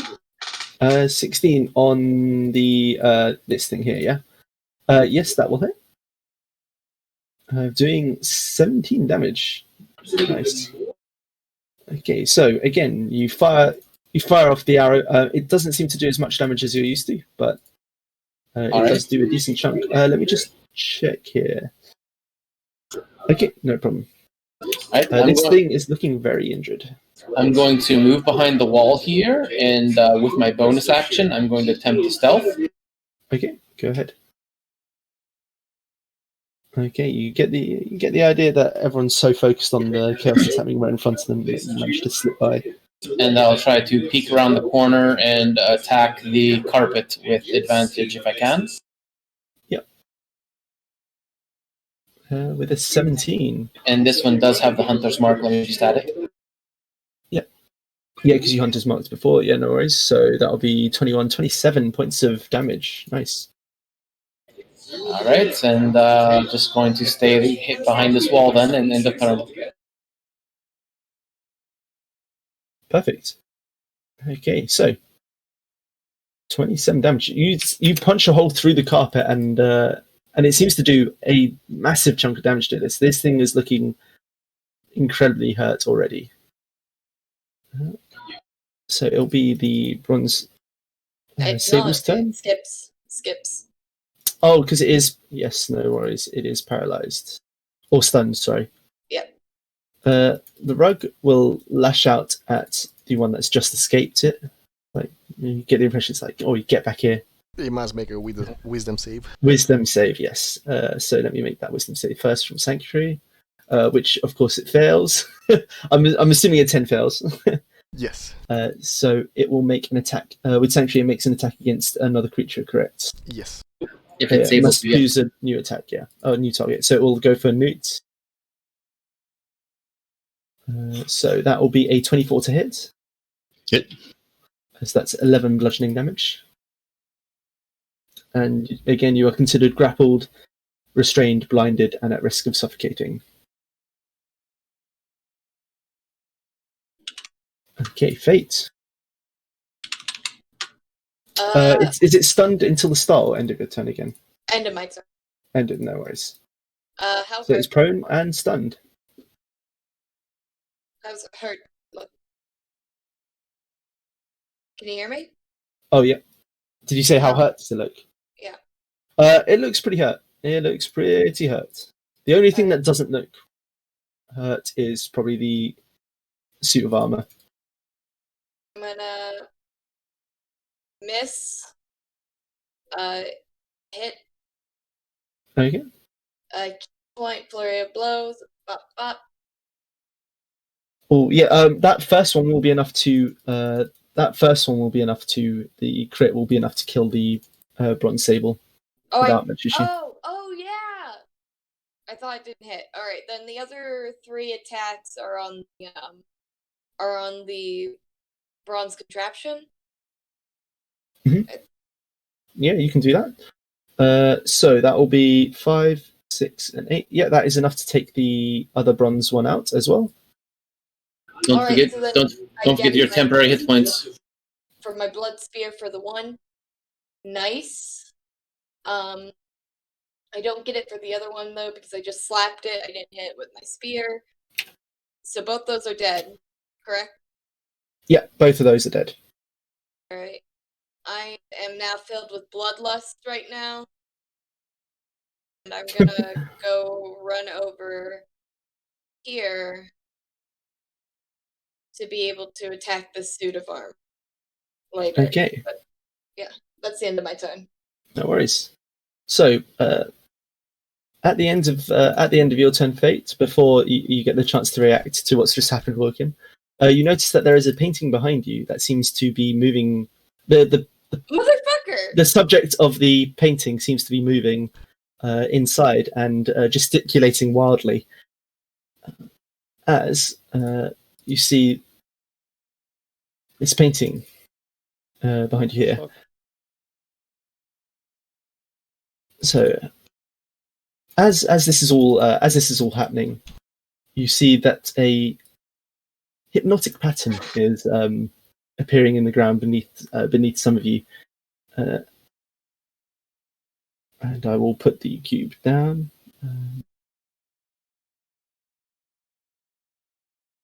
Motherfucker. As seen on Ghostbusters. What the heck is that? A living painting. A living. Oh, in fact, sorry, it won't hypnotic pattern. It will seemingly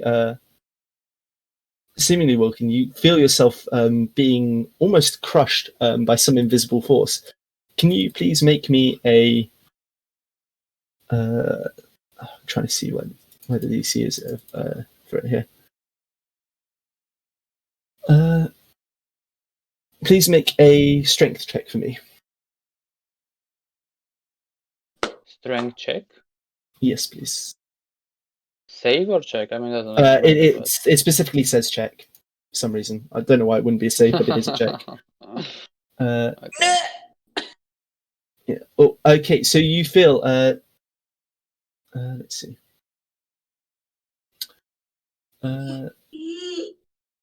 Yeah. So it wins the contest.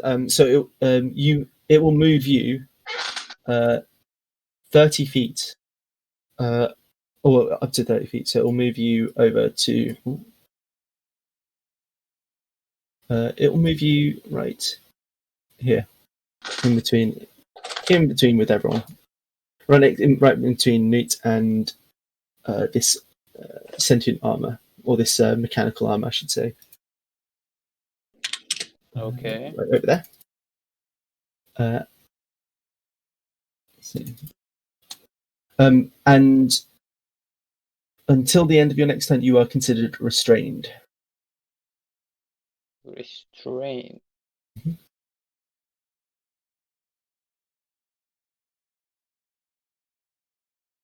Okay, so that will be its turn. Wilkin, it is your turn. This motherfucker. Okay. You want to play these games, huh? Okay, I'm gonna say hell no. Actually no, I have to. The restraint means I have problems with attacks, right? I cannot attack. Yeah, so I'm really- restrained means you've got a speed of 0, and you have disadvantage on attack rolls. Attack rolls have advantage against you, and you have a disadvantage on dex saving throws. Okay, I see. Okay, in that case, I will do it differently. I will not make a save. I will attack. I will make them make a save. And actually, I'm gonna cast. Damn, the stone toe dump. Oh, this actually changed my plan so much with the last minute summon. Yeah. Okay, never mind. I'm going to cast frostbite at the carpet. At the carpet. The carpet needs to Okay, the make. carpet. So con save, no problem.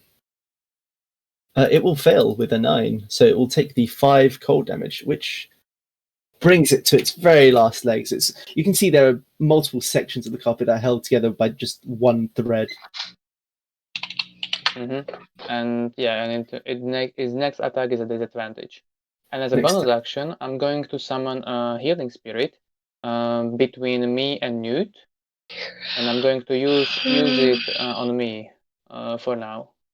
Okay. As a first use.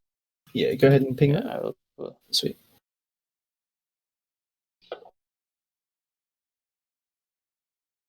It's 5 feet. Okay. 5-foot cube, you can see within range. Okay. Until it ends, so it's concentration a minute until it ends whenever.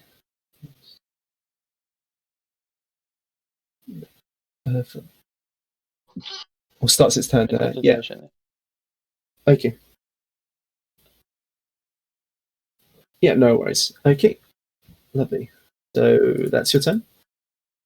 Yeah. Okay. The armor is just going to continue. It's just going to attack this thing that's just come in front of it. So it's going to attack you, Walken. So that'll be a 25 and a 20. Yeah, about it. So the first one is is 15 slashing, 3 lightning. Are you still resistant because of? No, it's No, next turn. you wouldn't so be. no. No, Norris. Okay, so that'll be 15 slashing, 3 lightning, and the second attack is 11 slashing, 1 lightning. 11 slashing and 1 lightning? Yeah.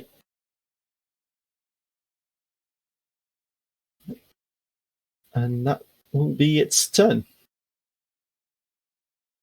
Thank you for those con saves. 10. Yeah, that's fine. They both succeed. So that's dead. No, it's your turn. What would you like to do? At the start of his turn, I decide to activate Healing Spirit, and Nude will receive some health. Okay, lovely. How much do I get? 4? Wait, let me find it to roll. Here, 3. 3.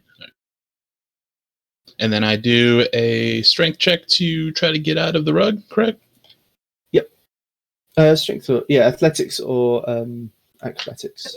Athletics it is. Does something happen at the start of his turn? Sorry, say that again. Does something happen at the start of his turn while he's in the carpet? Not that I believe, unless I've forgotten something. Unless this is a different carpet. What do you expect to happen? Doesn't he take like acid damage? The fuck? What kind of carpet What? did you fight? Wait, what? Yeah, the one I fought while you were wrapped up in it, you took like 2d8 acid damage at the start of your turn. That is not what the carpet does. Nope. Maybe it was I just think cleaned and it still has some Maybe it cleaner in it. Oh, Maybe it was will a take. mimic. It takes a bit of bludgeoning damage, but he's very. Let's see. So he'd take that, but it's not acid. Oh, okay. I think he was calling it acid, but maybe it was bludgeoning. It's bludgeoning. So it'll be 7 bludgeoning, but it's definitely not acid. What the fuck? All right, so I'm taking 7 right now. Yeah. Okay. All right, I'm gonna enter a rage, so I have advantage. No problem. I'll ping it. Thank Right, you. advantage on strength checks and strength saving throws. Yeah, go ahead. Ooh, 19. Yeah, you make it out. You break out of this thing without much issue. And that's my action for the turn, correct? Yeah. So it would be yes to break. Oh, actually no, because it's a grapple, and it would be one of your attacks. Because of the server ruling, it'd be one of your attacks. All right, so I'll take the second attack at it to try to finish off these threads. Reckless, Greatsword, and the Rage. Okay, 13. Lovely. You managed to chop. You see that one string that's holding this whole thing together, and you chop at it, and that. And with that, it seems like it can't keep itself together, and you see it flopping uselessly on the floor. It doesn't seem like it's going to be a threat to anyone. And eventually, the flopping subsides, and it stops moving altogether. All right, and I'll move over here, and that's the end of my turn. Okay. Riordin, what would you like to do? Well, I would like to move away, but that will get somebody else hits. I'm staying put. I think we got this. I will just cast Aura of Vitality. As you try and cast this Aura of Vitality, you see a beam streak from the portrait as it casts Counterspell. Oh. Wait, isn't that an attack spell of sort? Sorry, what are you saying? No, but Let me just see. Yeah, you Basically- attempt to interrupt a creature in the process of casting a spell. If the creature is casting a spell of 3rd level or lower, its spell fails and has no effect. Would it not have to make the wisdom save? That's what I mean on the thing. So I can't wait. Bernie, can you mute yourself for a second, if that's okay? Never I'm just mind. It's gonna not a hard phone spell. It's fine. There we go. We can't Sorry, hear what's you. what's your question, Riordin? I've just muted Bernie on my side. Yeah, I was asking if he had to make a Constitution, Wisdom save, but no, for the sense. No. Yeah.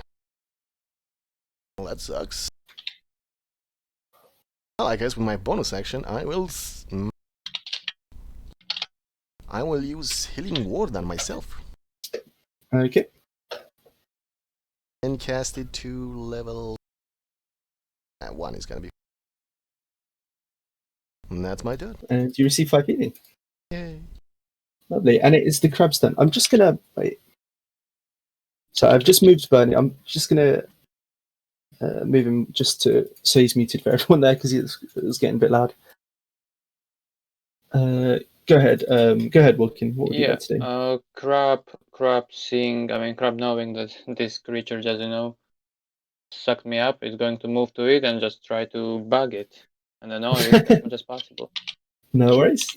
Lovely. Bernie, it is your turn. What would you like to He do? can't hear you. You moved. Oh shoot! Yeah, I moved him. Wait. Hopefully it sounds better. Wait, let's see. Hello, Bernie. Oh, there we go.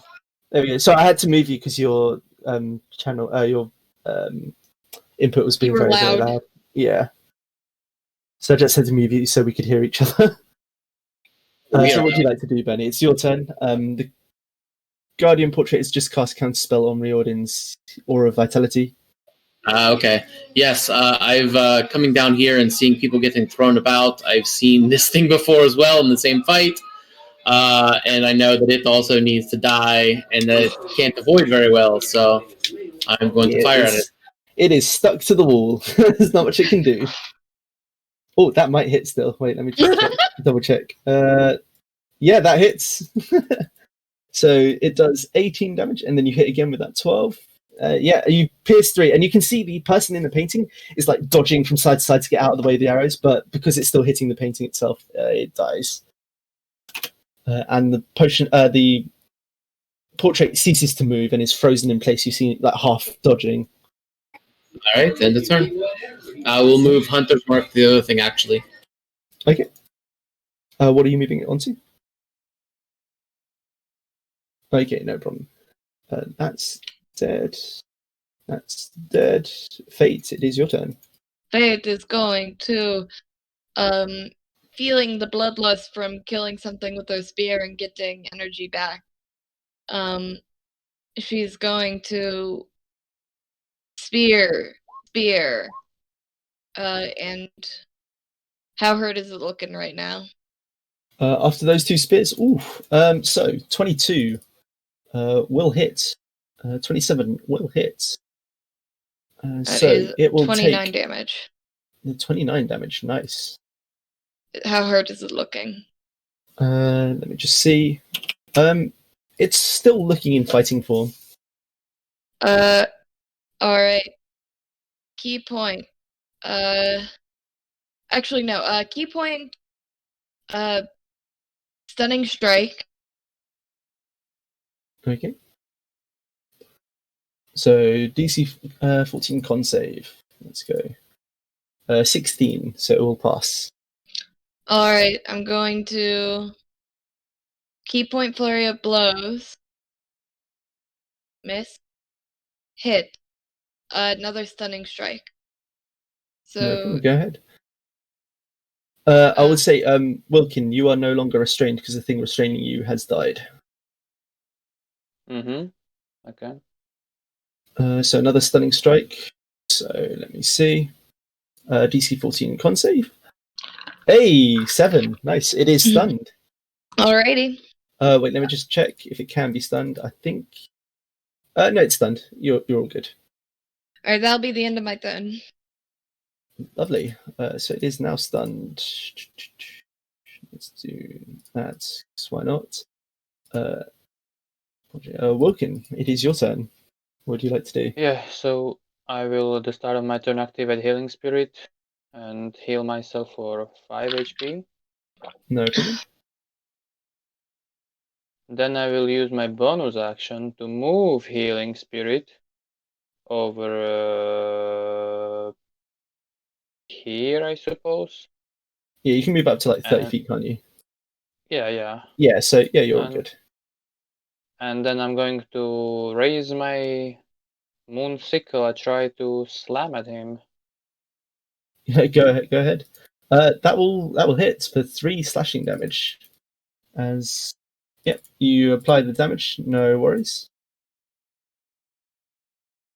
Okay, so it is stunned. So I believe it can't. Let me just check what's. What does stun do again? I should have checked this because I am playing against. I'm playing a monk in here. So let's see. Can't move. Attack rolls. Okay, so it can still attack, but it just has. No. No, it can't stun. Why does it say stunned? It doesn't say anything about it not attacking. What on earth is going Stun on? is OP. It's incapacitated. Yeah. Oh, incapacitated. Yeah, he's That's the thing. It's the incapacitated, and incapacitated means you can't attack. Yeah, no worries. Yeah, smooth brain. So, we'll just skip its turn. That's out. Nuit, what would you like to do? All right. Only one thing that know how to do right now: reckless raging, great sword. You don't have to reckless it. You already get advantage. We'll do the spirit of the reckless. Twirl around, loincloth, smash. Here, go ahead.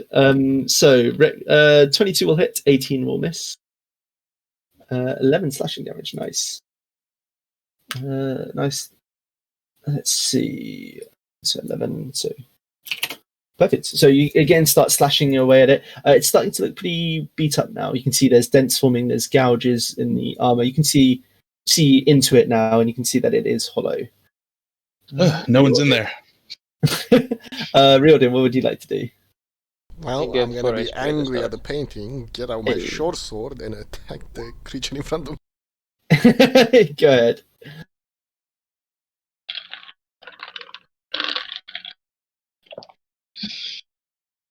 There's a 25 hit. 25. Yeah, 25 will hit as you take your revenge on these things that have assaulted your party. 10 damage, 53. Nice. Anything else? It's also magical damage. That's about it. No problem. Yeah, you stab your sword in and into one of the gaps and gouges you see in the arm and widen it further. What would No the longer crab like have to do? the thingy. Oh yeah, Riordin, by the way, you also gain the 4 HP from healing spirits. Right. Yeah, Crab will just, go over here and annoy him again, even though it's not necessary, but he will do it anyway. No problem. How about I do it anyway? Okay. And after that, Bernie, what would you like to do? Pew pew. Okay, so these will all be at advantage, I believe. Mm-hmm. So go ahead.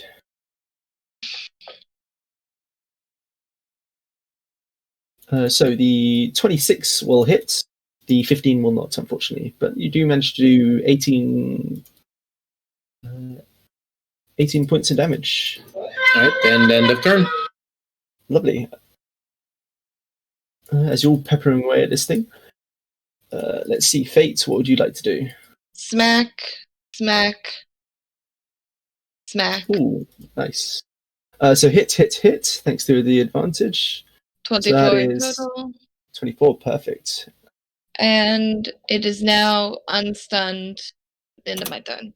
Okay, it is looking very weak. You can see some of the hinges that it moves on are stuck, and you can see there's sections that one arm is just whirling around. It doesn't seem to have any control of it anymore.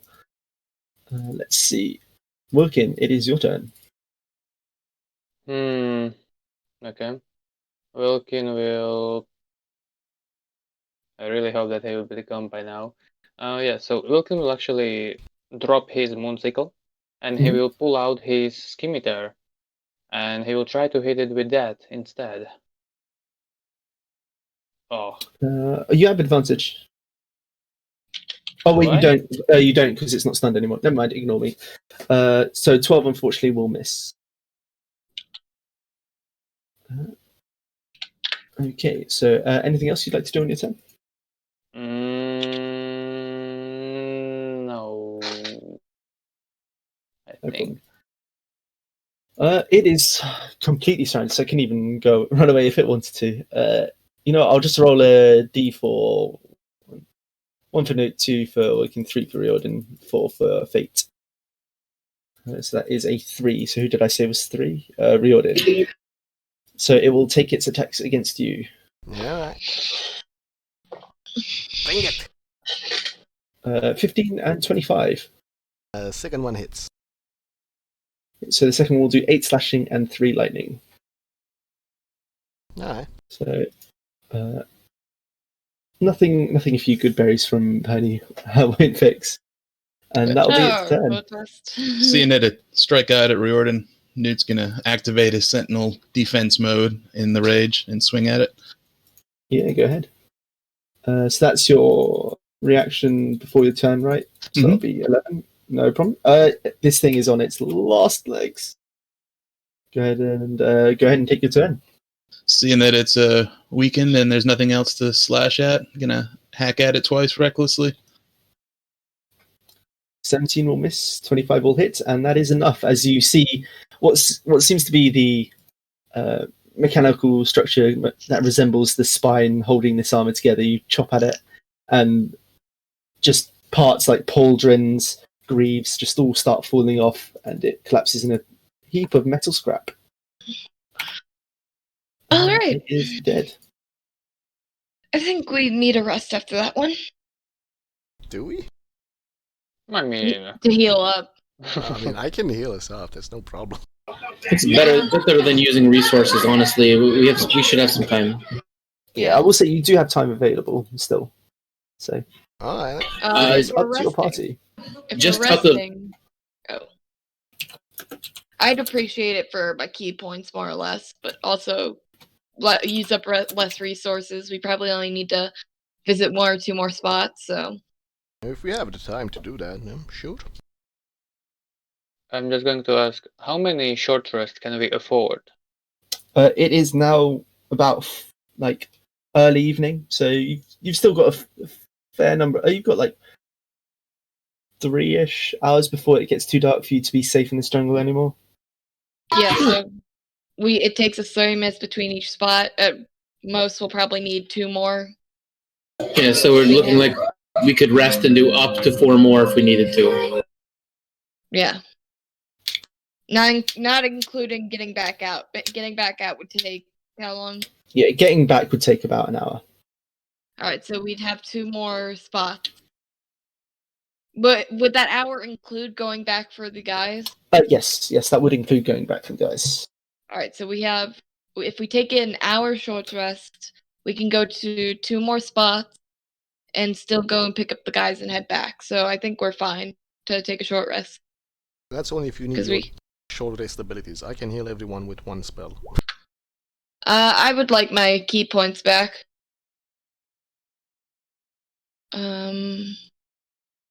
With that, if we are taking a short rest, I'm gonna go over to Wilkin, hit him upside the head, and heal him. Yeah, you get some very questionable healing, Wilkin, but it does make you feel better afterwards. So who are you to question? Tough love. Oh, So you get 6 much healing. appreciated. I'm gonna add as Much divine power. appreciated. It was not twice. necessary, but thanks. All right, we're resting then. Sure. Oh, Get 1 level 1 spell and 1 level 2 spell slots back. In that case, before we take a short rest, Wilkin will unsummon his crab. We'll use again 1 wild shape to summon a new creature. Since there is no water anymore, I guess he will go with a classic one, owl, which is the same token, but it's not called crab now at least. And then he will take a short rest. Yeah. Do I still get to keep my temporary hit points from my spear? It doesn't say anything about them yeah, going away. if temp hit points, if they don't say anything, stay until you long rest. All right. Then I should be good. I should be good. Oh, and the most important part is that cup is no longer there.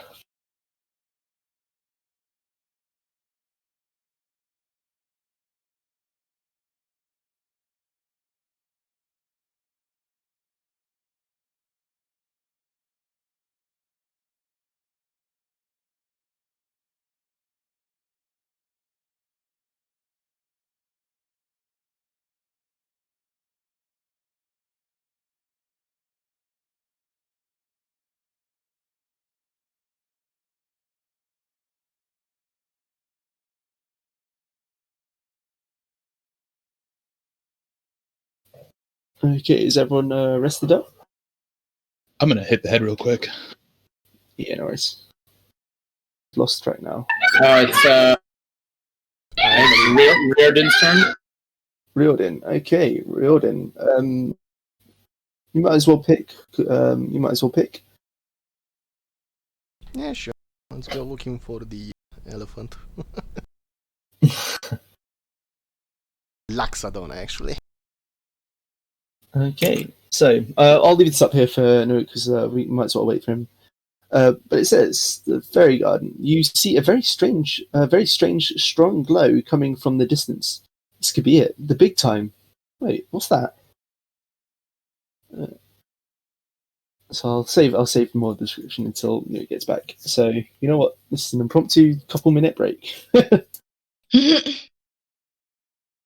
Yeah, I would say you've got 12, 11/12 flowers currently. Yep. Plenty of flowers.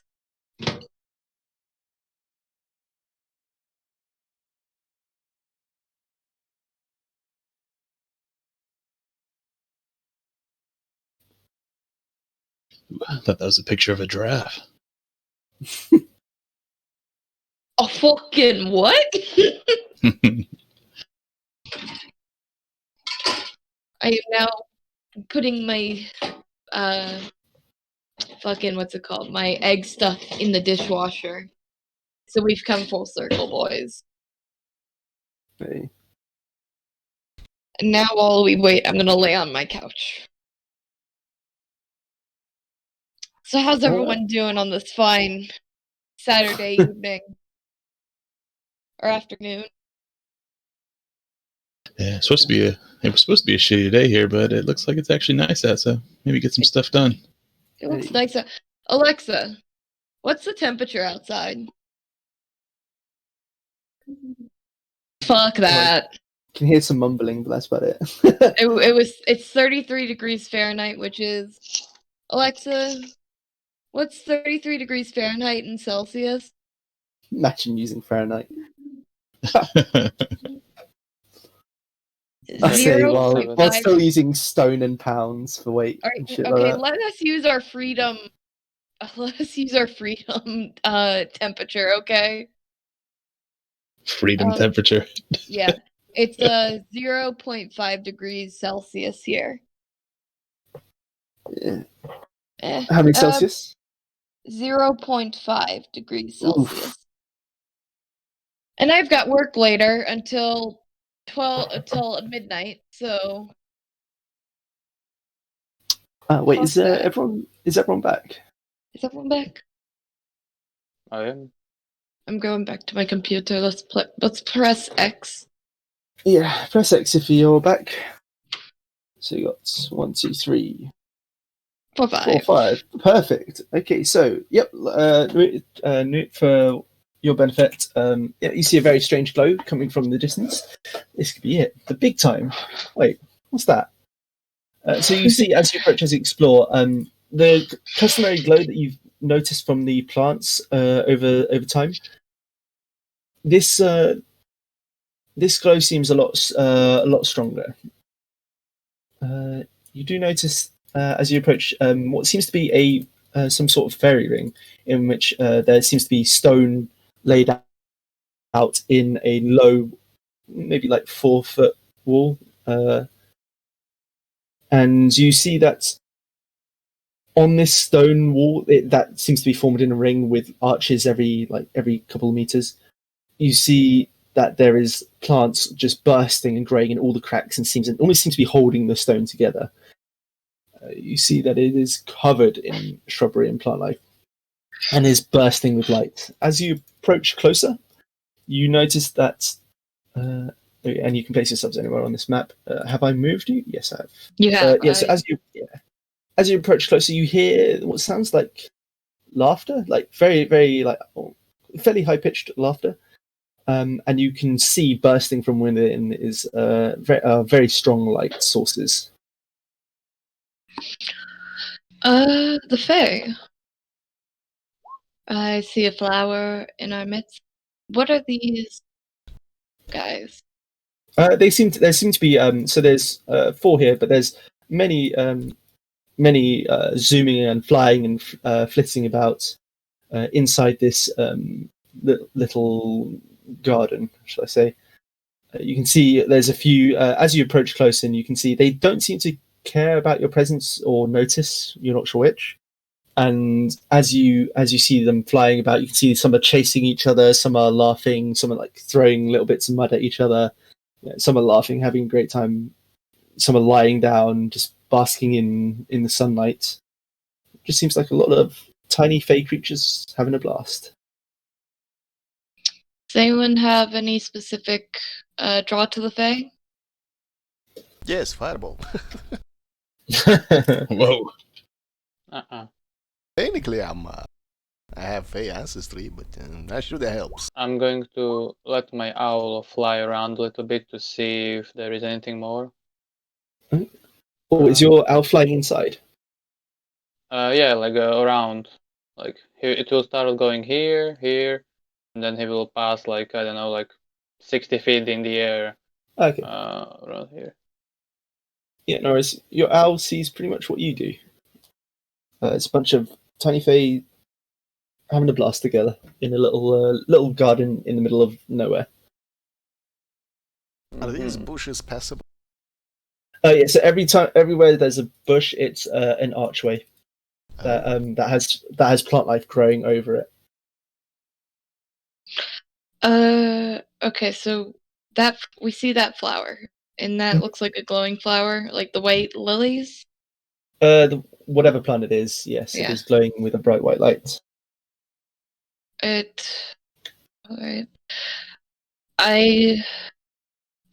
It doesn't seem to be important. It's not in the middle, so it's not like maybe they will care. I don't know. We can ask them. We can ask them, Your yeah. negotiations worked well before with the blood offering. Yeah, but I feel like these are 2 different things. I'm gonna take this moment to cast aid on myself. Okay. Fate and Nuit. I'll take that aid. Currently increased by 5 for the duration. Yeah, it increases your max, increases your current, and if someone is downed, you can use it to res them, or like bring them to make them conscious if they're only unconscious. Alrighty. It's very underwhelming at this level. Yeah. I'm gonna go over here, and I'm gonna walk through the arch. Does anyone speak Fae here in our group? What, Sylvan? I believe someone did have Sylvan. Yeah, I have Sylvan. Who has Sylvan? Bernie. Okay. You're probably gonna be the one. You're gonna be the one talking for us. I'll help you though. And I'm gonna cross through here. Yeah. As soon as you cross what seems to be some sort of threshold that they have with the archers, you notice that immediately they go from laughing and having a great time. They will stop and freeze and look towards whoever's entered. I'll say in Sylvan that hello, little ones. We mean you no harm. We are just passing through. Go ahead and make a persuasion check. You say Can I help persuade? them? Yeah, persuasion. Persuasion. I'm not good at that. Never mind. I can't help. Well, no, because you helped. You like. Yeah. You introduced yourself as well, so I'll allow you to help with this. Alrighty. And with the help, it's 21. Yeah. Yeah. No worries. So, as you say this, a few of them look at each other, they shrug their shoulders, and immediately carry on having fun, chasing each other. And it switches back almost to what they were doing exactly before, almost ignoring you, having fun, flying after each other. You see a few like sitting on lily pads, basking in the sun as they float down the river, which you notice doesn't seem to have any source. It just kind of exists suddenly, and then as it leaves the gun, some just stops existing.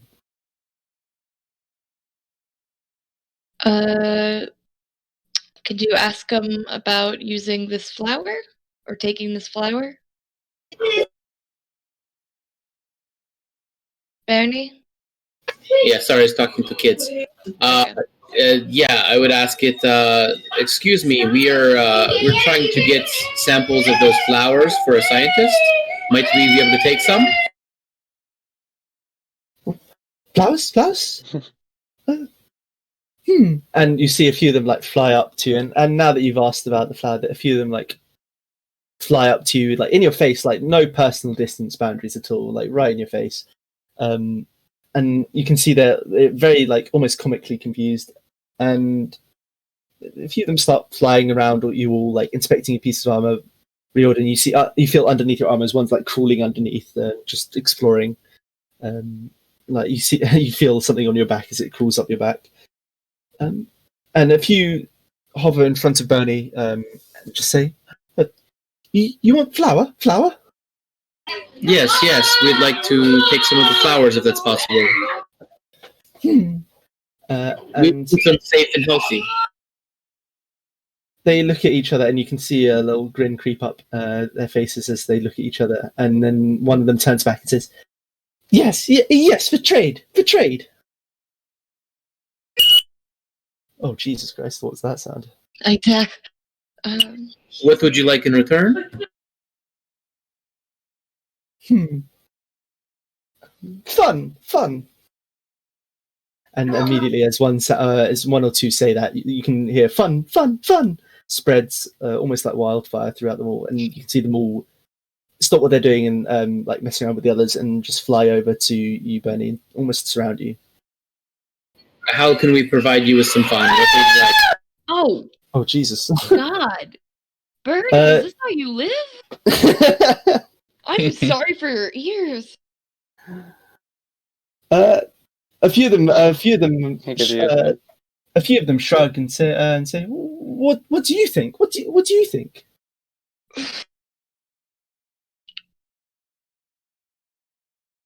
Wanna play some games? Are you saying that? Did you say no? Yeah. I could put on a show. Yeah, a few. As soon as you both say that, some of them flock over to you, Newt, and sit and like start clapping, like game, and a few like go over to you, Phaeton, and say performance. I can put on a show of acrobatic skill. Specifically, I'm going to make this very specific because I don't have anything in performance. Okay, and Newt, what are you saying? We could play a little game of Red Rover. Oh, Red Rover sounds fun. Red Rover sounds fun. And a few of the others say to you, I love jumps. All right. Riordin, you want to do your thing first, and then I'll do mine? My thing. Do you need the guidance? Sure. I'm quite confident the good Lord is quite pleased with this location for now. Go ahead, Wait. he has your back.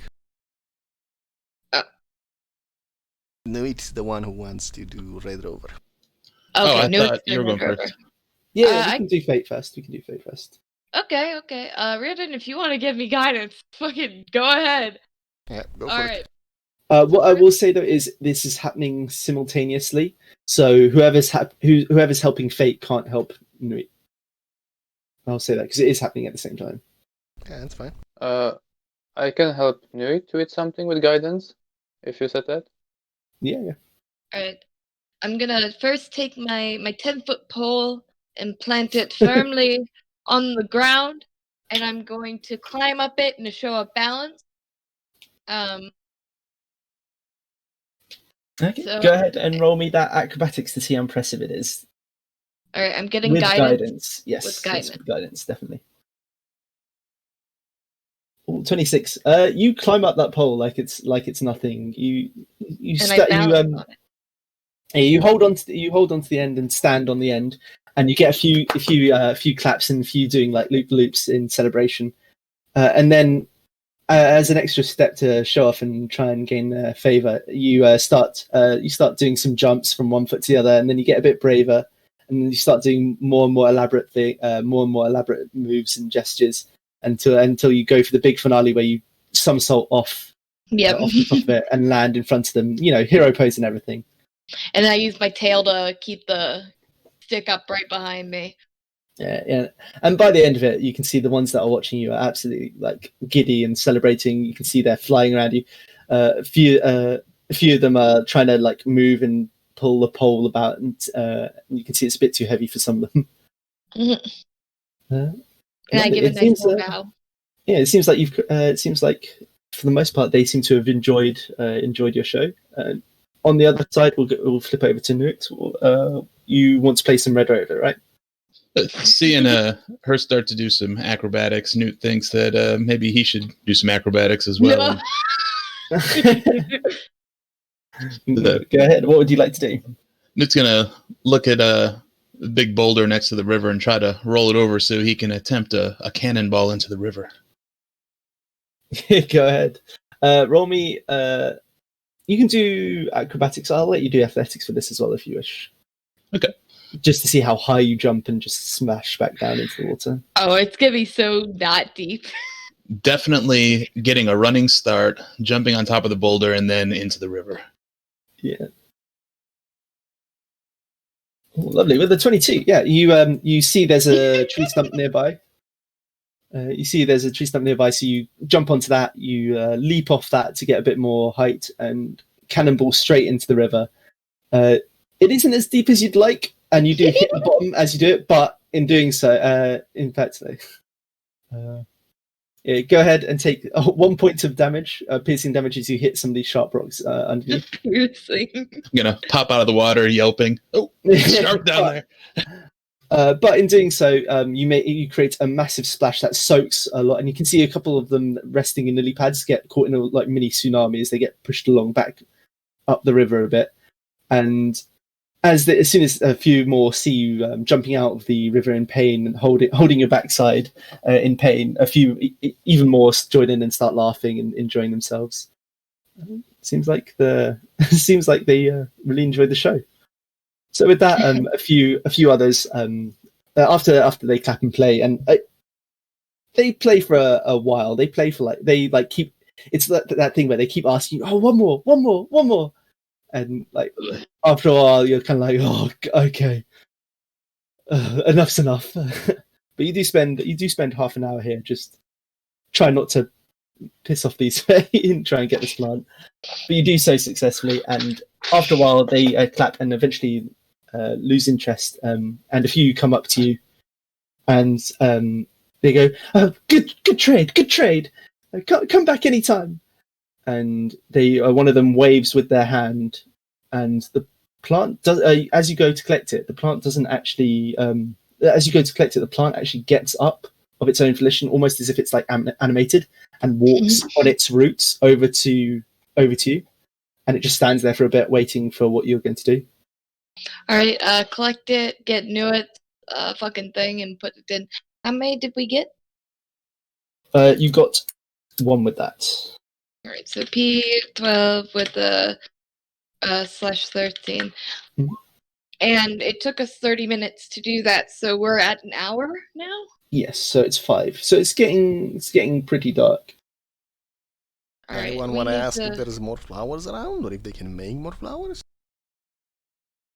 Bloomy flowers? Yeah, I'd say with your incredible performances, you managed to, and the fact that you stayed for the full half hour, you managed to convince them, and they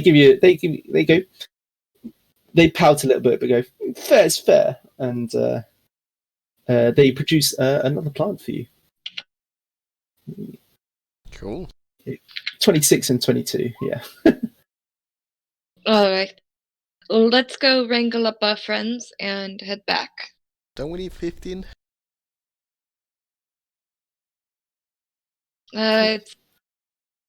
So it's up to you. You do have time to explore one more if you wish, but it is completely up to you. But will we still be able to go back for the guys? Yes, if you go back for the guys, you have time for one more if it doesn't take another half an hour to once you're there. Okay. So it's up to you, but you can always run away if it's not an issue. We'll do third on the third row. This one? Okay. No. It turns out it's the elephant. Okay, so cliffside. After exploring throughout the jungle, you reach a point where you think not many people have gotten to. You see a sheer cliff going along as far as the eye can see, and it threatens to stop your progress. But your consolation is that glow you noticed near the top. And you do see this cliffside. It seems to be almost an unnatural, like shearing of the land, and it I can goes climb. left and right as far as you can see. It seems to just be like just an absolute, just sudden shear that very much does not seem natural. So are we at the bottom? Yes, Wanting to yes, go you are at the bottom, and you do see that the plant is here at the top, about 30 feet up. I can climb. Cat's claws, bitch. There you go, perfect. I just climb up. I won't have help collecting the flower though. Would I? No, Will it you take could more- still get guidance, etc., if you wanted to. Yeah. Oh, but I'd need Arcana, wouldn't I? You don't know. Some have required Arcana, some have required Survival, some have required Nature. Fucking. So you don't I'll know. climb up. No worries. Can you carry this rope in case we need to climb up there? You tie it up to something? Oh yeah, here I've got the rope. I throw it down. I tie it to a sheer one of the rocks that looks sturdy. Mhm. So you managed to tie the rope without much issues because you can take your time. Mm-hmm. I'm assuming you have 30 feet of rope on you. At this point, I assume I have everyone has like 50 50 feet. feet of I rope. have 50 Yeah, feet. yeah. No worries. All right, so I get up here. I invite anyone to come up with me. Bernie, Yeah, with the help of rope, anyone can climb. Anyone who doesn't have an innate climbing speed can climb up with can make an athletics check with advantage since they have the rope. So, who would like to help? Bernie? Yay, no worries. Neat. You get up, but you think as you get up, you start your grip on the rope isn't good enough, and you start sliding back down. Unfortunately, Used up all my strength jumping around. yeah, you did what you. I mean, to be fair, like you were doing cannibals constantly for like half an hour, so you're fairly tuck it out. And it was on a full belly from those good berries. So I probably got Any of the sanders. You're gonna. You've been fed 4. I think you're gonna be on a full stomach for like 4 days. Yeah, Newt has been bloated for most of this mission. just had an uneasy feeling. Staring at that ballista, wondering if I could pop my belly. All right. Riordin is How many gonna climb flowers up, are here? but before he does that, he's gonna tie the rope you see, around it's just himself. the one. Okay. Does it look extra Arcana-y, or is it? No, it doesn't look extra arcana. It does look like, because it's growing out the side of the side of a cliffside, it looks very precarious. I'll give advantage on your check. Survival? Sleight of hand, please. Sleight of hand. Yeah, it is very precariously growing out of the side of a cliff, and you're trying to harvest this. Right. Do I have guidance and help? You have Mhm. guidance. Yeah. All right. You got guidance, help, all the trimmings. Yeah, no worries. I somehow Oh, produce wait, a second wait. flower. Your gasp at sleight of hand made me think, oh no, wait, maybe they've got a really bad sleight of hand. Has +4. That's not the end of the world. I know. Oh. Yeah, no worries. You definitely pluck it out of the crevice that it's growing in, without damaging the roots. You're so used to harvesting these plants at this point as a party that it's not much of an issue anymore. And you get to your 14th, and you start heading back. You start climbing back down. I'm assuming, Fate, you just wait for everyone to go down, untie the rope, and Yeah. then climb down yourself. Yeah, no worries. Yep. And then by the time you get back down, after the traveling here, climbing back down, it's looking pretty dark. Not dark Right. enough that it's dangerous yet, but dark enough that you might want to get back. Yeah. Let's head back to the other villagers. That's where the other people can get them out. Yeah, no worries. So you head over there. Go ahead and roll me as whoever's leading, go ahead and roll me a survival check. I got this. I got this. I may help. An assist. Yeah, so you find your way back without much issue. It doesn't take you too long, and you see the same party. It's because of the darkness, the fire from the campsite's glow is a helpful guide, and you manage to find your way without much issue. You see their faces as they see the darkness closing in from night. So you can see their nervous. You can see even from here a nervous energy. But as soon as you arrive, you see that nervous energy somewhat diminish, if not totally go away. As they greet you, and the old Leonin speaks and says, "Oh, looks like you came back." Mhm. So, How did us? yeah, be lying if I wasn't saying it was a sight for sore eyes. And without much hesitation, afterwards, you hear the Saints behind you go, "Yeah, let's go, please, if that's okay with you guys." It's perfectly fine. Yeah. Yeah, and you can see for the most part they're pretty much all packed up. But once you arrive, they pack up the rest, and they are off to the races with you. Hmm. And again, you head back in the darkness. As you arrive, it's starting to get pretty dark, and the town of Eastlake is almost like a beacon of light in this dark forest, this dark jungle. You see the candle lights emanating from the town shine up into the night sky, and you see, if not home, at least sanctuary. You make your way to Basil's, open the door, the customary ding ding ding ding ding as the door rings the bell. And again, Basil will still jump as he sees all 9 of you now enter the store. Leonin turns to you and says, "We're men of our word." And he nods over to the Furbolg, and the Furbolg will take out the plant, slap it gently in your hand of one of your party, give you a nod, and head off to the nearest. The Leonin, you can hear mumbling under his breath, "Gonna need a few drinks tonight." And they head off to. You hear the mentions of a tavern called the Rose and Boot that they plan on going to. Yeah. Basil gives you a more hopeful look. We have the plants. We also didn't see any tigers. Disappointing, really. That's I forgot about those. But Yeah, I can Basil, summon you, Tiger, if you want. but please don't. Not in the shop, please. Yeah, sure, I can. No, thank you. No, thank you. Did you get the plants at least? Hmm. Oh, perfect. Oh, come here. And he'll grab the fanny pack from from Newt, and he'll start like pulling them out and go, very, very good. Pretty good. And like sorting them through, and you can see him twisting the caps so that they become transparent to see what's inside each one. And after inspecting them, he seems pleased. He goes, "Give me 1 second," and he goes back and returns with a hefty bag that contains enough gold for 375 GP each.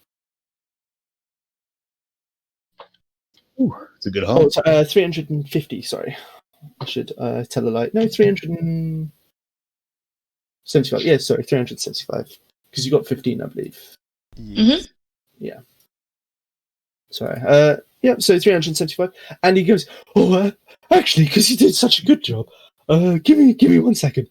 Lionel, bring me some of the potions. And Lionel goes, you see the little construct clambering up on the shelves, goes over to the shelves, and can I have one person roll me a D18, and another person roll me a D3, please. Did you say 18? A D18, yeah. So you'll need to slash R or slash roll 18. Oh, slash R 1D18. I got it. Or just Okay. Oh, there you never go. mind. So, and then someone else, can you roll me a d3, please?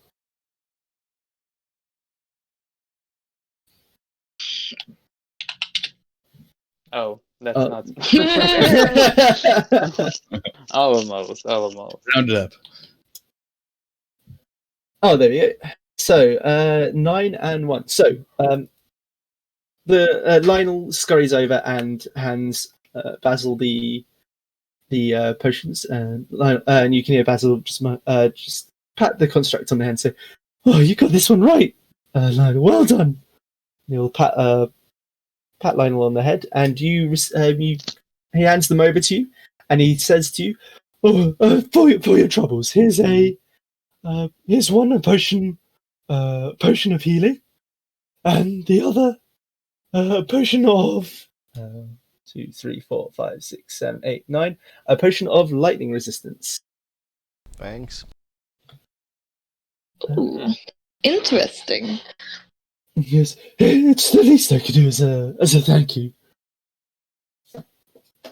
Yeah, so he hands you the potions. Unless anyone wants to do, we can wrap this up, and I can say that you head back.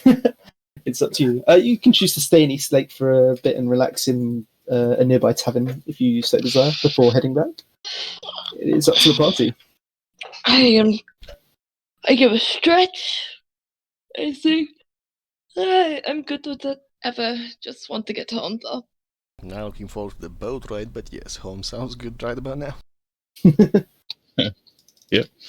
Home sounds good. Yep. Yeah, lovely. So you stay. You see if there's any boats heading to any port cities or port towns that you know of that you can travel back from. You find one.